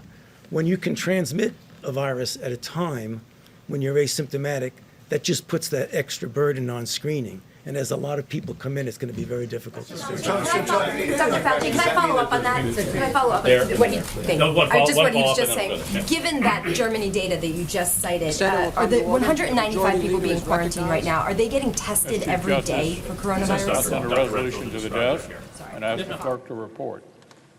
The clerk will report.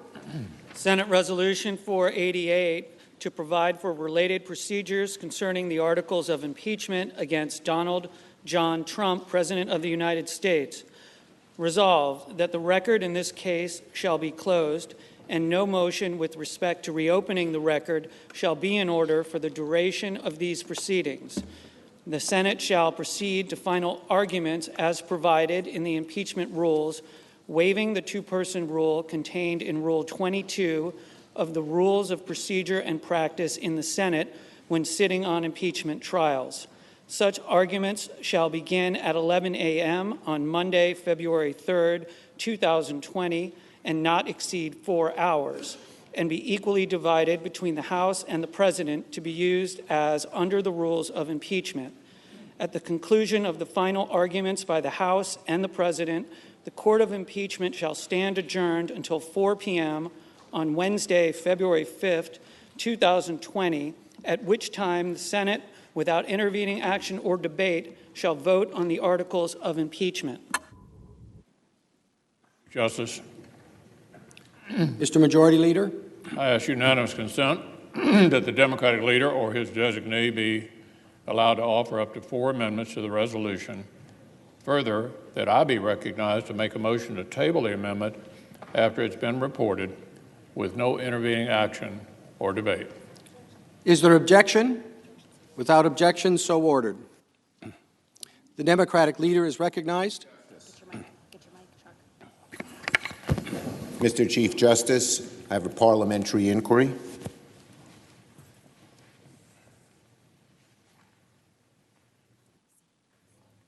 The Democratic leader will state the inquiry.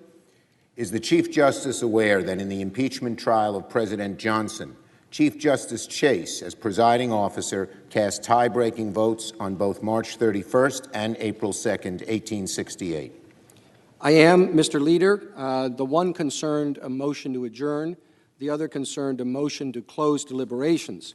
I do not regard those isolated episodes 150 years ago as sufficient to support a general authority to break ties. If the members of this body, elected by the people and accountable to them, divide equally on a motion, the normal rule is that the motion fails. I think it would be inappropriate for me, an unelected official from a different branch of government, to assert the power to change that result so that the motion would succeed. Now, Mr. Chief Justice, I send an amendment to the desk to subpoena Mulvaney, Bolton, Duffy, Blair, and the White House, OMB, DOD, and State Department documents, and I ask that it be read. The clerk will report.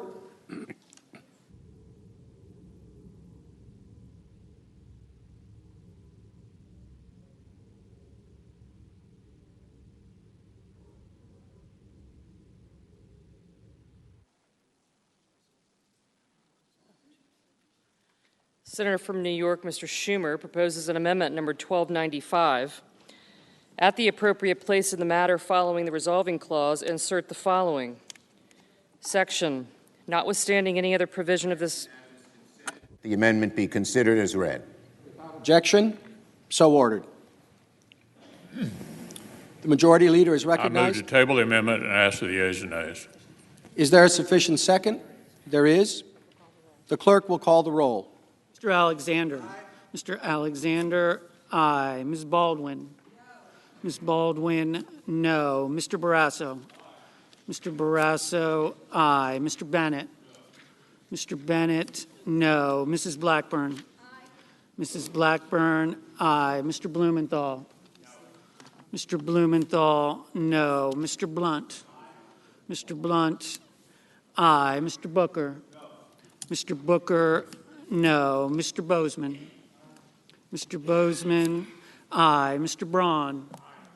Mr. Braun, aye. Mr. Brown. Mr. Brown, no. Mr. Burr. Mr. Burr, aye. Ms. Cantwell. Ms. Cantwell, no. Mrs. Capito. Mrs. Capito, aye. Mr. Cardin. Mr. Cardin, no. Mr. Carper. Mr. Carper, no. Mr. Casey. Mr. Casey, no. Mr. Cassidy. Mr. Cassidy, aye. Ms. Collins. Ms. Collins, aye. Mr. Coons. Mr. Coons, no. Mr. Cornyn. Mr. Cornyn, aye. Ms. Cortez Masto. Ms. Cortez Masto, no. Mr. Cotton.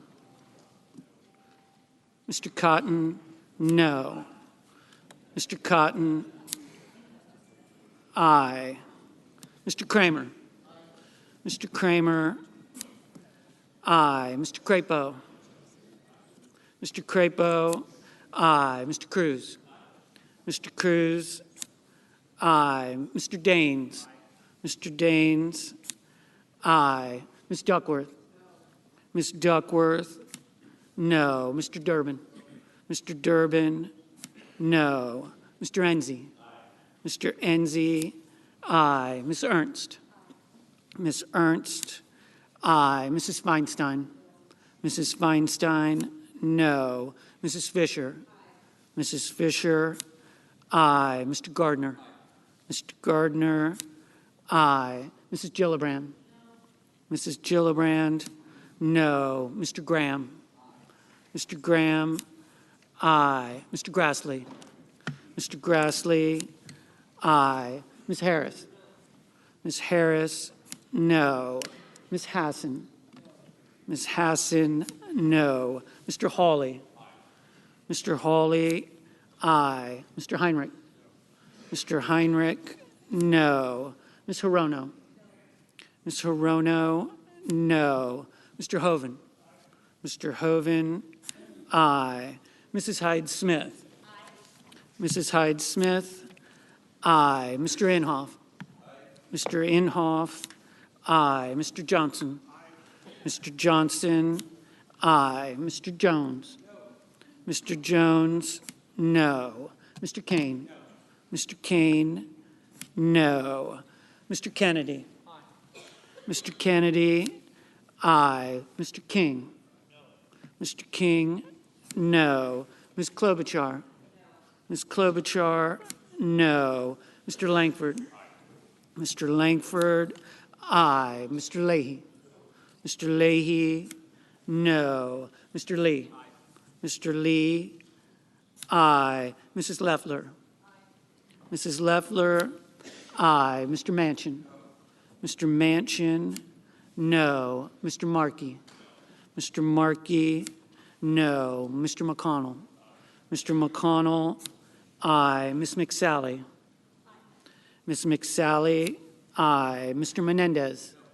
Mr. Menendez, no. Mr. Merkley. Mr. Merkley, no. Mr. Moran. Mr. Moran, aye. Ms. Murkowski. Ms. Murkowski, aye. Mr. Murphy.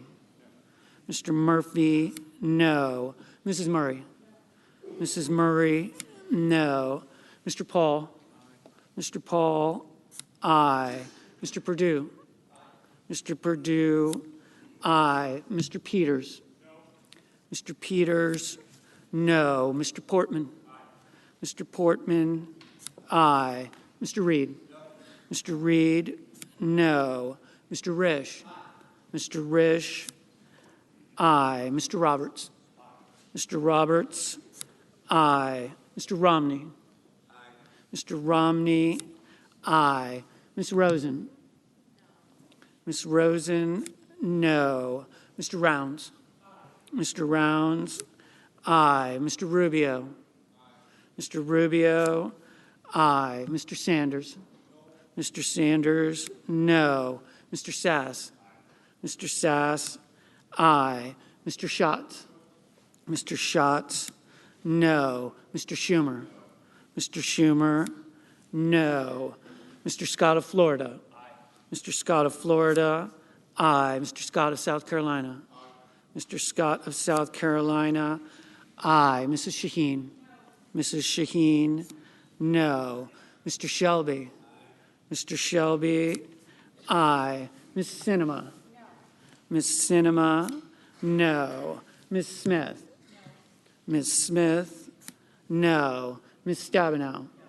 Ms. Stabenow, no. Mr. Sullivan? Mr. Sullivan, aye. Mr. Tester? Mr. Tester, no. Mr. Thune? Mr. Thune, aye. Mr. Tillis? Mr. Tillis, aye. Mr. Toomey? Mr. Toomey, aye. Mr. Udall? Mr. Udall, no. Mr. Van Hollen? Mr. Van Hollen, no. Mr. Warner? Mr. Warner, no. Ms. Warren? Ms. Warren, no. Mr. Whitehouse? Mr. Whitehouse, no. Mr. Wicker? Mr. Wicker, aye. Mr. Wyden? Mr. Wyden, no. Mr. Young? Mr. Young, aye.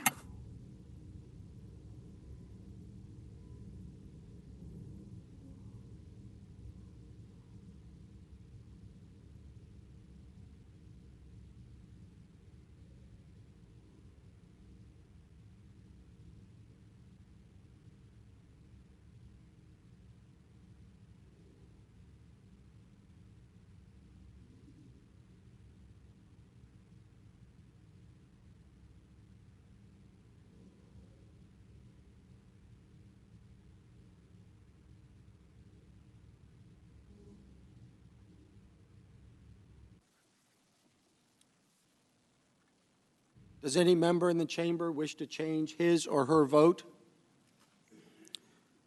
If not, the yeas are 53, the nays are 47. The motion is agreed to.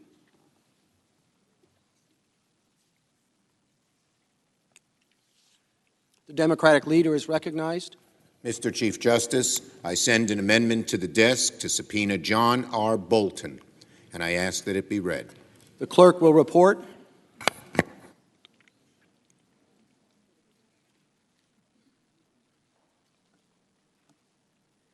The senator from New York, Mr. Schumer, proposes an amendment number 1296. At the appropriate place in the resolving clause, insert the following. Section, notwithstanding any other provision of this resolution pursuant to Rules 5 and 6 of the Rules of Procedure and Practice in the Senate when sitting on impeachment trials, the Chief Justice of the United States, through the Secretary of the Senate, shall issue a subpoena for the taking of testimony of John Robert Bolton, and the Sergeant-at-Arms is authorized to utilize the services of the Deputy Sergeant-at-Arms or any other employee of the Senate in serving the subpoena authorized to be issued by this section. The majority leader is recognized. I move to table the amendment and ask for the yeas and nays. Is there a sufficient second? There is. The clerk will call the roll. Mr. Alexander. Aye.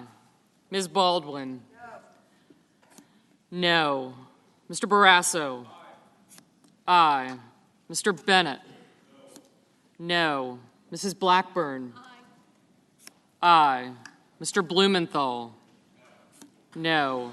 Mr. Blunt. Aye. Mr. Booker. No. Mr. Bozeman. Aye. Mr. Braun. Aye. Mr. Brown. No. Mr. Burr. Aye. Ms. Cantwell. No. Mrs. Capito. Aye. Mr. Cardin. No. Mr. Carper. No. Mr. Casey. No. Mr. Cassidy. Aye. Ms. Collins. No. Mr. Coons. No. Mr. Cornyn. Aye. Ms. Cortez Masto. No. Mr. Cotton. Aye. Mr. Kramer. Aye. Mr. Crapo. Aye. Mr. Cruz. Aye. Mr. Daines. Aye. Ms. Duckworth. No. Mr. Durbin. No. Mr. Enzi. Aye. Ms. Ernst. Aye. Mrs. Feinstein. No. Mrs. Fisher. Aye. Mr. Gardner. Aye. Mrs. Gillibrand. No. Mr. Graham. Aye. Mr. Grassley. Aye. Ms. Harris. No. Ms. Hassan. No. Mr. Hawley. Aye. Mr. Heinrich. No. Ms. Hirono. No. Mr. Hoven. Aye. Mrs. Hyde-Smith. Aye. Mr. Inhofe. Aye. Mr. Johnson. Aye. Mr. Jones. No. Mr. Kane. No. Mr. Kennedy. Aye. Mr. King. No. Ms. Klobuchar. No. Mr. Langford. Aye. Mr. Leahy. No. Mr. Lee. Aye. Mrs. Loeffler. Aye. Mr. Manchin. No. Mr. Markey. No. Mr. McConnell. Aye. Ms. McSally. Aye. Mr. Menendez. No. Mr. Merkley. No. Mr. Moran. Aye. Ms. Murkowski. Aye. Mr. Murphy. No. Mrs. Murray. No. Mr. Paul. Aye. Mr. Perdue. Aye. Mr. Peters. No. Mr. Portman. Aye. Mr. Reed. No. Mr. Risch. Aye. Mr. Roberts. Aye. Mr. Romney. No. Ms. Rosen. No. Mr. Rounds. Aye. Mr. Rubio. Aye. Mr. Sanders. No. Mr. Sass. Aye. Mr. Schatz. No. Mr. Schumer. No. Mr. Scott of Florida. Aye. Mr. Scott of South Carolina. Aye. Mrs. Shaheen. No. Mr. Shelby. Aye. Ms. Sinema. No. Ms. Smith. No. Ms. Stabenow. No. Mr. Sullivan. Aye. Mr. Tester. No. Mr. Thune. Aye. Mr. Tillis. Aye. Mr. Toomey. Aye. Mr. Udall. No. Mr. Van Hollen. No. Mr. Warner. No. Ms. Warren. No. Mr. Whitehouse. No. Mr. Wicker. Aye. Mr. Wyden. No. Mr. Young. Aye.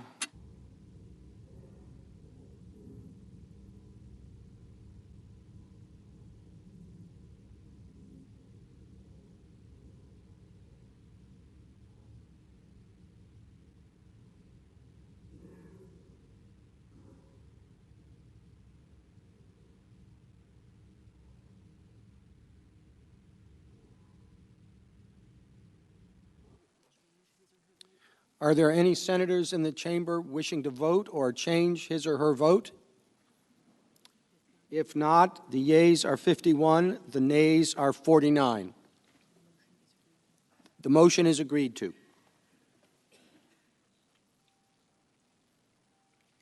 The Democratic leader is recognized. Mr. Chief Justice, I send an amendment to the desk to subpoena John R. Bolton, provided further that there be 1 day for a deposition presided over by the Chief Justice and 1 day for live testimony before the Senate, both of which must occur within 5 days of the adoption of the underlying resolution, and I ask that it be read. The clerk will report.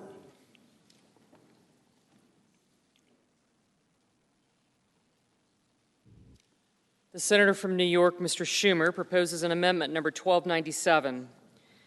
At the appropriate place of the matter following the resolving clause. Be considered as read. So ordered. The majority leader is recognized. I move to table the amendment and ask for the ayes and nays. Is there a sufficient second? There is. The clerk will call the roll. Mr. Alexander. Aye. Mr. Alexander, aye. Ms. Baldwin.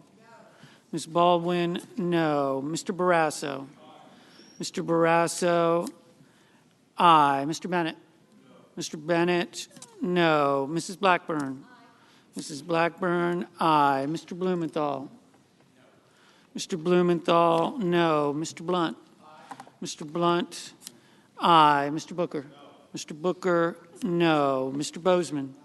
Mr. Bozeman, aye. Mr. Braun. Mr. Braun, aye. Mr. Brown. Mr. Brown, no. Mr. Burr. Mr. Burr, aye. Ms. Cantwell. Ms. Cantwell, no. Mrs. Capito. Mrs. Capito, aye. Mr. Cardin. Mr. Cardin, no. Mr. Carper. Mr. Carper, no. Mr. Casey. Mr. Casey, no. Mr. Cassidy. Mr. Cassidy, aye. Ms. Collins. Ms. Collins, no. Mr. Coons. Mr. Coons, no. Mr. Cornyn. Mr. Cornyn, aye. Ms. Cortez Masto. Ms. Cortez Masto, no. Mr. Cotton. Mr. Cotton, aye. Mr. Kramer. Mr. Kramer, aye. Mr. Crapo.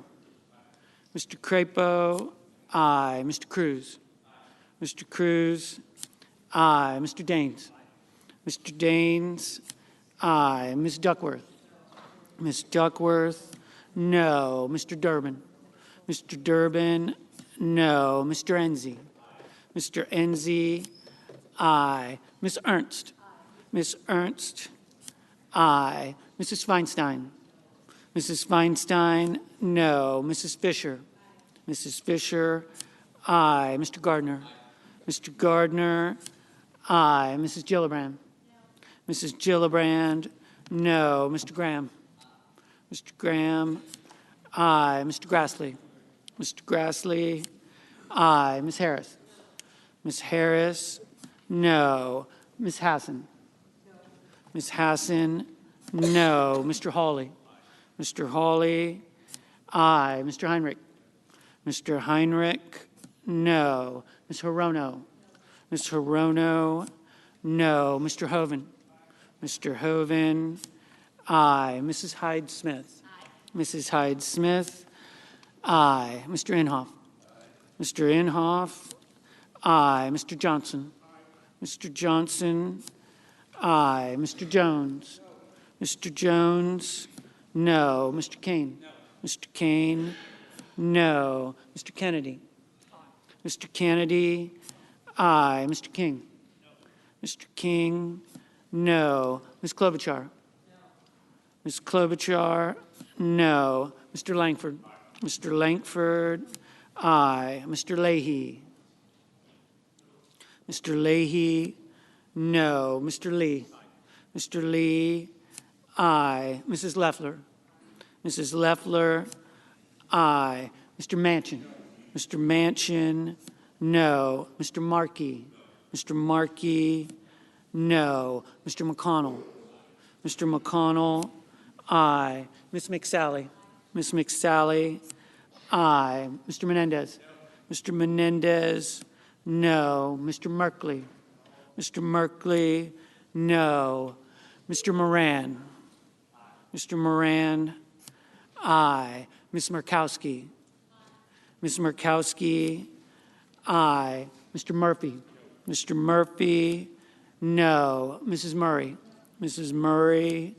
No. Mr. Paul? Mr. Paul? Aye. Mr. Perdue? Mr. Perdue? Aye. Mr. Peters? Mr. Peters? No. Mr. Portman? Mr. Portman? Aye. Mr. Reed?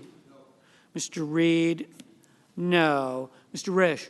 Mr. Risch? Aye. Mr. Roberts? Mr. Roberts? Aye. Mr. Romney? Mr. Romney? No. Ms. Rosen? Ms. Rosen? No. Mr. Rounds? Mr. Rounds? Aye. Mr. Rubio? Mr. Rubio? Aye. Mr. Sanders? Mr. Sanders? No. Mr. Sass? Mr. Sass? Aye. Mr. Schatz? Mr. Schatz? No. Mr. Schumer? Mr. Schumer? No. Mr. Scott of Florida? Mr. Scott of Florida? Aye. Mr. Scott of South Carolina? Mr. Scott of South Carolina? Aye. Mrs. Shaheen? Mrs. Shaheen? No. Mr. Shelby? Mr. Shelby? Aye. Ms. Sinema? Ms. Sinema? No. Ms. Smith? Ms. Smith? No. Ms. Stabenow? Ms. Stabenow? No. Mr. Sullivan? Mr. Sullivan? Aye. Mr. Tester? Mr. Tester? No. Mr. Thune? Mr. Thune? Aye. Mr. Tillis? Mr. Tillis? Aye. Mr. Toomey? Mr. Toomey? Aye. Mr. Udall? Mr. Udall? No. Mr. Van Hollen? Mr. Van Hollen? No. Mr. Warner? Mr. Warner? No. Ms. Warren? No. Ms. Warren? No. Mr. Whitehouse? Mr. Whitehouse? No. Mr. Wicker? Mr. Wicker? Aye. Mr. Wyden? Mr. Wyden? No. Mr. Young? Mr. Young? Aye.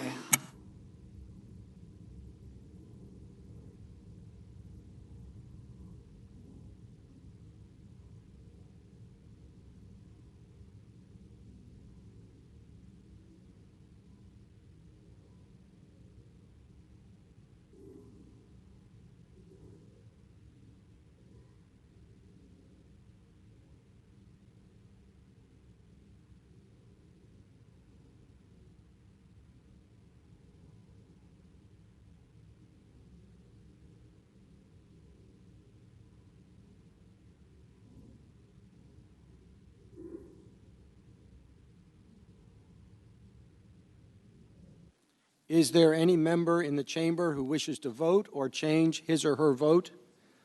If no, the yeas are 51, the nays are 49. The motion is agreed to. Mr. Chief Justice. The senator from Maryland. Mr. Chief Justice, I send an amendment to the desk to have the Chief Justice rule on motions to subpoena witnesses and documents and to rule on any assertion of privilege, and I ask that it be read. The clerk will report.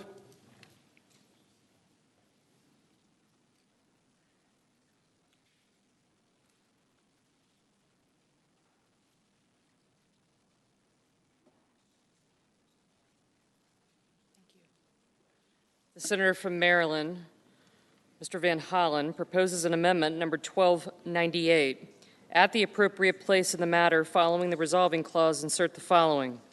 Notwithstanding any other provision of this resolution, the presiding officer shall issue a subpoena for any witness or any document that a senator or a party moves to subpoena if the presiding officer determines that the witness or document is likely to have probative evidence relevant to either article of impeachment before the Senate and consistent with the authority of the presiding officer to rule on all questions of evidence, shall rule on any assertion of privilege. Leader is recognized. Mr. Chief Justice, I move to table the amendment and ask for the yeas and nays. Is there sufficient second? There is. The clerk will call the roll. Mr. Alexander. Aye. Ms. Baldwin. No. Mr. Barrasso? Aye. Mr. Bennett? No. Mrs. Blackburn? Aye. Mr. Blumenthal? No. Mr. Blunt? Aye. Mr. Booker? No. Mr. Bozeman? Aye. Mr. Braun? Aye. Mr. Brown? No. Mr. Burr? Aye. Ms. Cantwell? No. Mrs. Capito? Aye. Mr. Cardin? No. Mr. Carper? No. Mr. Casey? No. Mr. Cassidy? Aye. Ms. Collins? Aye. Mr. Coons?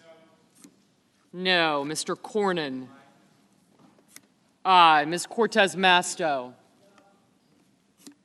No. Mr. Cotton? Aye. Mr. Kramer? Aye. Mr. Crapo?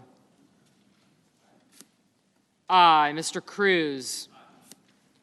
Aye. Mr. Daines? Aye. Ms. Duckworth? No. Mr. Durbin? No. Mr. Inzy? Aye. Ms. Ernst? Aye. Mrs. Feinstein? No. Mrs. Fisher? Aye. Mr. Gardner? Aye. Mrs. Gillibrand? No. Mr. Graham? Aye. Mr. Grassley? Aye. Ms. Harris? No. Ms. Hassan? No. Mr. Hawley? Aye. Mr. Heinrich? No. Ms. Hirono? No. Mr. Hoven? Aye. Mrs. Hyde-Smith? Aye. Mr. Inhofe? Aye. Mr. Johnson? Aye. Mr. Jones? No. Mr. Kane? No. Mr. Kennedy? Aye. Mr. King? No. Ms. Klobuchar? No. Mr. Lankford? Aye. Mr. Leahy? No. Mr. Lee? Aye. Mrs. Loeffler? Aye. Mr. Manchin? No. Mr. Markey? No. Mr. McConnell? Aye. Ms. McSally? Aye.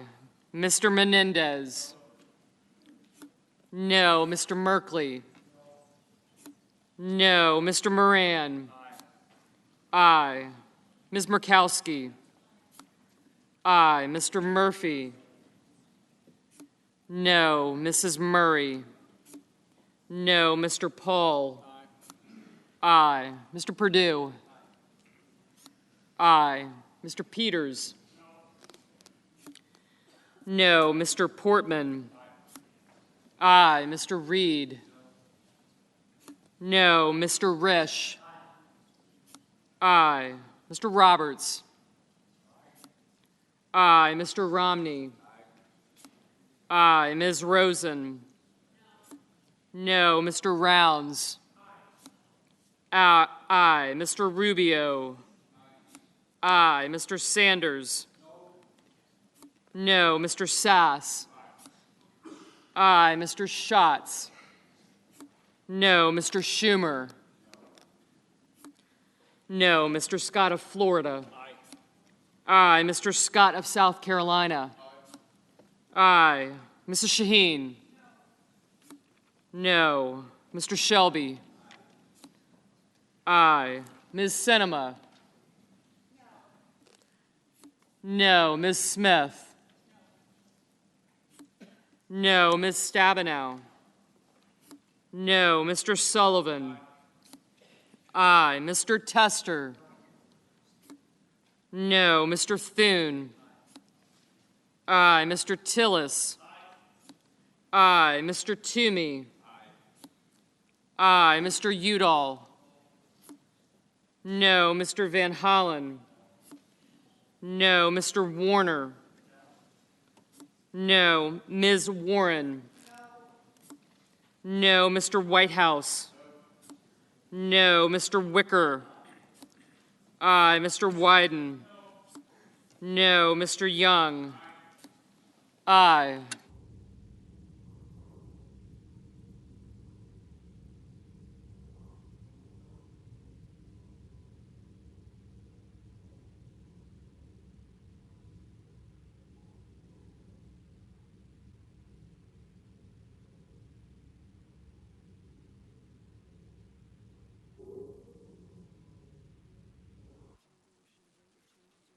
Is there any senator in the chamber wishing to vote or change his or her vote? If no, the yeas are 53, the nays are 47. The motion is agreed to.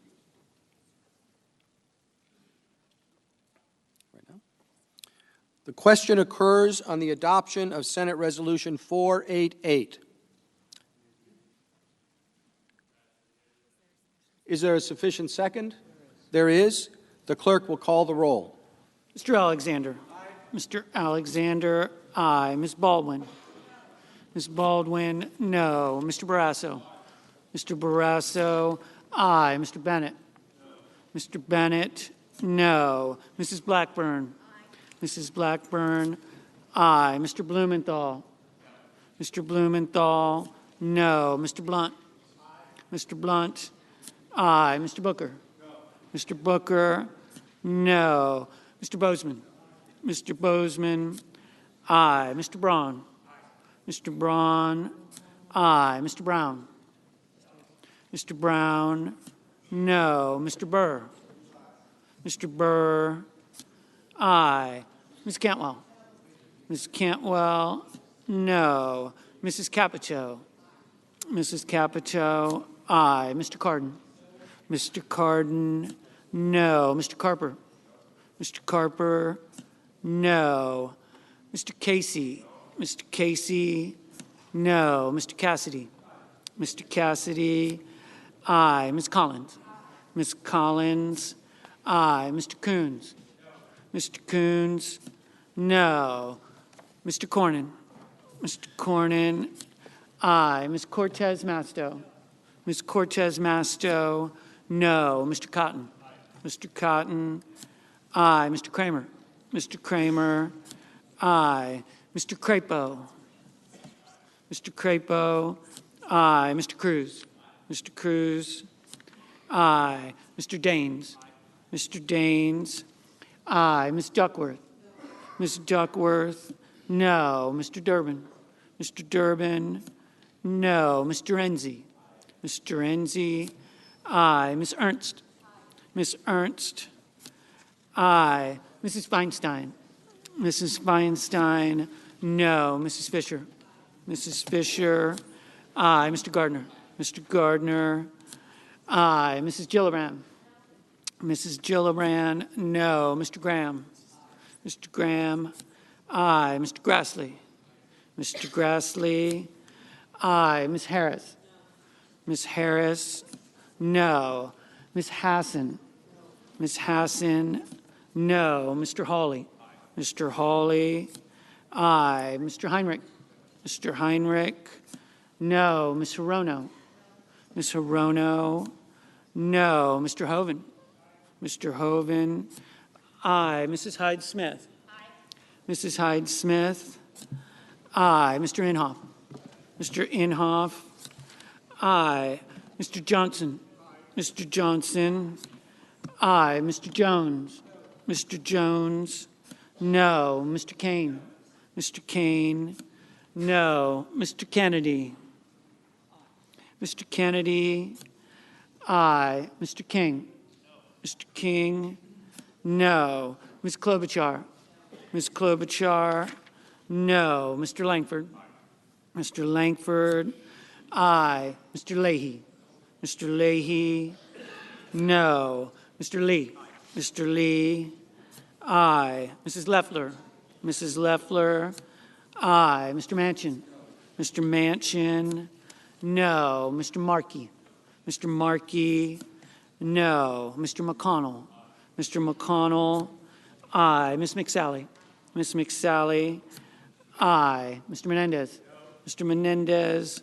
No. Mr. Merkley? Mr. Merkley? No. Mr. Moran? Mr. Moran? Aye. Ms. Murkowski? Ms. Murkowski? Aye. Mr. Murphy? Mr. Murphy? No. Mrs. Murray? Mrs. Murray? No. Mr. Paul? Mr. Paul? Aye. Mr. Perdue?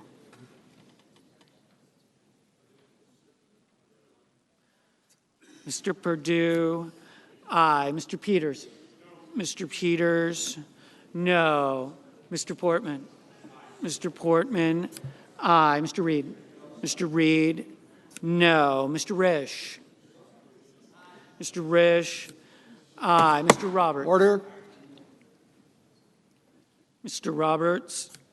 Aye. Mr. Romney? Mr. Romney? Aye. Ms. Rosen? Ms. Rosen? No. Mr. Rounds? Mr. Rounds? Aye. Mr. Rubio? Mr. Rubio? Aye. Mr. Sanders? Mr. Sanders? No. Mr. Sass? Mr. Sass? Aye. Mr. Schatz? Mr. Schatz? No. Mr. Schumer? Mr. Schumer? No. Mr. Scott of Florida? Mr. Scott of Florida? Aye. Mr. Scott of South Carolina? Mr. Scott of South Carolina? Aye. Mrs. Shaheen? Mrs. Shaheen? No. Mr. Shelby? Mr. Shelby? Aye. Ms. Sinema? Ms. Sinema? No. Ms. Smith? Ms. Smith? No. Ms. Stabenow? Ms. Stabenow? No. Mr. Sullivan? Mr. Sullivan? Aye. Mr. Tester? Mr. Tester? No. Mr. Thune? Mr. Thune? Aye. Mr. Tillis? Mr. Tillis? Aye. Mr. Toomey? Mr. Toomey? Aye. Mr. Udall? Mr. Udall? No. Mr. Van Hollen? Mr. Van Hollen? No. Mr. Warner? Mr. Warner? No. Ms. Warren? Ms. Warren? No. Mr. Whitehouse? Mr. Whitehouse? No. Mr. Wicker? Mr. Wicker? Aye. Mr. Wyden? Mr. Wyden? No. Mr. Young? Mr. Young? Aye.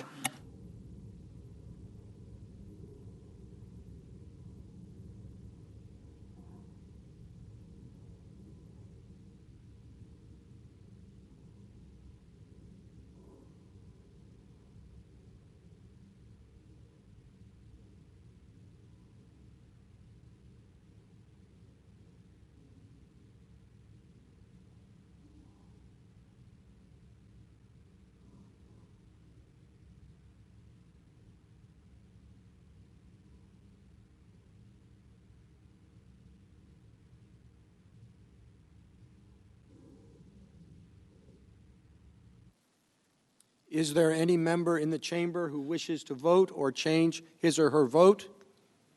If no, the yeas are 53, the nays are 47. The resolution is agreed to. Mr. Majority Leader?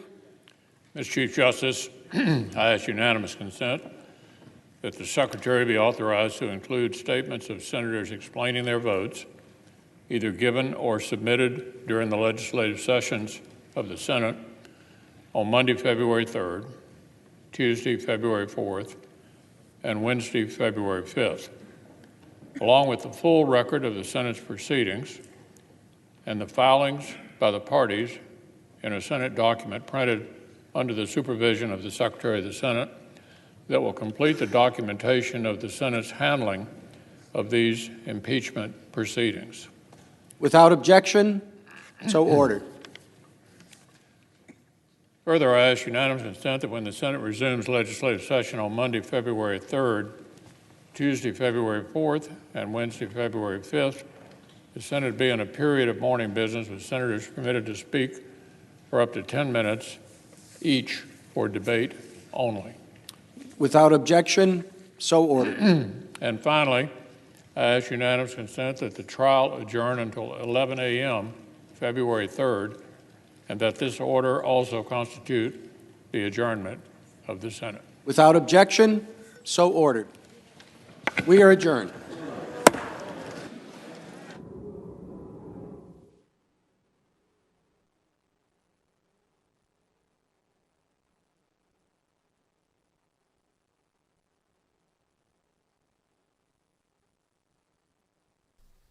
All right, folks, let me show you guys real quick. So the Senate stands adjourned until February the 3rd, 2020 at 11 a.m. Eastern. And then the final vote, like we broke the story earlier, happens on Wednesday, the 5th. The 5th of next month, the day after the State of the Union address by President Trump. President Trump does the State of the Union address on Tuesday, the 4th. So make sure you guys stay tuned live here at Golden State Times. We're going to be putting up the live stream in just a few seconds. We're going to set it up so you can set the reminder and do all that good stuff. Thank you so much to everyone that shared this live stream, to everyone that supported us through Super Chat, through membership, through all of that stuff. I think we did a pretty good job with the counter, folks. You know, someone in the chat said, "Oh, good try," but I think we did pretty good. I'm actually very happy about the way that went through. At least we got it correct, and that's the most important part, is that we actually got it right, even if it did take a little bit of tweaking here and there, because sometimes you don't know if they're saying yes or no. You can't hear it. Or sometimes they just do a motion with their hands. So sometimes, you know, it's very difficult to sometimes hear with some of the senators and stuff like that when they cast their votes. But I think we did a pretty good job. Thank you so much, folks, once again for joining us, choosing us as your stream of choice. I hope you guys have a fantastic weekend. I hope you guys have an awesome Friday, and we will be back Monday morning for more coverage. And more coverage of President Trump. And don't forget, Tuesday, folks, Tuesday, State of the Union address live here at Golden State Times. President Trump, State of the Union address live. So make sure you guys are subscribed and the notification bell is on. Also, on Wednesday is the final vote for the Senate impeachment trial of President Trump.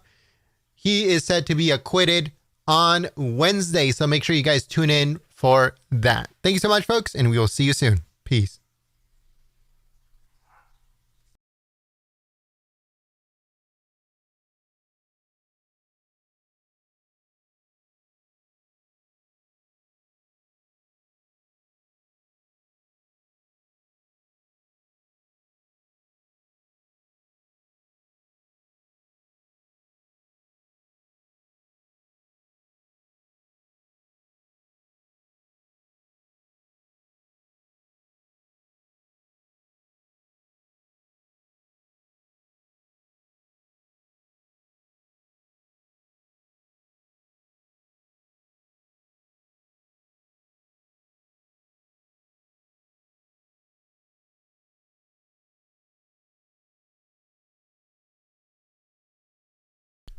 Before we end the live stream, I want to give a big thank you. There was a lot of our moderators, our great moderators here on this chat today. We had Gorf on the chat. We have Carolyn Hall on the chat.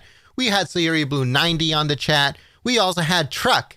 Truck comes on very rarely, but when he's here, you know that this chat is going to be clean and enjoyable for everyone.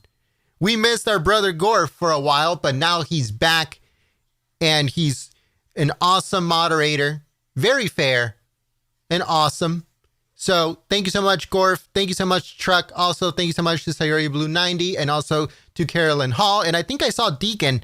I hope I'm not missing Deacon, because Deacon is an awesome moderator too.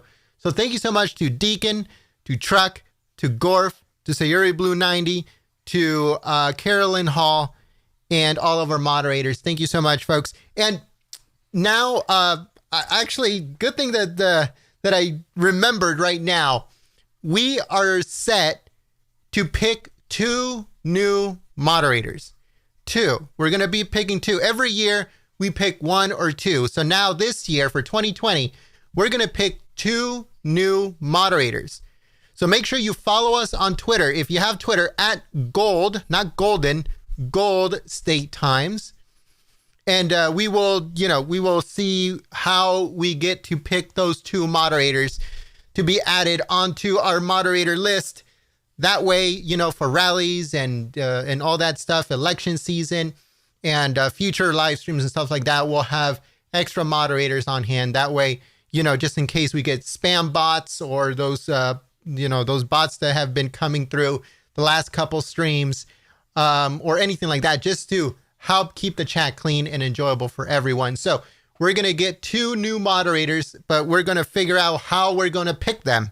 So make sure you guys tune in for that and follow us on Twitter for more information on how we're going to pick 2 new moderators to be added to the channel. Thank you so much, folks, and we will see you soon.